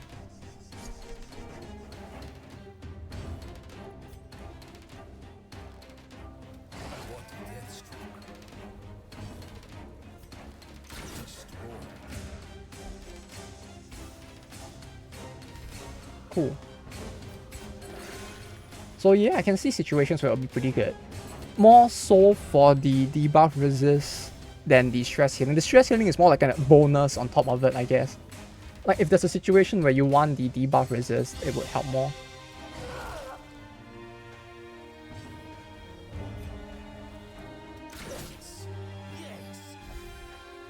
Because on its own, I don't see how best, like when best you would want to run it over another skill is the issue. Like yeah, it's not bad, but like there's better skills you could run is the thing I feel like.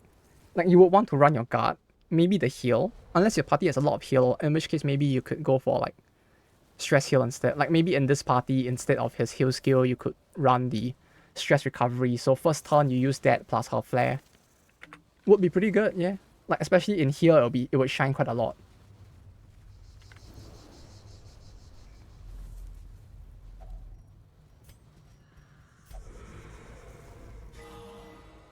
Ooh. Okay, then down this way.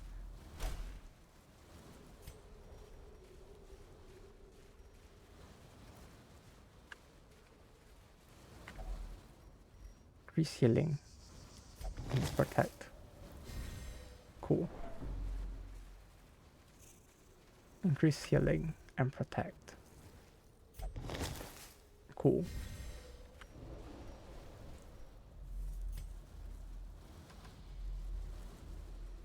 If I can use up all the salt before we get to the battle, this beat would trigger, right? No, if this triggers, I might be in a better place to try to gut through her marks.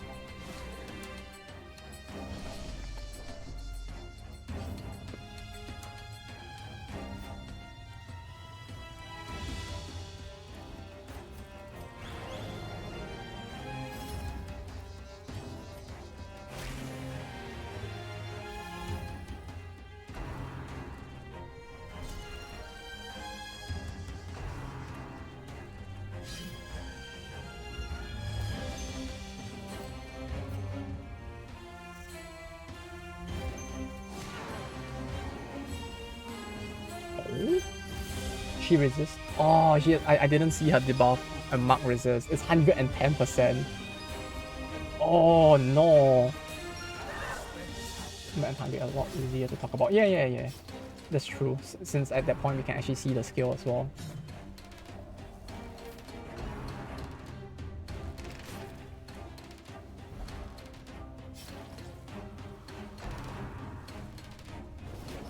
Because now it's really just a case of like, can we even remember all of the effects?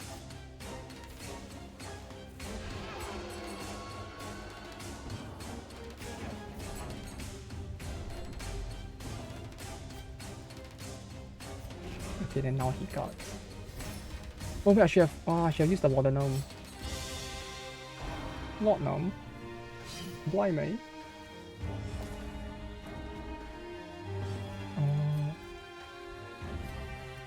AoE?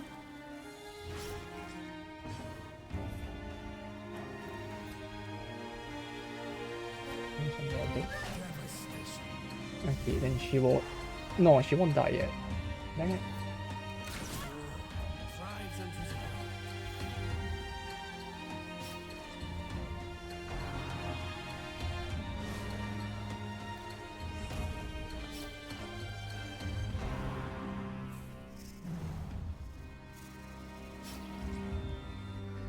They're still alive. They will have 2 HP left. Got 2 turns. If this stuns, no. No, but they're dead. If this hit. Of all the people to miss on. 4. It's fine. The body's weaknesses are exploited. Lot on them. Lord M? Lorden M?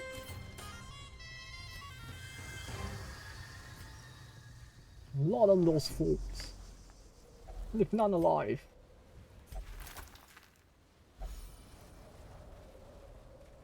No challenge is without its barriers, both proverbially and physically.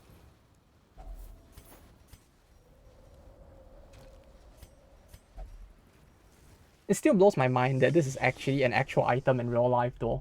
Like and it really is just like, what was it again? Like morphine or something, right? It's an actual drug, so like to like keep people calm or something.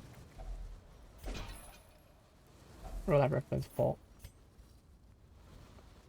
No, clearly real life is referencing this game, right?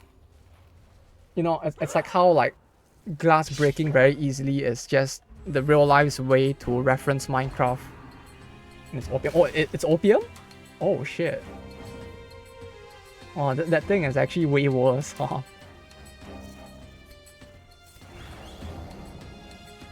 Like, it's way worse than I imagined it would be. The tincture of opium content is only 10%. 10%? Isn't that really high?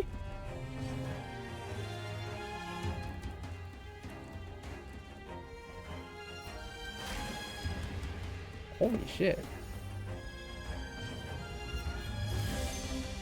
Wait, what? It didn't remove his stealth? And the whole medicine. Yeah, don't you love that medicine was just drugs? That's so insane though. Like actual. How was that even legal? Like of all places, I'm pretty sure like the West would have had a very good understanding of what the fuck opium is.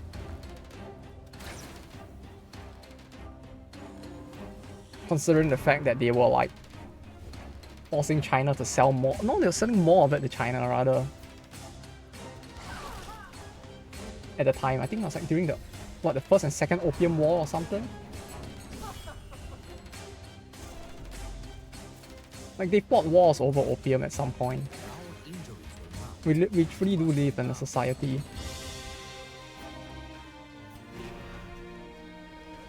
Getting back today, here's some cocaine. If you think about it, technically some painkillers nowadays are still like that, aren't they? They like use like cannabis or morphine in some of the painkillers still.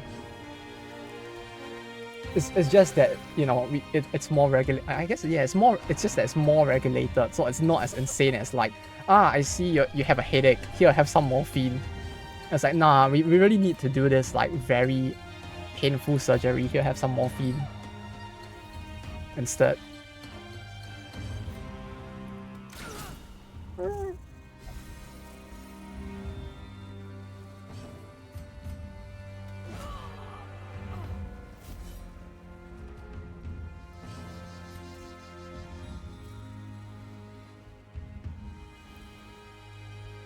You won.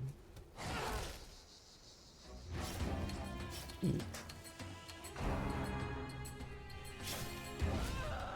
64% protect.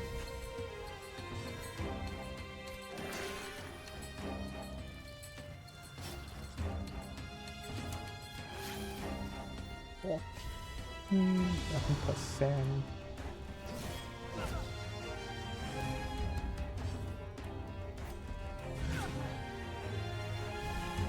Stun? Yes! Stun!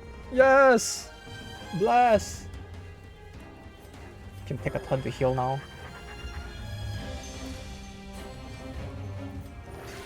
Praise the all highest.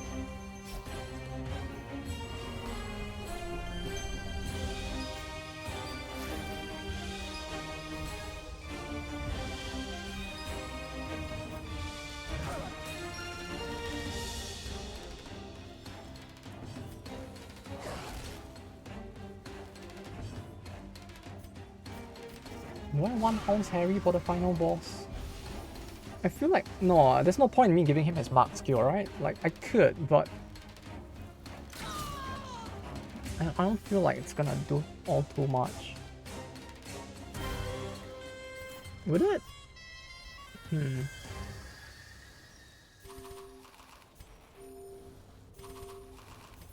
Take the money.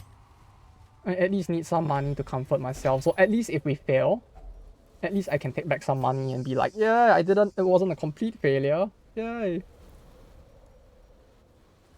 Let's toss the key. No, we don't need the money. Who needs money? Money is for scrubs. Oh wait, I could use the compendium on it. I just remembered. I could have grinded it to dust and gotten Derek instead. But any relics you have? Silly. Archaeologist, why would I have relics? Huddled together, the knights here are frigid. Stand dodge on prep round. 4.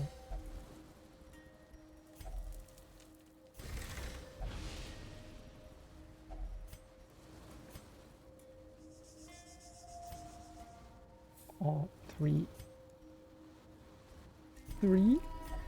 3. Okay, so I need to change some skills. We definitely don't want Retribution because it's gonna mark him. You can give him command instead.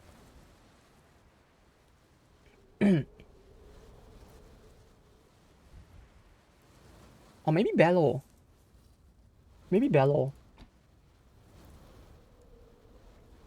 Rampart is fine. Since we need him at the front. This is probably fine.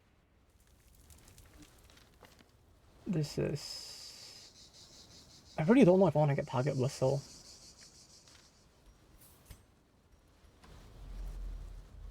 Then for Hertz, fine I guess.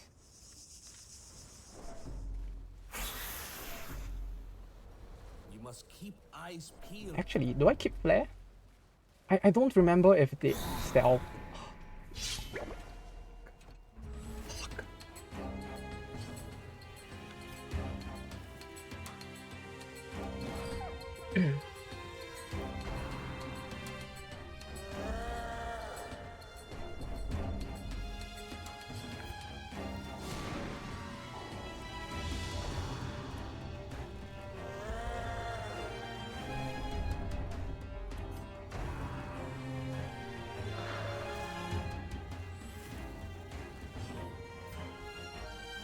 %, 70%, 50% chance on them.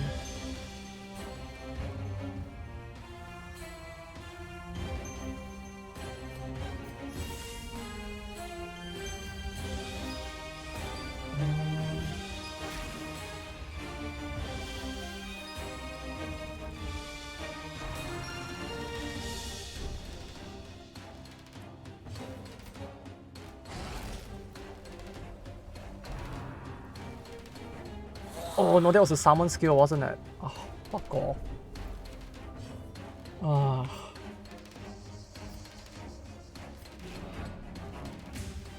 No, wait, that's actually... Is that beneficial?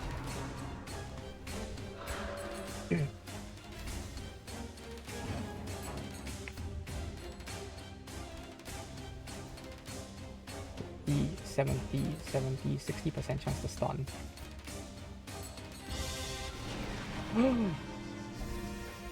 Okay.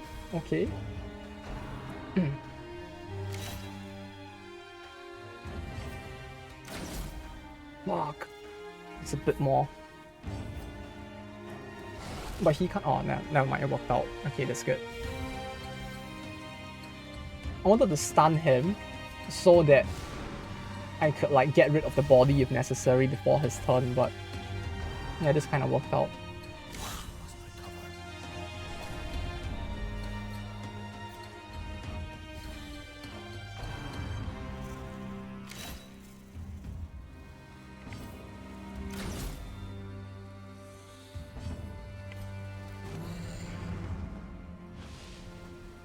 It's 8 speed, 5 speed. Yes! Yes! Yes! Yes! Stand tall. You must recover. 3.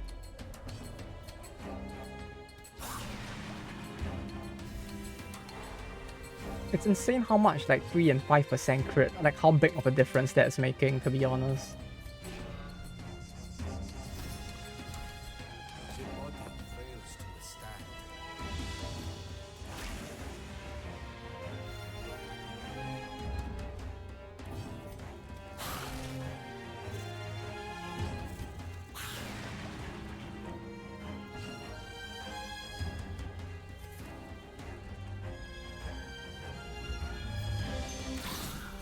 Okay. Good.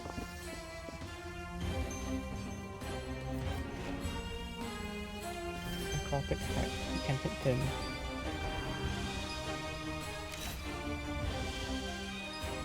At least he doesn't debuff the way the other fuck does. The Wildlander does.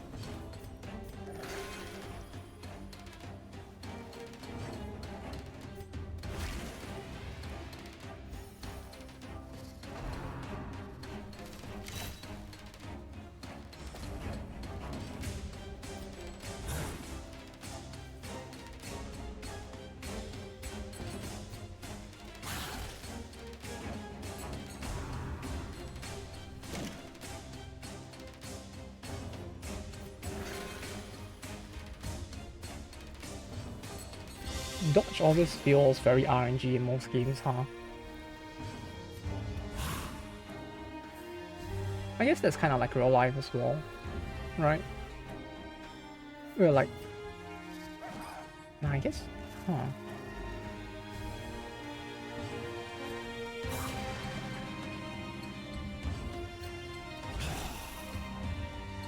It reduces your chance to get hit, but it doesn't like guarantee you won't in that sense. Debuff. I have this. I have it. Wait, no, I didn't equip it. But I have that. 8 Derek's. 8 is 4 is 1k, so this is 2k already. Yeah, I don't think I need the keys at this point.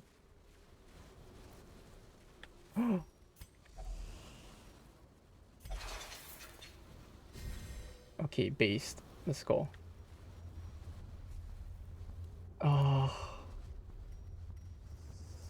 Did I need to use anything before the battle?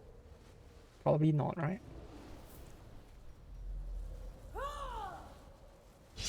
Here she stands. So all this time we finally got to the battle. Demonstrate to the tribes that even It took 5 hours.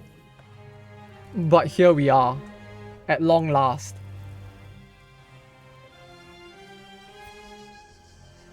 Don't you just love that music?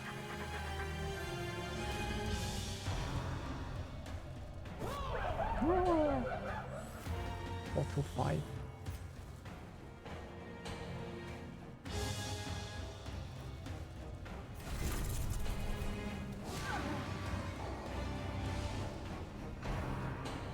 I need enough food. Oh, that's the thing, right? Oh. No, it doesn't give a buff. Yeah, so for as long as I have the cleansing salts, his mark resist won't be that high.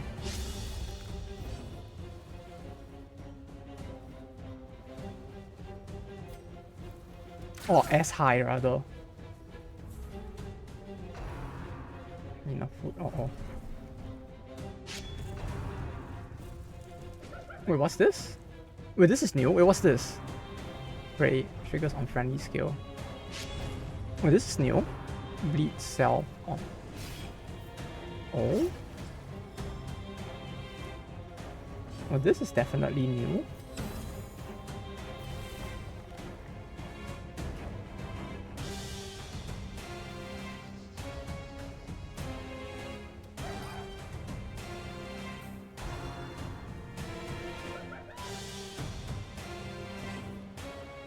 On trigger enemy buff. I didn't even know this was added. This actually makes her feel a lot more terrifying, to be honest.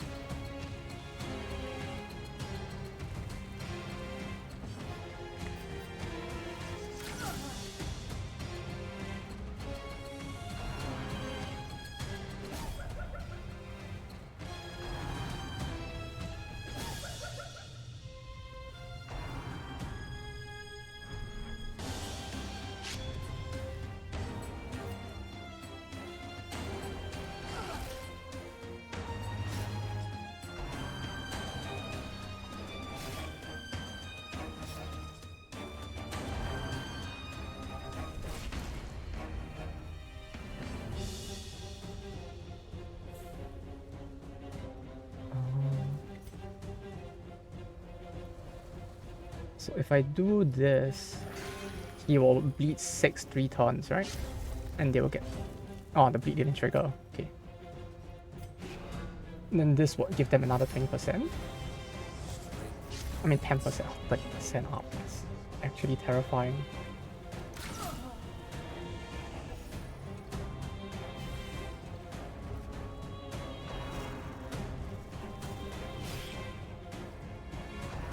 But when it comes to mark skills that enemies have, does it follow the same logic that the player's mark skills do? In the sense that, like, if I don't hit a character who is marked, that 105 hit was huge. Yeah! This is why we need the Arbalest. He'll carry us to victory. He just needs to do that one more time and we instantly win.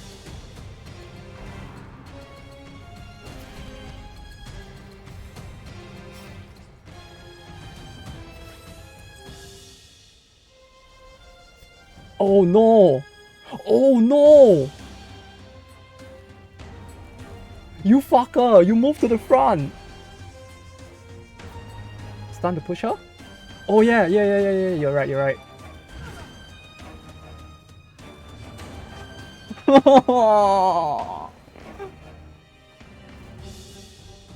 Okay. Well, that was unfortunate.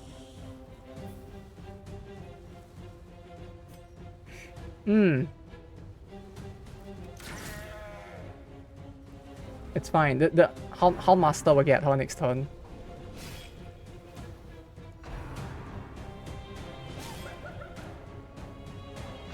I'm sure of it.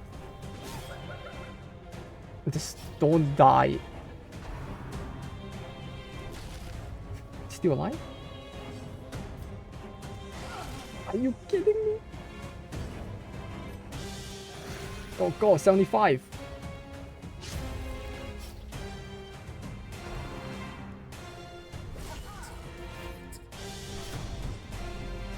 Also, I like how there's like a blood effect on the top of a sword now. I don't recall if that was always there, but it's very cool. Oh wait, he was bleeding. Oh no, I forgot he was bleeding. Nah, it's fine. Okay. We're done. Oh! It took more time to beat her than to get here. That was quick. It took me 5 hours to get here, and it took me 11 minutes to beat her. Was it even 11 minutes? Somewhere around there. In other way around. Beat my meat? No, I'm not beating my meat to her, so I don't know what you're talking about.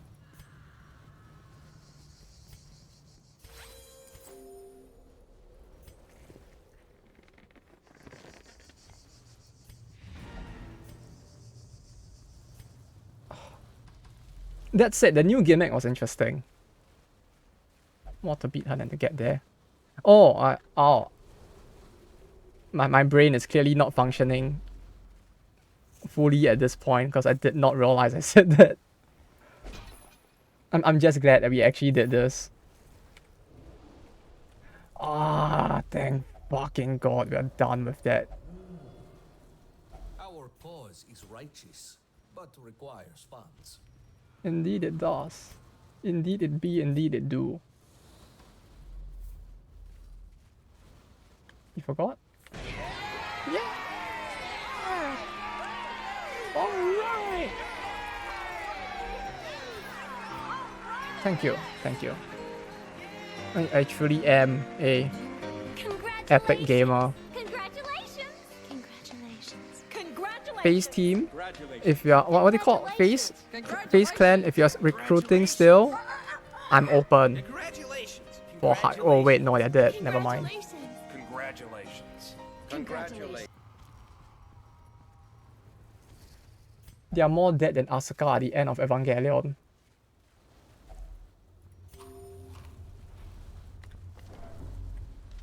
Oh, we did it. I'm so happy. Oh. Can you add your own sounds to this thing? What do you mean add your own sounds?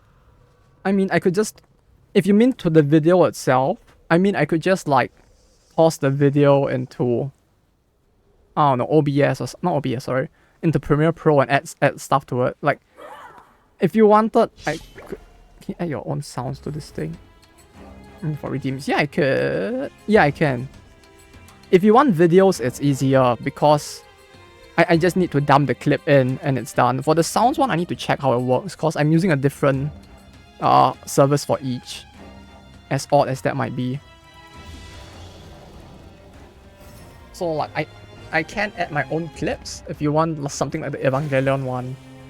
For the sound one, I probably have to use maybe a different service, or maybe it's quite easy, but it should be doable, yes. Let me check, like right now.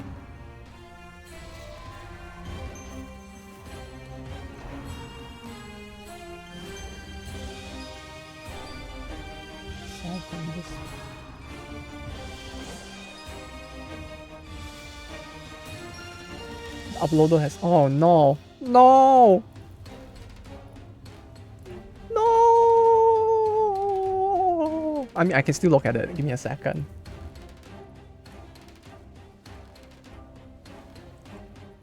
That's fine. I can still open it. I just have to open it on Chrome instead. Because I'm running my VPN on my VPN is on, but I split tunnel Chrome, not Chrome, Firefox. So because of that, like, Firefox is running on my JP IP and Chrome is running on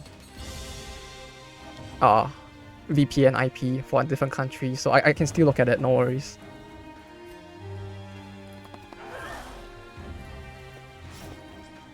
Code XVX_. Wait, where is it?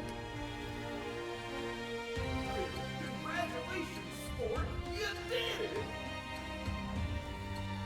I could add that. Do you want it as a clip or as a sound? Or just a sound? I mean... yeah, as in like, as just a sound. Okay, let me check if I can add shit to that one.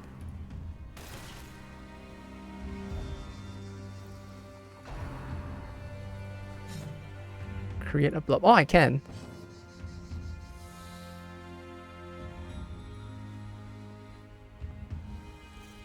It will be easier if... Can I... wait, can I just like... does it let me like choose what part of the video? The following is a fan-based paradise. Oh wait, it goes all the way back to the start of the video, huh? Do you have the time code? I need the time code because at the moment I dumped the URL in, it kind of like did a funny there. 574, what? Wait, no, never mind. I can just open the video. What the fuck am I talking about? 934, okay, that's fine. 934. Okay, I'll edit after this battle. Or while doing the battle, I guess.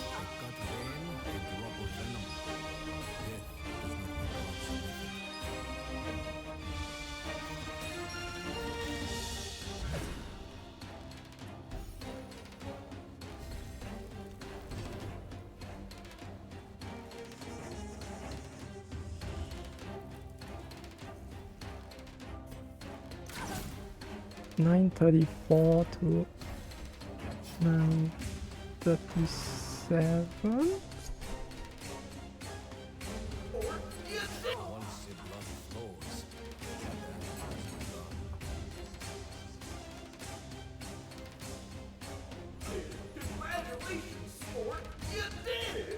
Like this? No, wait. Maybe like here. No, a bit further. Cut out his R at the end. There we go.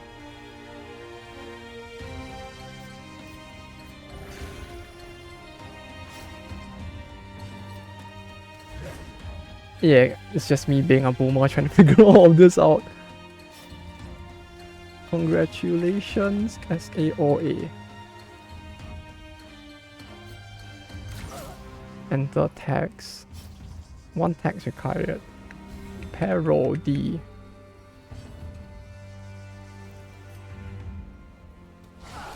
Just that you did it?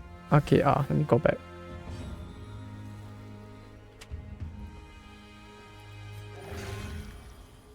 Congratulations, sport. You did it. Oh, fuck. I misunderstood it. Congratulations, sport. You did it. Right. Okay, maybe around here? That's too far. Congratulations, sport. You did it. Okay. You did it? What loots were you doing now? You shouldn't put your PP into everything, you know. That's not very good for health. Do I need a torch? No, I don't. Okay, let's go back. Parody. Congratulations. Okay, there's 2 tags. Sound effect. Quote. Source. SAOA. Episode 13. Congratulations, sport. You did it. Phonetic transcription. Wait, what the fuck? Phonetic? I don't know how to phonetics. Okay, wait, never mind. To return here after so long, it is difficult Something to with the describe enter. exactly what this land means to me.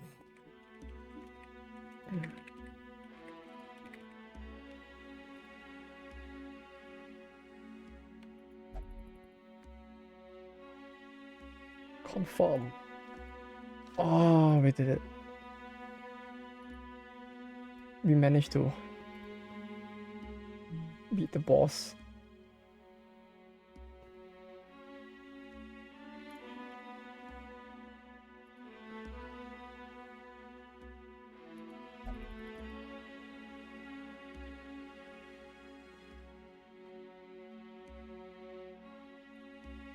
Is it in? You did it. Let's see. Congratulations, sport! You did it! There you go. It is done. Oh.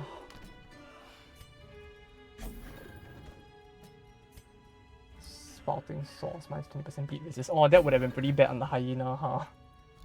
Oh, we are done. We did it. Congratulations, sport! You did it! Indeed, we did. Oh, we're done. Actually done. This. Oh, yes, NC as well. Oh. We finally did it. That felt very I'm super happy, but at the same time it felt kind of anticlimactic, to be honest. We took so long to get here. 5 hours. Including like the failures on the other streams, it's like maybe more. We lost a bunch of peps as well on the way. And then now it's just like bang bang bang. Looking for the next update. Are you gonna, I mean, if you're gonna like add more gimmicks to the boss, I guess we could. I mean, it depends on what's in the next update. If it's just new dungeon, we could just like continue from here, I guess. Unless you're gonna like break the save. Or like you're gonna like revamp all the old bosses, then yeah, well, we could. Like that gimmick that was added to her was actually kind of cool. As well, like the additional damage, if not for the gear I had, I feel like would be quite scary. Like this combination. Maybe not even this combination, just this thing. Helped a lot in making it less oppressive. Also ain't gonna change much. Because the part will be town events. I mean, if that's the case, we maybe don't have to. I mean, if there's a way to like reset the bosses just to fight them again mid, like a memoirs mode or something, memories mode, that'd be pretty cool. Saint's Blessing, debuff mark resist, debuff mark resist. Does 25% torch increase skills plus 5 torch?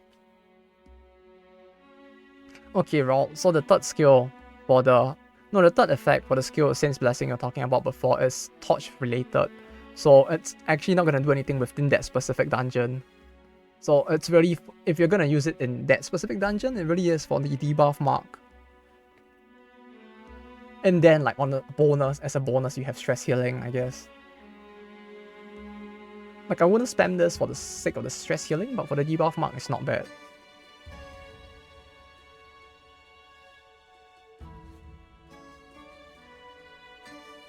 Cause like, wait, that's 60% on turn 3. Holy shit. Huh.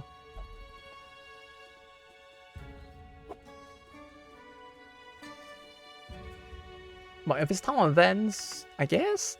If need be, we will reset if there's like funny town events, depending on what type of events there are. I mean, you will know better than me, so you let me know if it will be worth it to restart just to see the town events. Like, you don't have to tell me what the events are, just like tell me like, hey,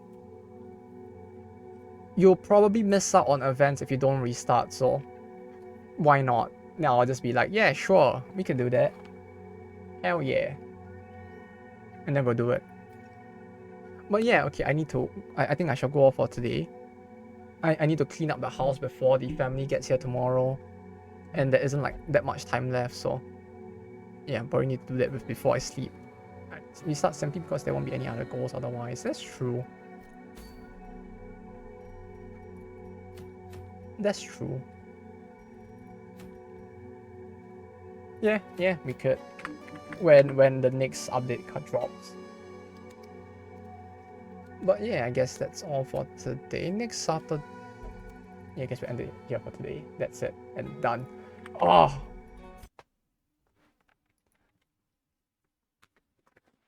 That's it. I'll be heading off for now, I guess, because I need to prep for tomorrow. Tomorrow's gonna be a very long day. So yeah, tomorrow no stream because I need to do all the thing and stuff.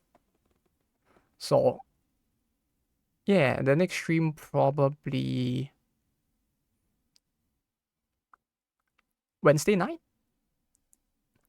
The Tuesday stream might also be a little tough. So we'll do Wednesday, Thursday, Saturday, Sunday. Is the plan for now. Since the family's here, I need to make sure they taken care of as well. For at least the first few days. So that's the plan for now. So yeah, the next stream probably next week, Wednesday. I'll try to remember to update the schedule this time instead of like derping around. Actually, no, I can do it now. Give me a second.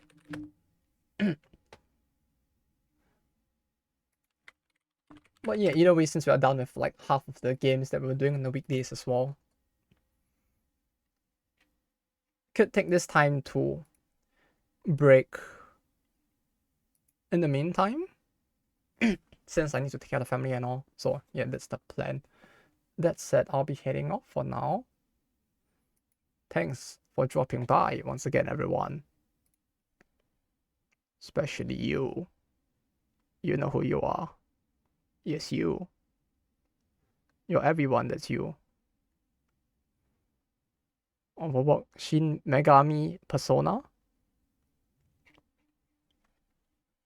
Maybe on the weekend. Maybe on like the Sunday we could. To be honest, since I don't know what we're gonna do anyway. Hell yeah, let's do that. Why not, right? I need to figure out how to get stuff set up, but we could do it next Sunday. We could do it next Sunday, yeah.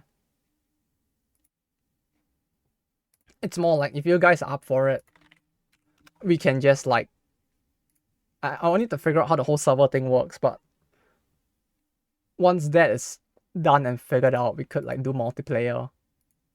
Minecraft? Just to dig around and see how things go. Because I have no idea how it's gonna work out yet, but we will figure it out. Most 50% easy. Yeah, but I still need to figure out. I don't know. My main worry is more like whether my small brain can figure it out quick enough. So I'll look into it. Well, we'll see how bad the performance issues get, I guess, and then we'll decide from there what to do next. If it's very bad, I can look into maybe in the future doing something, maybe using one of the paid ones. But we'll have to see how it goes. Then in the worst case, I have a bad game that we haven't played yet. So that's a good backup plan.